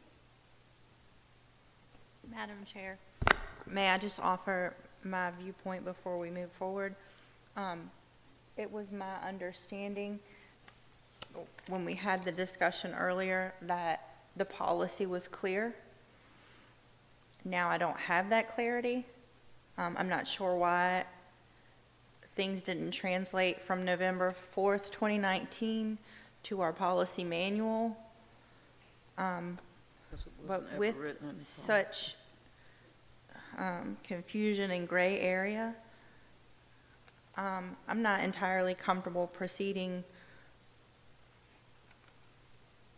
and disregarding willing citizens. Is it possible to table this discussion until we have clarity on legally what we're bound to do in this case? Because I hear 2 different versions of it, and I'm not sure where we land. I understand. Because when we came out of our meeting, it was clear what we were going to do at this point. So, Because at that point in that meeting, without delving into a discussion of what happened there, it was explained what the policy was, and I am for following the policy so that there isn't gray area. And what I'm saying now is that may not actually be the policy. Well, let me ask Madam Chair. Yes. May I ask, Mr. Waller is sitting here. Mr. Waller's told us what we're supposed to do. What legal authority are we looking for? Because I'm real confused about what legal authority we're looking for. Is there a legal authority are we looking for, is what he has already explained to us what the policy says, what we're supposed to do. We were in the meeting together. We know what we're supposed to do. Now, again, we have done this. When we first entered the board, before the policy, Madam Chair, was even put in place, it wasn't necessary because we got people who wanted to work on the committees, and we have been working with them for years without problems. However, this policy was required, demanded that we do this. We have to go back and do our homework. And if there is a cutoff date, it's like there are no cutoff dates, there are no restrictions, there are no parameters. And when we have that, we have chaos. We do have some rules. Mr. Waller has already explained those to us. And I'm sitting here in a quandary, like, what is it that's the problem? We can vote it up or we can vote it down. It's going on midnight. Mm-hmm. We can vote this up or we can vote it down. Everybody has a right to do what they want to do. But I know there's not a legal problem because I'm sitting here next to a lawyer. Okay? So, and if those persons in the past would like to serve on the committee, the committee meetings are public. We always need people. We always have needed people. So it's not like people can't come and give their input. So I'm just, it's like, I don't understand, but. May I answer, Madam Chair? Let me let Dr. Gordon know. Okay. Thank you, Madam Chair. So part of the challenge and I'm going to speak on Ms. Gardner's behalf, I think part of the process that we had posted is what the 20 or 30 people that you all had that applied or showed interest did.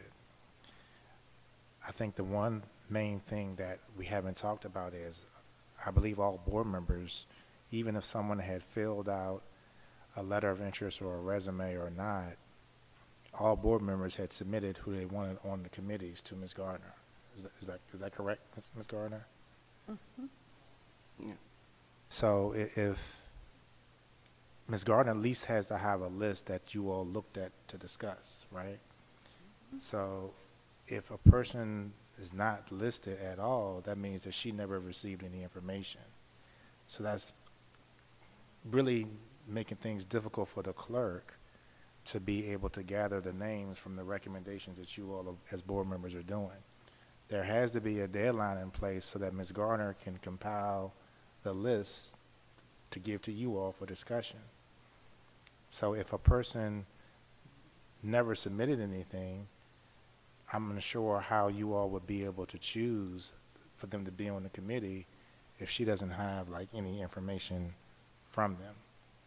So it's not even if the citizen submitted stuff, it's actually if the board member, if you all gave the names to Ms. Gardner. That's the part that I think, just to be able to assist her, as I was kind of helping her look through the names.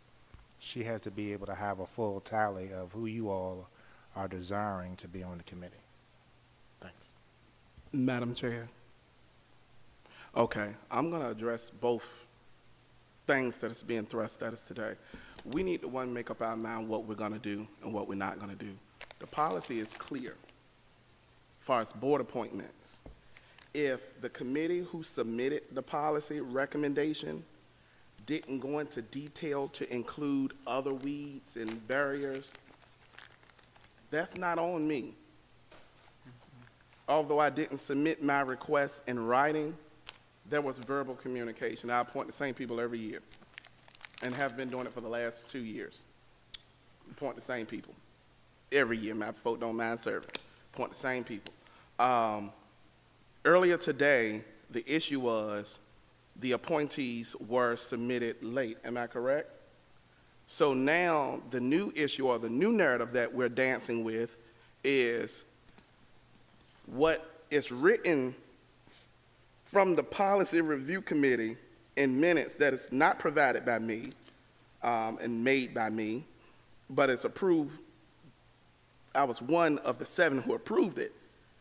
We're saying we're going to not do this because we're confused in so many words as to who's responsible for what. The reason this came up is because at the September meeting, we talked about the lack of equity, not equality, but equity on those committees because it was staff heavy, and that's in the minutes as well.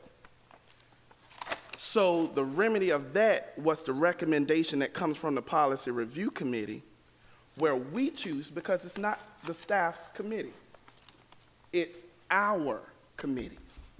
It's what we as a board say. We as a board on November, everything okay?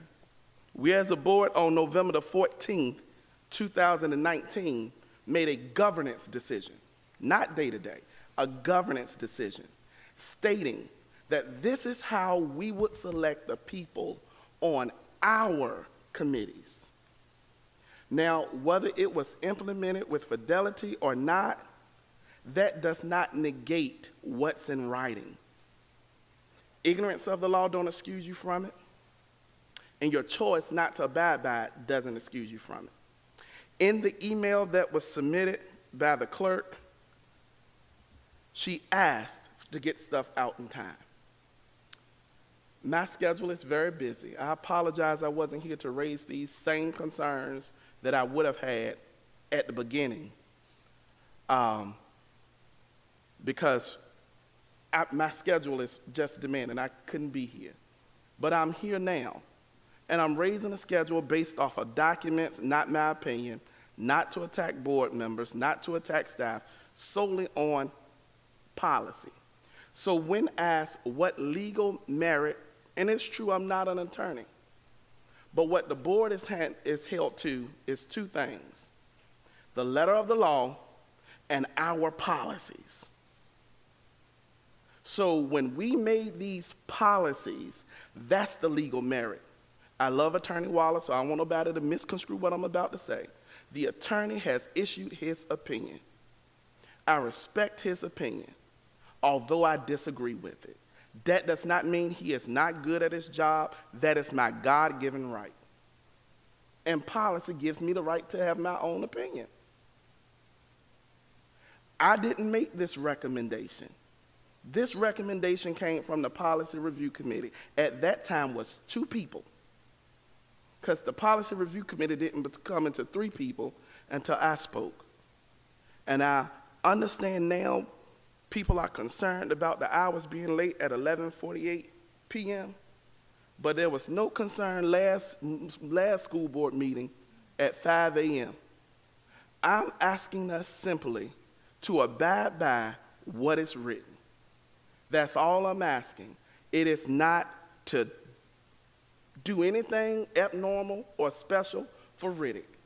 I'm asking us to follow what's written. That's it. Madam Chair.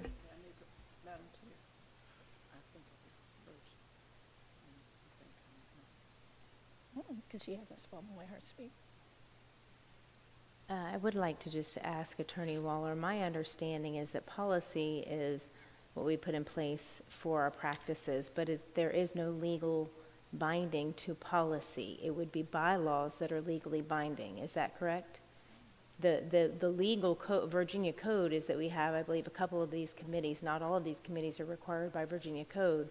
So that is the legally binding portion of it, is my understanding, but the policy is not legally binding. It's just our practice within Suffolk Public Schools, which is my thoughts. No, your policies are binding, and your policies are in fact legal authority.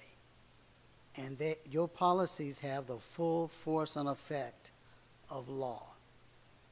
So, for example, if you were brought into court and you were relying on a policy and the court found that you did not abide by that policy, you could be held in violation because your policies have the same full force and effect of law.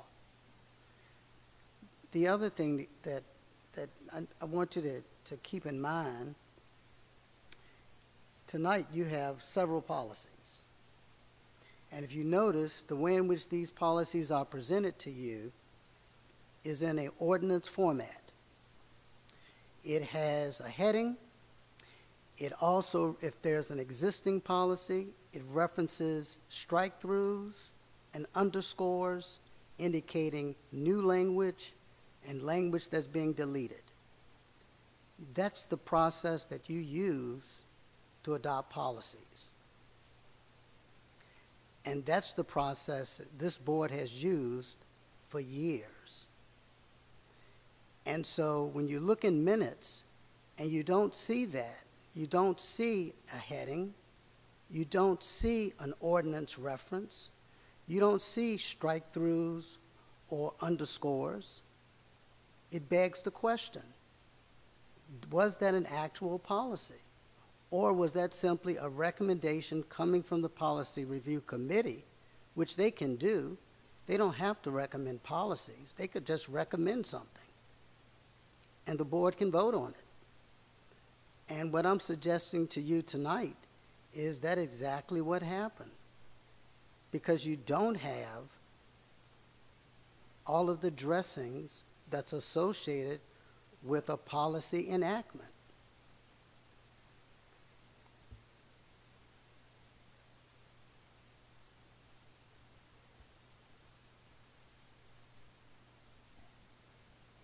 So are we ready to vote on this?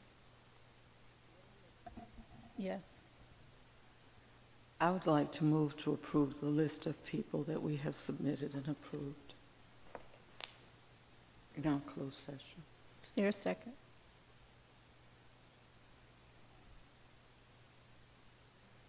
Don't I need to read the list of names? Yes, I'm sorry. Career and Technical Education Advisory Council, Dana Spruill, recommended by Heather Howell. Dr. Sherry Johnston, recommended by Dr. Dawn Brittingham. Karen Hazelwood, recommended by Kimberly Slingluff. Valerie Fields, recommended by Dr. Brooks Buck. Gifted Education Advisory Committee, Cassidy Lewis or Kayla Pennington, recommended by Heather Howell. Dwayne Hoffler Foster, recommended by Dr. Brooks Buck.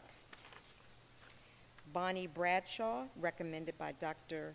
Dawn Brittingham. Local Advisory Committee for Special Education, Stephanie Whitley, recommended by Board Member Slingluff, Kimberly Slingluff. Kirsten O'Neill, recommended by Dr. Judith Brooks Buck. There were no appointees for that committee from Ms. Byram and Ms. Howell.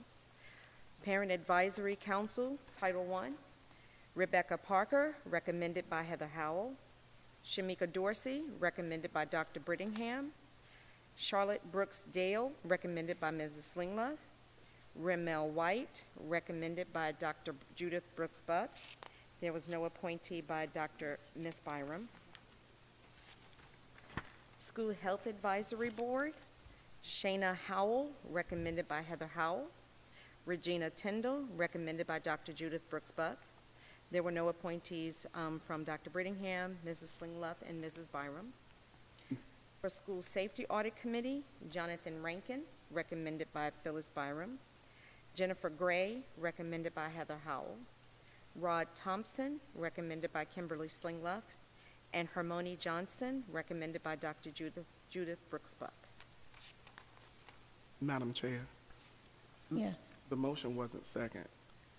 So Because she it should have died. read, she should have She had read to it read it first. first, so I have to That's make the what she motion. said. She has to do a motion again, because she was supposed to read the names first for the motion. Okay. So now that we've heard the names, The motion. Madam Chair, I move that we approve the names that we submitted for appointment to the advisory committee by individual board members. Is there a second? I'm sorry. That also needs to be pending address Pending verification. address, I'll say it again. I move to approve the appointment of persons that we, individual board members recommended, pending address approval or pending address verification, I'm sorry. Yeah. Second. Madam Chair. Okay, see, I'm gonna call this out. We stated just then, not more than 5 minutes ago, this is why the clerk needs the information so stuff can be done in a timely manner. So that's why my names are being discredited. And the other people, because they didn't submit stuff in writing. So we're gonna make a contingent approval that is against. No, I mean, I'm just addressing what we're talking about now because that was one of the bases as to why my recommendation should be discounted because it needs time for approval, far as verification of address. My address is already verified because it's the same people from last year to the same positions. As I stated to the clerk, there's no address change and no people change. I just didn't send it in an email. And that's my fault. Sometimes I get busy and I forget to send emails or forget hits, and I'll take that one on the chin. But this board is flip-flopping a little too much. And that's concerning.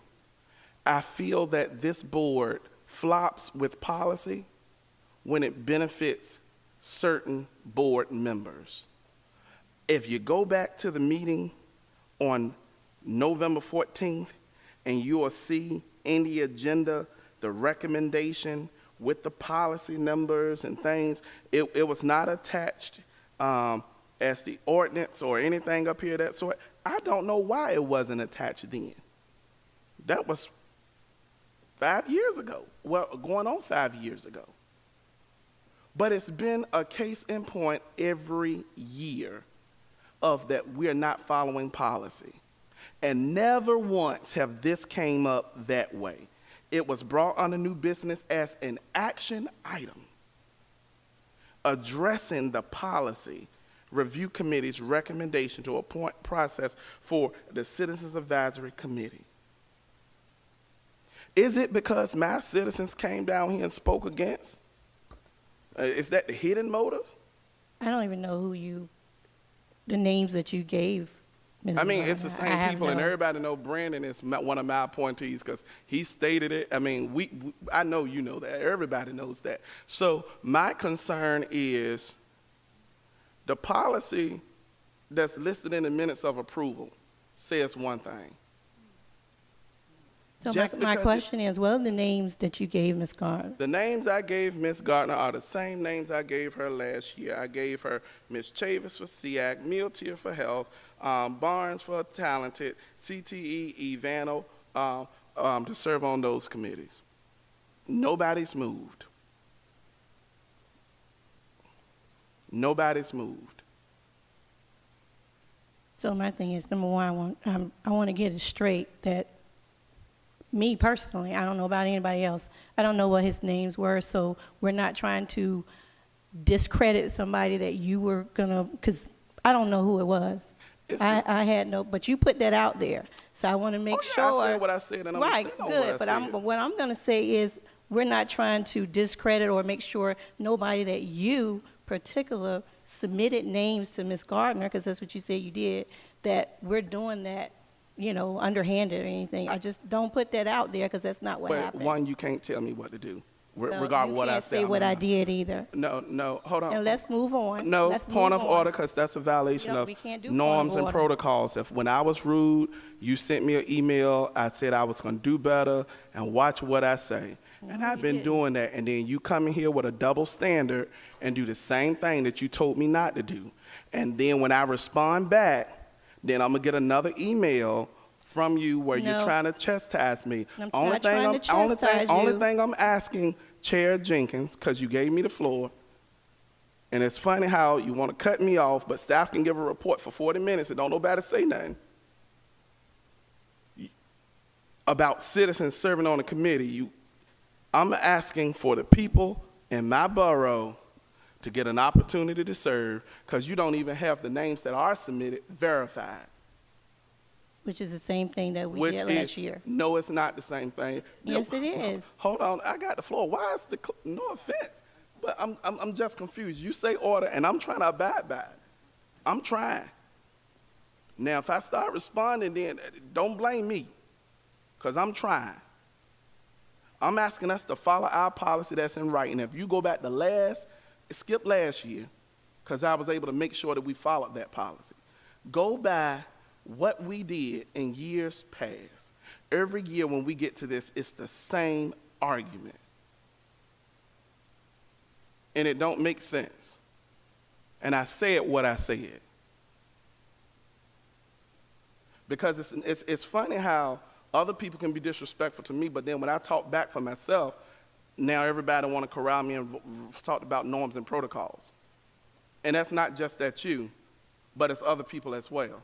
And I've been really good tonight, because I'm not going to let nobody steal my joy. I'm asking us to follow policy. That's it. The response that was given by staff stated that they needed time to verify. That's why the stuff had to be done in advance. And it was based on the notion that we couldn't accept Mr. Riddick's names because it wasn't given in advance. And now here we are, denying the notion, and ain't nobody names been verified. It won't kill us to approve 5 names and verify them when you do the other 5 people that you already got to verify. It won't kill us.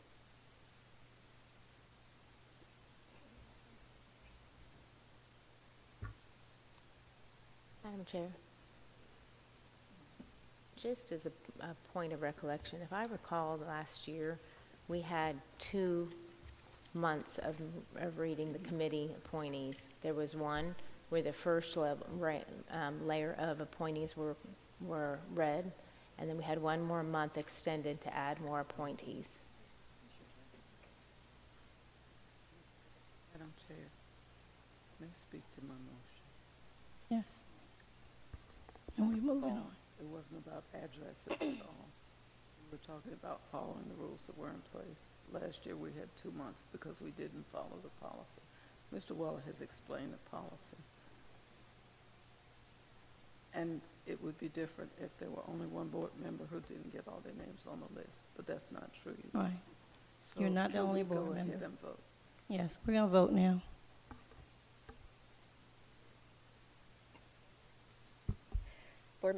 I'm sorry, who seconded the motion?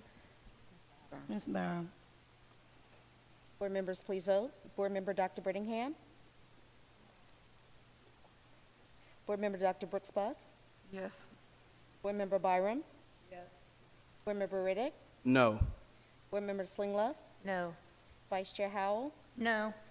Board Chair Jenkins? Yes. Motion failed.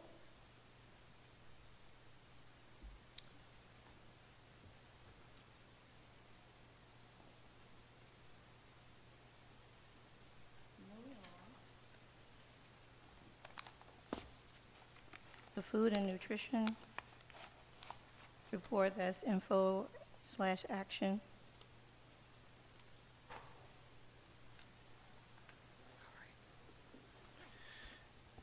Madam Chair, we had asked for this to be info/action with the potential approval because of the school year starting. As you can see, the procurement plan that's worked through Ms. Forsman's office that was submitted by Dr. Whiting.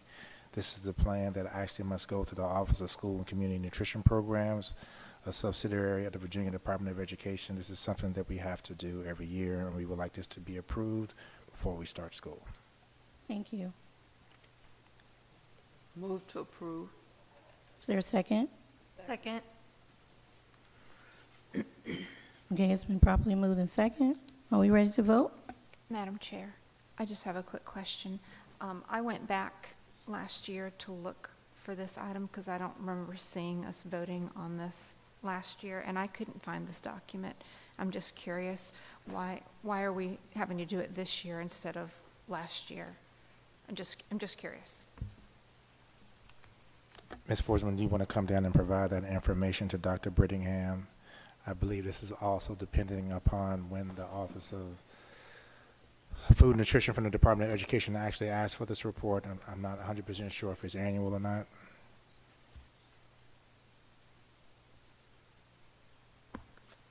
The Office of School and Community Nutrition Programs asked for the school board chair and the superintendent to sign it this year because they changed the language in it to include buying local. As you know, the state's had a big push for this for a food nutritional services program, so they required us to add a ton of information concerning buying local into the program. So they wanted to have the board chair and the superintendent to sign it to show that we had brought it before you and that you were aware that we've added it to our procedures. So this is a new procedure. Okay, thank you.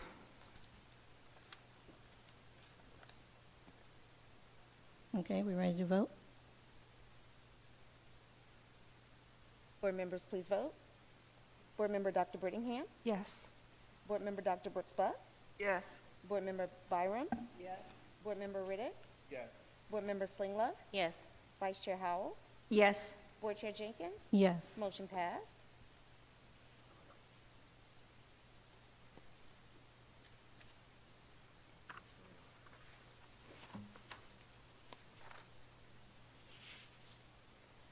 We're going to take the next three together because it's just info.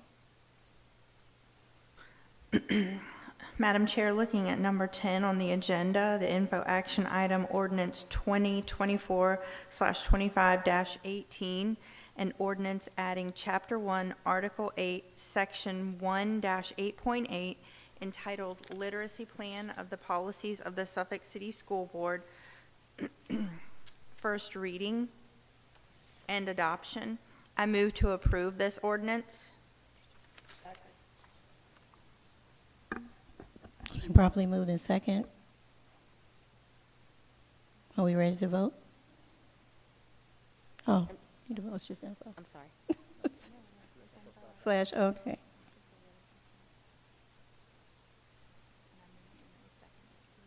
Yes, we are. Are we ready to vote? Board members, please vote. Board member Dr. Brittingham? Yes. Board member Dr. Brooks-Buck? Yes. Board member Byram? Yes. Board member Riddick? Yes. Board member Slinglove? Yes. Vice Chair Howell? Yes. Board Chair Jenkins? Yes. Motion passed. And I have been asked by board members if they could have a 5-minute bathroom break. So we're recessing for 5 minutes.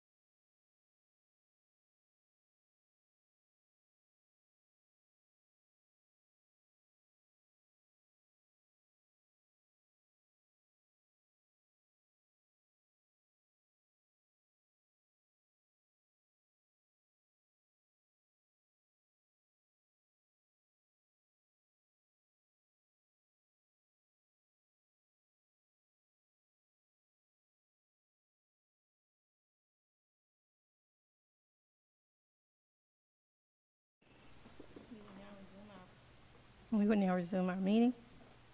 Going forward.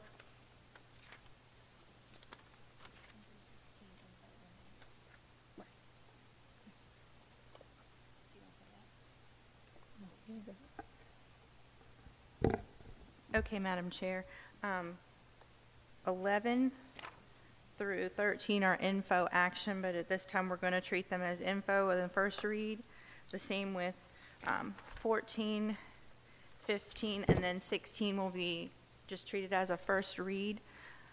With school starting soon, we do need to go ahead and discuss and possibly address number 17, ordinance 2024/25-26, an ordinance amending Chapter 4, Article 6, Section 4-6.2, entitled Appointment of Purchasing Manager and Duties of the School Superintendent, Spot Purchases by Employees, Department Purchases, Full and Open Communication Required of the Policies of the Suffolk City School Board, first reading and possible adoption. I move to approve this ordinance so that we may have our purchasing manager in place and ready to launch at the beginning of the school year. Okay, it's been properly moved in second. Are we ready to vote? I got a question. Are we permitted to adopt this on the first read? During the policy review committee, I think that's why we gave the option. We were told by the attorney. So because of the policy review committee, we're able to move forward. I mean, I don't mind acting on it. I just want to make sure, because it was stated earlier about the multiple readings that have to take place. You can always waive a second reading, and it's something that the school board has done in past policy adoptions. So you could always waive a second reading and adopt on the first reading. Thank you, Madam Chair. Are we ready to vote? Board members, please vote. Board member Dr. Brittingham? No. I'm sorry. No. Board member Dr. Brooks Buck? She left. She had to leave. Oh, I'm sorry. Board member Byram? Yes. Board member Riddick?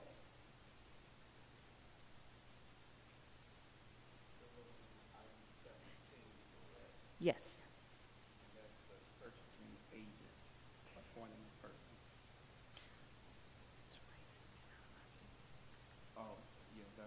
That's a no. I'm sorry. Board member Slinglove? No.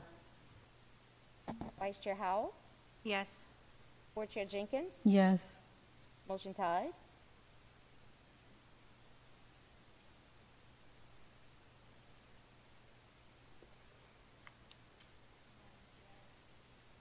Madam Chair.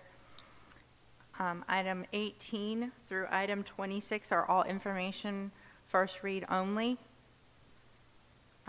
Looking at items 27 through items 33, all of those are info action items to be considered for adoption today because they do impact students in the upcoming start of school.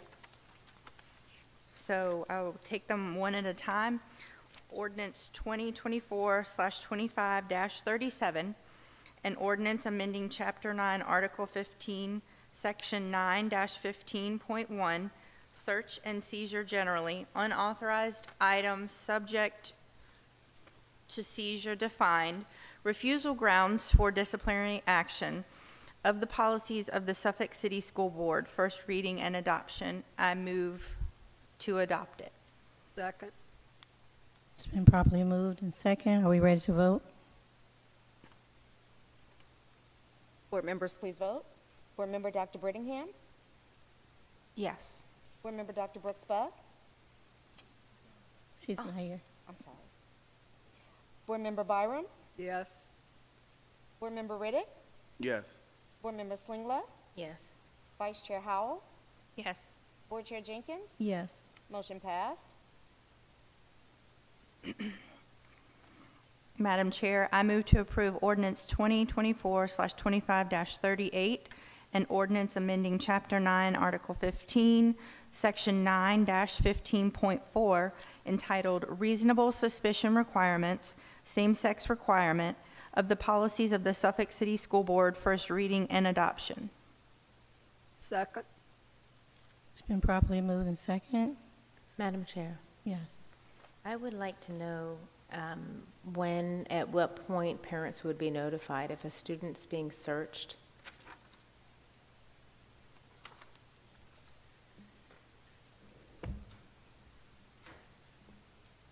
Madam Chair? Yes.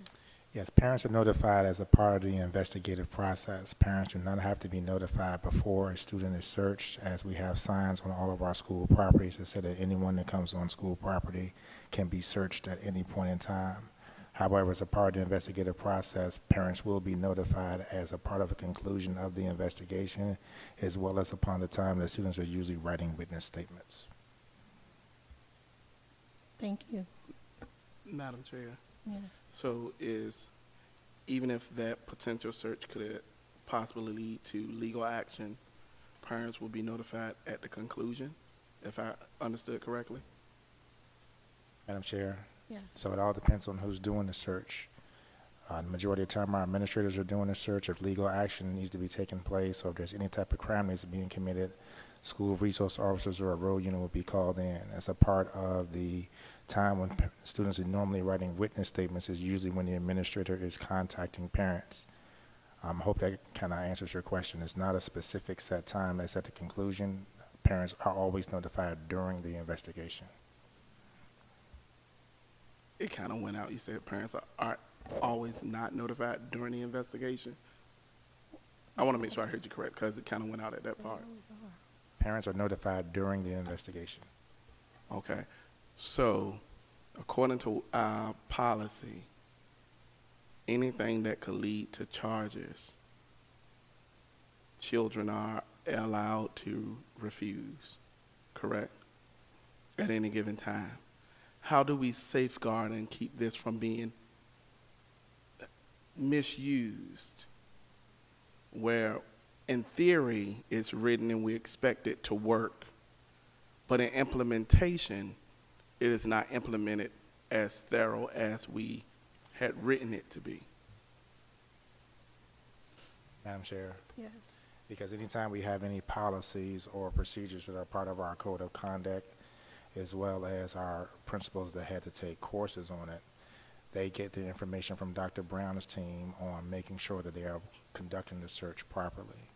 That is part of the safety issues that they do, as well as the professional learning that takes place throughout the year. So searches have to be done properly. You can see here it's talking about reasonable suspicion and same-sex requirements. That's some of the new language to make sure that that is a part of this, as well as a person's search may require a student to be scanned with the metal detector, which is also now considered to be part of the search.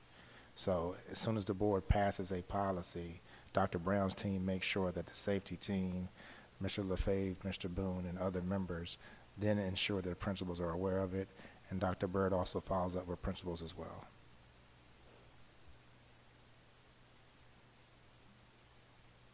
What I'm addressing specifically, Madam Chair, is the rights of the student.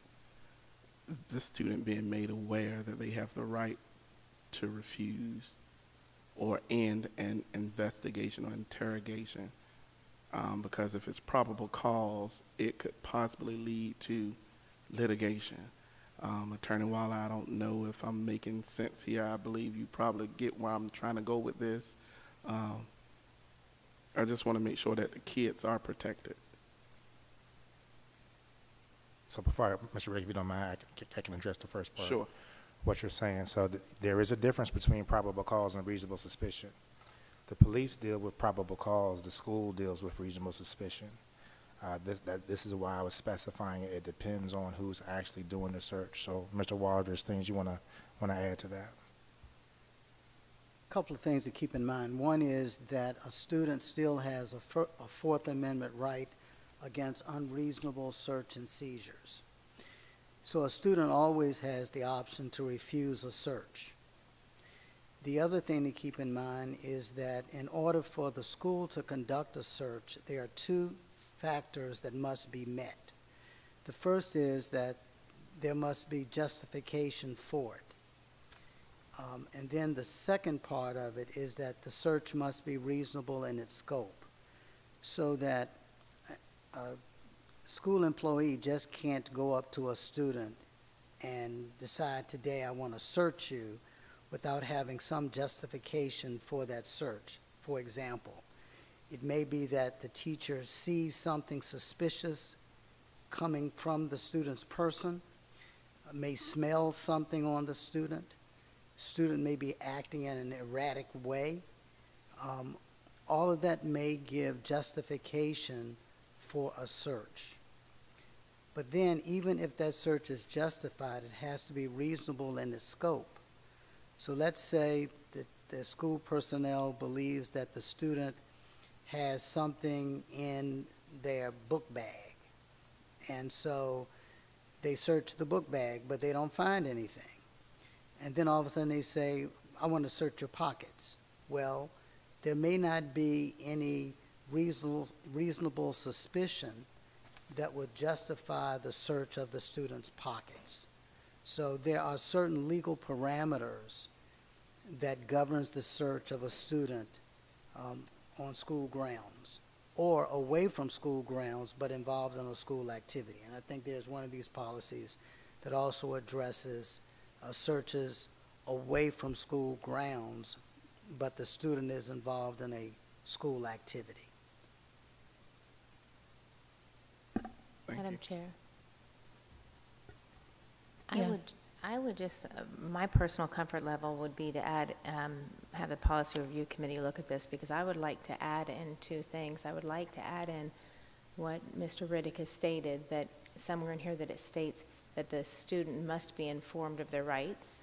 And the second thing, that the staff must attempt to contact the parent prior to search. Okay. Madam Chair, Yes. I think the second part of what you're requesting, Ms. Langloff, I don't believe is practical. Because if a staff member, and only people that are going to do searches are going to be administrators, is never going to be a teacher.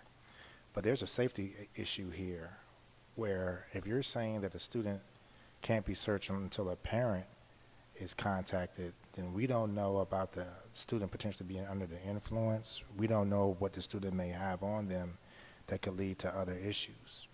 The practice is always going to be that the parent's going to be contacted, but if we're going to put into policy that it's going to be prior, you also have to remember that administrators have the ability to take on local parentis if a parent can't be reached. So they're the ones that's going to be in charge of making sure that the student's rights aren't violated. But I would be extremely concerned if the board were to ask that before a student is searched, a parent has to be contacted. I think you're really going to limit the ability for your administrators to do searches if that occurs.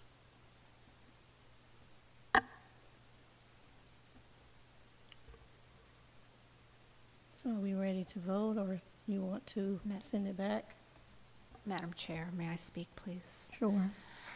I agree with Board Member Slingloff. The children belong to the parent, not to the school system, and I do understand that while they're here, we are to be stewards over them. However, at the end of the day, as a minor, we are obligated to inform the parents.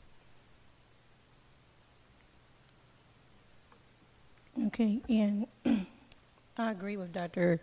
Gordon and you as well, Mrs. Slingloff, that the first part, we can put that language in there, but Dr. Brittingham, we've already said we will be notifying the parent. So you said you feel the parent should be notified. We never said that we would not notify the parent. I'm sorry, let me clarify my statement. We should inform the parent prior to. Okay. Madam Chair, may I just clarify? My statement was that we should attempt to contact the parent, meaning a call be placed to them. You may not be able to get the parent right before you do it, but the call is placed by someone on administrative staff. And you may go to voicemail, you leave a message, but the parent is notified at the very onset. Not that it would delay the search, but that we have done our diligence to attempt to contact the parent is my request. Okay. So while someone is taking care of with the student, someone else can be making phone call.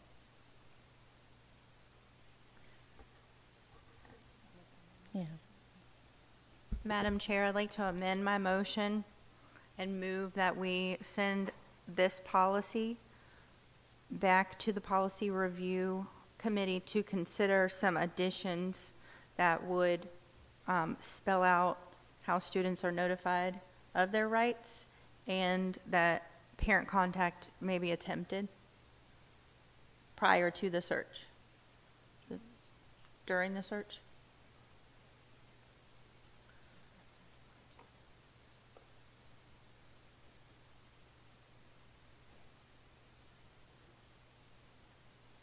Is there a second? Second. It's been properly moved in second. Are we ready to vote?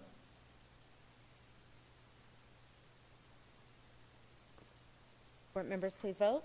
Board Member Dr. Brittingham? Yes. Board Member Dr. Brooks Buck? I'm sorry. Board Member Byram? No. Board Member Riddick? Yes. Board Member Slinglove? Yes. Vice Chair Howell? Yes. Board Chair Jenkins? No. Motion passed. Madam Chair, I move to approve ordinance 2024/25-40, an ordinance amending Chapter 9, Article 15, Section 9-15.5:1, entitled Computer Searches, Responsibility for Contents, Superintendent to Develop Regulations of the Policies of the Suffolk City School Board, first reading and adoption. I'm sorry, you skipped 39. Item number 29. Oh, 29, I'm sorry.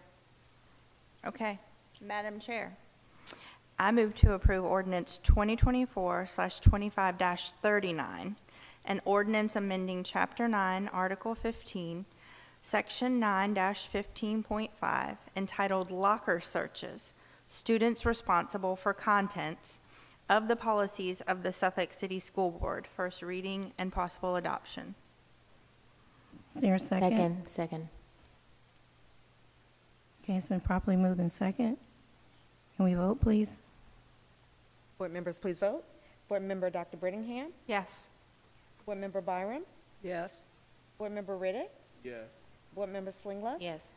Vice Chair Howell? Yes. Board Chair Jenkins? Yes. Motion passed. Thank you. Madam Chair, I move to approve ordinance 2024/25-40, an ordinance amending Chapter 9, Article 15, Section 9-15.5:1, entitled Computer Searches, Responsibility for Contents, Superintendent to Develop Regulations of the Policies of the Suffolk City School Board, first reading and adoption. Second. It's been properly moved in second. We ready to vote? Board members, board members, please vote. Board Member Dr. Brittingham? Yes. Board Member Byram? Yes. Board Member Riddick? Yes. Board Member Slinglove? Vice Chair Howell? Yes. Board Chair Jenkins? Yes. Motion passed. Thank you. Madam Chair, I move to approve ordinance 2024/25-41, an ordinance amending Chapter 9, Article 15, Section 9-15.6, entitled Automobile Searches of the Policies of the Suffolk City School Board, first reading and adoption. Second. It's been properly moved in second. Will you vote, please? Madam Chair, just a small minor thing. The very second to last line on there, Attorney Waller, it says may be conducted without notice, comma, without notice, comma, and the notice is underlined, so I think there might be a little typo or misprint somehow there. We'll be sure to clean it up.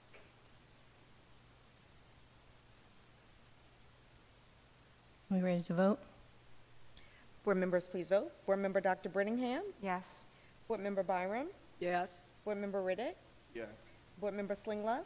Yes. Vice Chair Howell? Yes. Board Chair Jenkins? Yes. Motion passed. Thank you.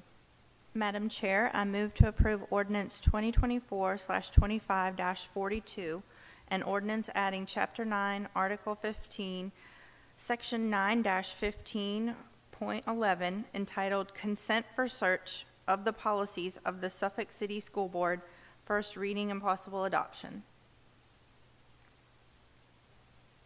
It's been properly moved in second. Are we ready to vote? Board members, please vote. Board Member Dr. Brittingham? Yes. Board Member Byram? Yes. Board Member Riddick? Yes. Board Member Slinglove? Yes. Vice Chair Howell? Yes. Board Chair Jenkins? Yes. Motion passed.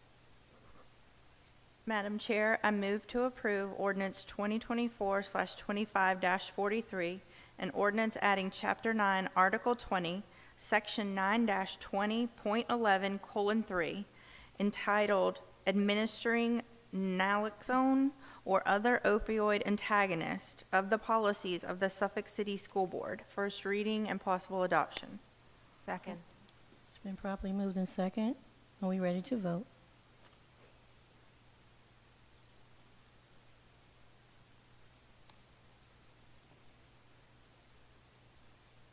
Board members, please vote. Board Member Dr. Brittingham? Yes. Board Member Byram? Yes. Board Member Riddick? Yes. Board Member Slinglove? Yes. Vice Chair Howell? Yes. Board Chair Jenkins? Yes. Motion passed. Madam Chair, numbers 34 through 37 are info only, leaving us to address the transgender policy discussion. Okay, I think that was done by Mrs. Swingler.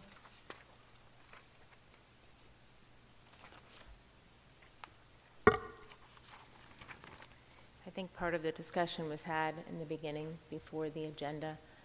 Again, I will just restate that in preparation for the idea that the Title IX may not be upheld and we may not be under the restrictions with regards to what the Title IX was going to apply towards this policy, I thought it would be prudent to consider our policy and whether it is in line with the Governor Youngkin's model policies here in the state of Virginia, because once federal has been taken care of, then we fall under the Virginia law. And I want to make sure that our policies are not in non-compliance. Okay. Madam Chair, Yes. I move that we have the transgender policy taken back to policy review and reviewed in comparison to the model policy. Okay, are you finished? Is there a second? Second. I have a question. Nothing on the federal level has changed, Attorney Waller, correct? That's correct. Well, yes and no. Nothing has changed in terms of the statute itself on which the court cases are based. The change is in the new regulation that came down from DOE that the federal court has now enjoined its implementation, which means that now you revert back to the old regulations. The old regulations were in place at the time the governor issued his mandate for school divisions to have a model, have a policy that is consistent with, but could be more comprehensive than, the model policy. But as I said earlier, at any time, the board can suggest that the Policy Review Committee reconsider a policy that has previously been adopted. But I don't want anyone to think that what motivates this and what brings this about should be because of anything that has happened on the regulations, because the regulations is not what requires this school board to revisit your current policy.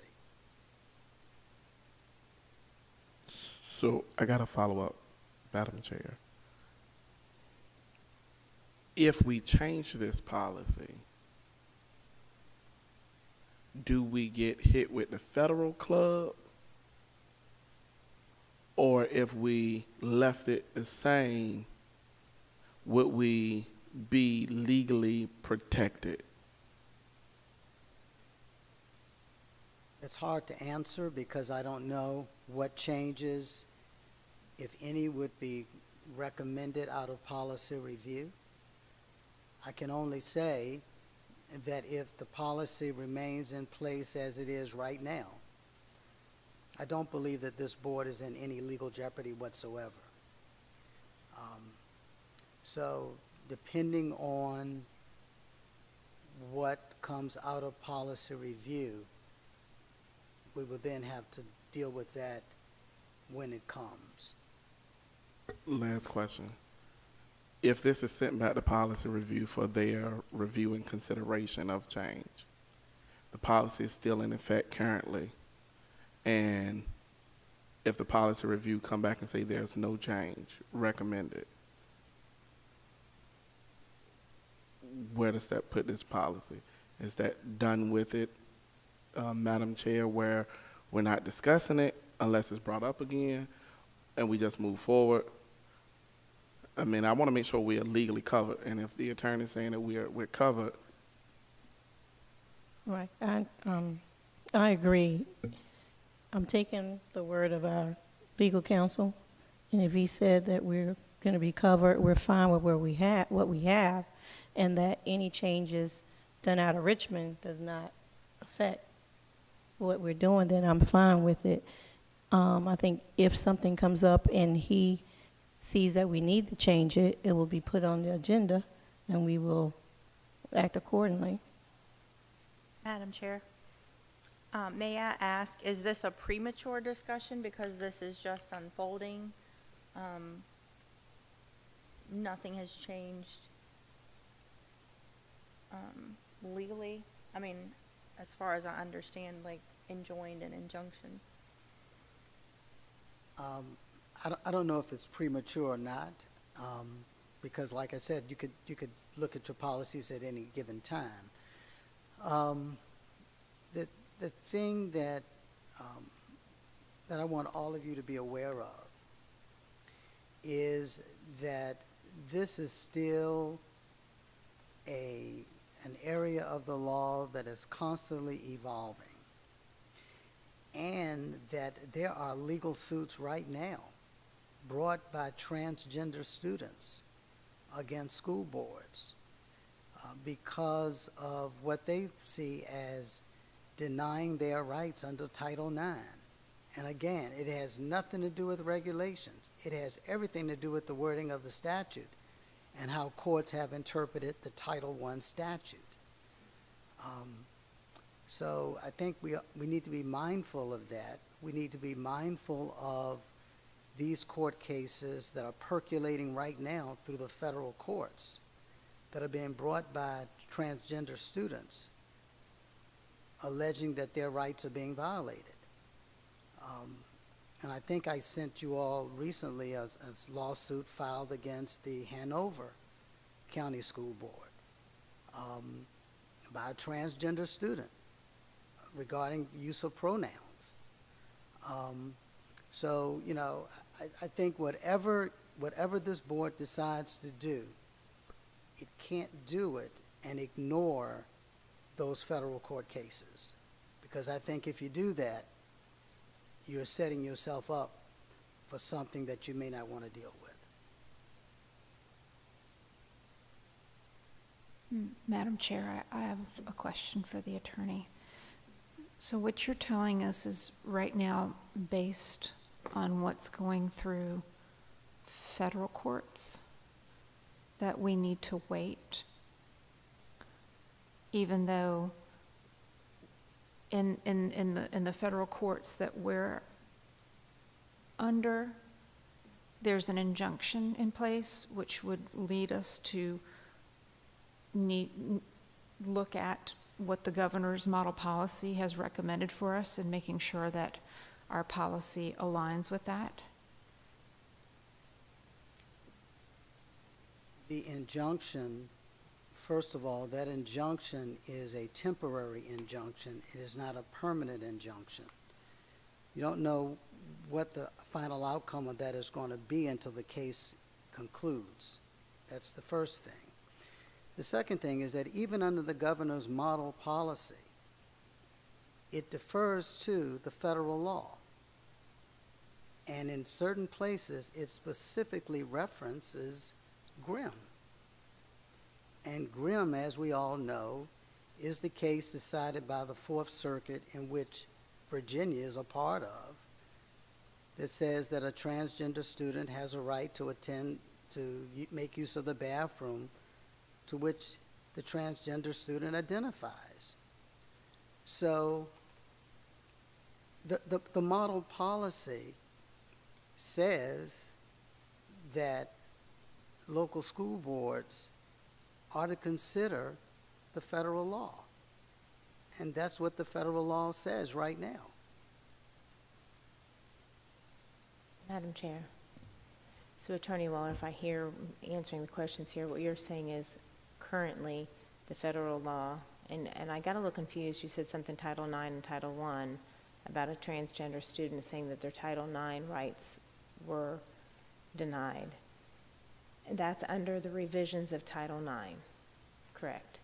So if, I guess what I'm wanting, you know, I understand that there's an injunction right now, but if you're saying that it's not permanently dead in the water, the revisions to Title IX, and it's still being decided in the courts, then perhaps it is a little premature to alter this policy at this point. My thought was just to have it in the works somewhere in the event that Title IX is permanently, the revisions are permanently dismissed, if you will, for lack of better terms, so that we would then take a look at what our liability is and our vulnerability with regards to the model policies. Because then we wouldn't have the federal issue to contend with. That was my motivation, because I do believe that there are some things that are not in line. If Title IX revisions are not in place, then I do believe that there are parts of our policy that are not in accordance with the model policies set by Governor Youngkin. So can we agree that we will rely on our legal counsel to let us know if and when we need to make adjustments? Can we agree with that? It's fair. Madam Chair, may I suggest we revisit this discussion when the federal conversation is resolved? Yes. I agree, yes. Okay. We need to.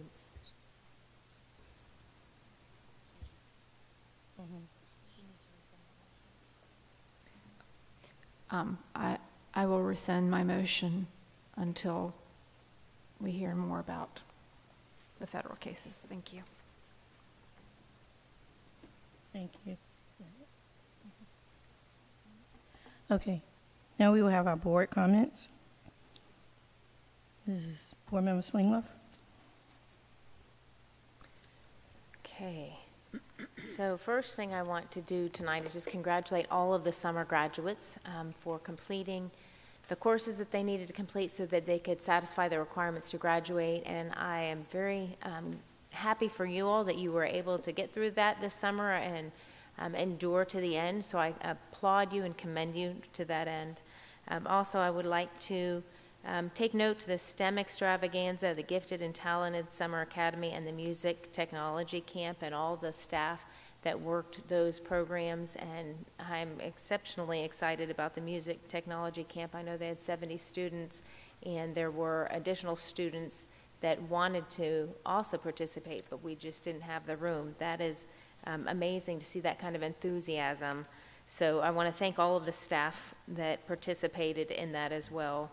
I would like to just address one other additional thing, and I think that the staff touched on it briefly tonight. I understand that the superintendent had an interview with Wavy, and there are some reports out there that regarding the gun safety program that we're rolling out for this year. Back in June, I believe it was, there was a resolution that the board approved to direct the superintendent to inform the parents and the families of Suffolk Public Schools about gun safety. One of the things that was stated in the article with Wavy, and I've received information back from different people who have read that article with some concerns, was the fact that the school system, it's reported that the school system will be asking students whether they have a gun in their household, whether it's in a lockbox, and who can access that. I am not sure how the superintendent intends, I believe it was alluded to by Ms. Dickens tonight, that would be out there on social media. I'm not sure if that is going to be addressed any other way for the families of Suffolk Public Schools, but I just want to assure parents that these questions, these are discussions to be had in your home. So if your child is asked a question that you are not comfortable with, they do not need to answer those questions. So please, be aware of that possibility, since that has been floated out there, and I don't know if Dr. Gordon is allowed to address that. But so just be aware of those conversations. And I think that's all I had, so thank you very much. Mr. Riddick? Good morning.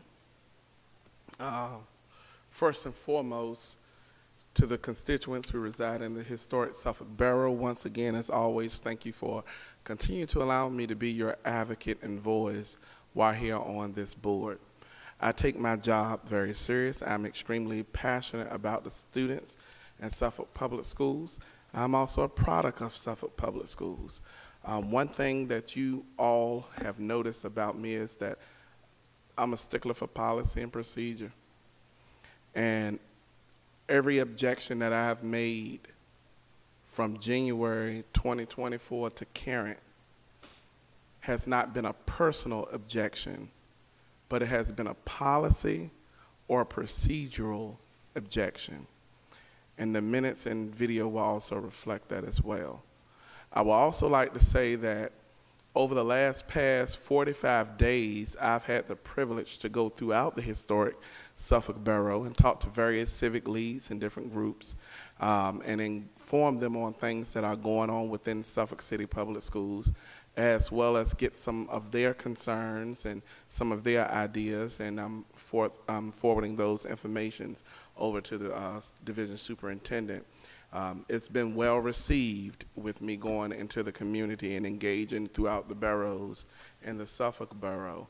I also want to let you know that on September the 7th, we will be having our 3rd annual Back to School Bash. This is our rain date. The first date was rained out because of the weather. We had to push it back to September the 7th. We will be dispersing book bags. If anyone who needs a book bag sooner, they can send a message to my email and we will make those readily available. We do have school supplies as well. The event on September the 7th will contain bounce houses, free food, and all of the other fun family gestures.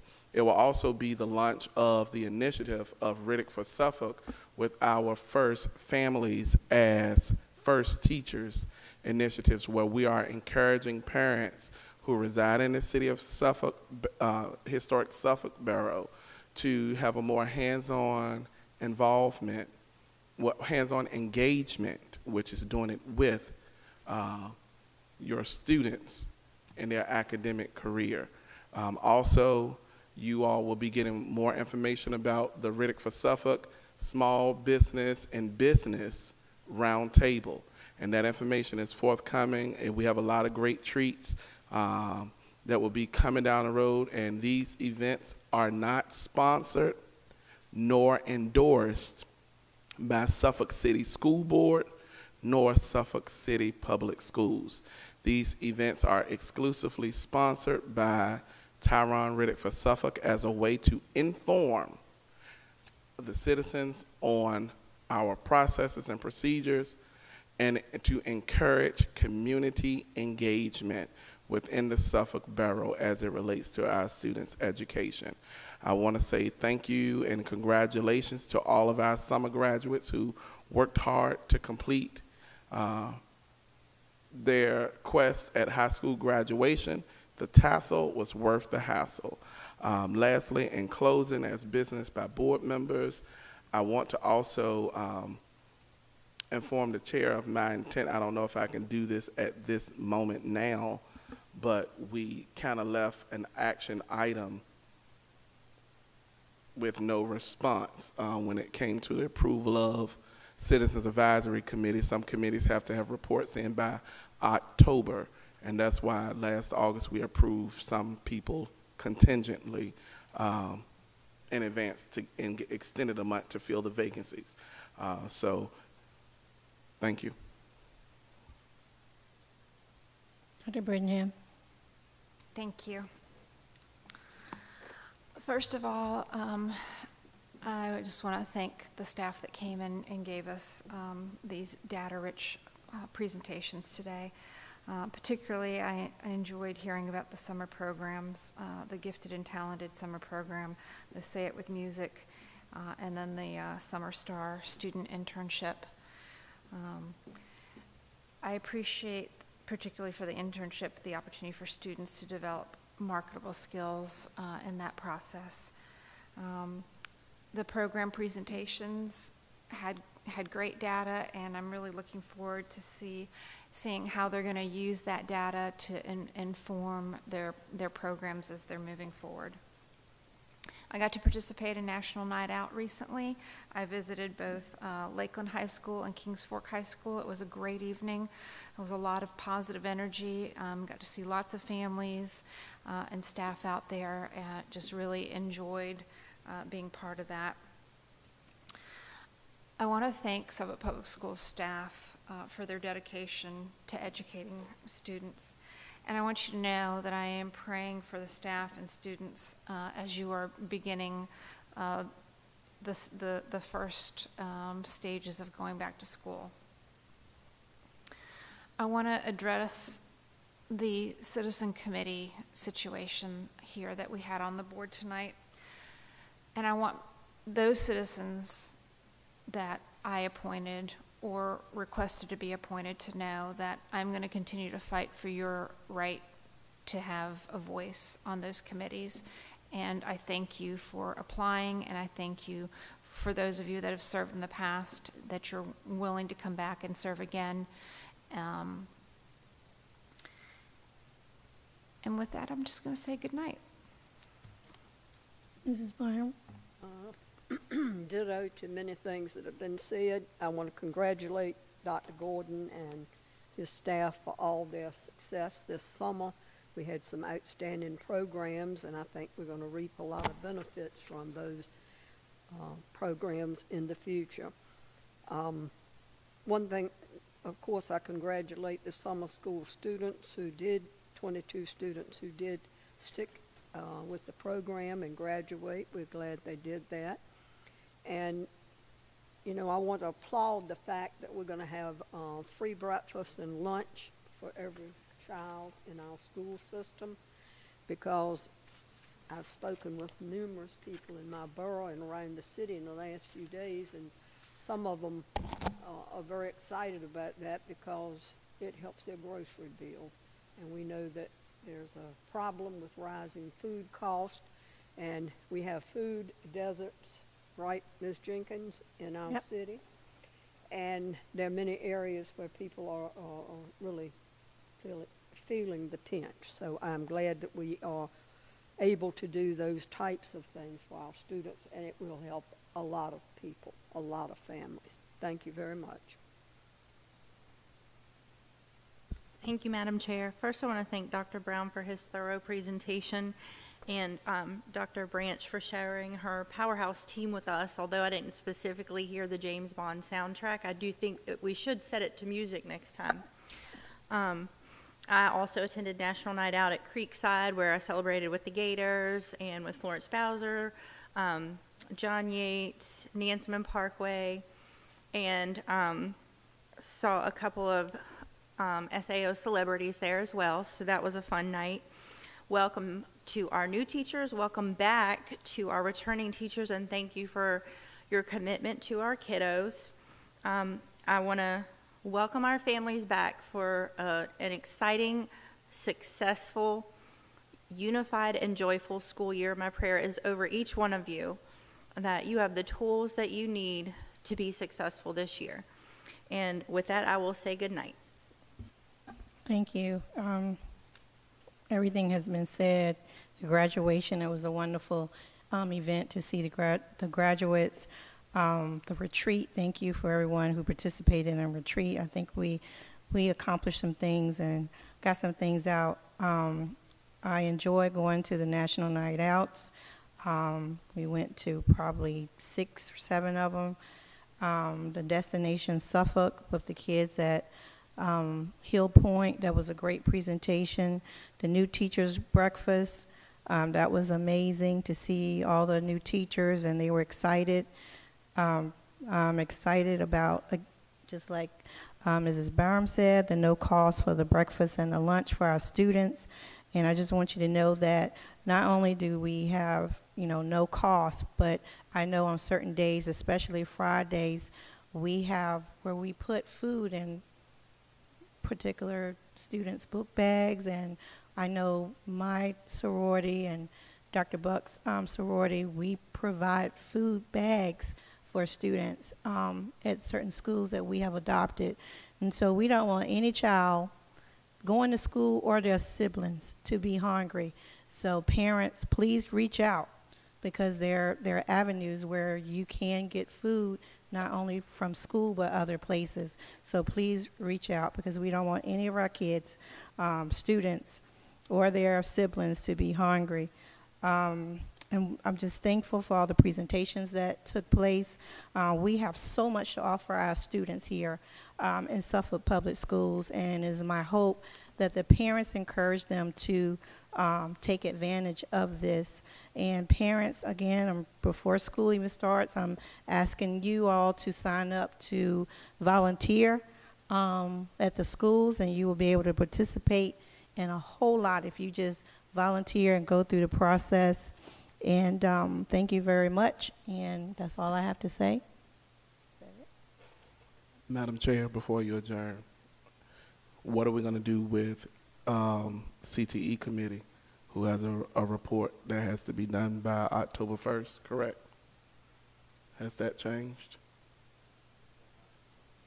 Yeah, we still have next month, so September. Okay, I just know it was an urgency before, so okay, I'm done.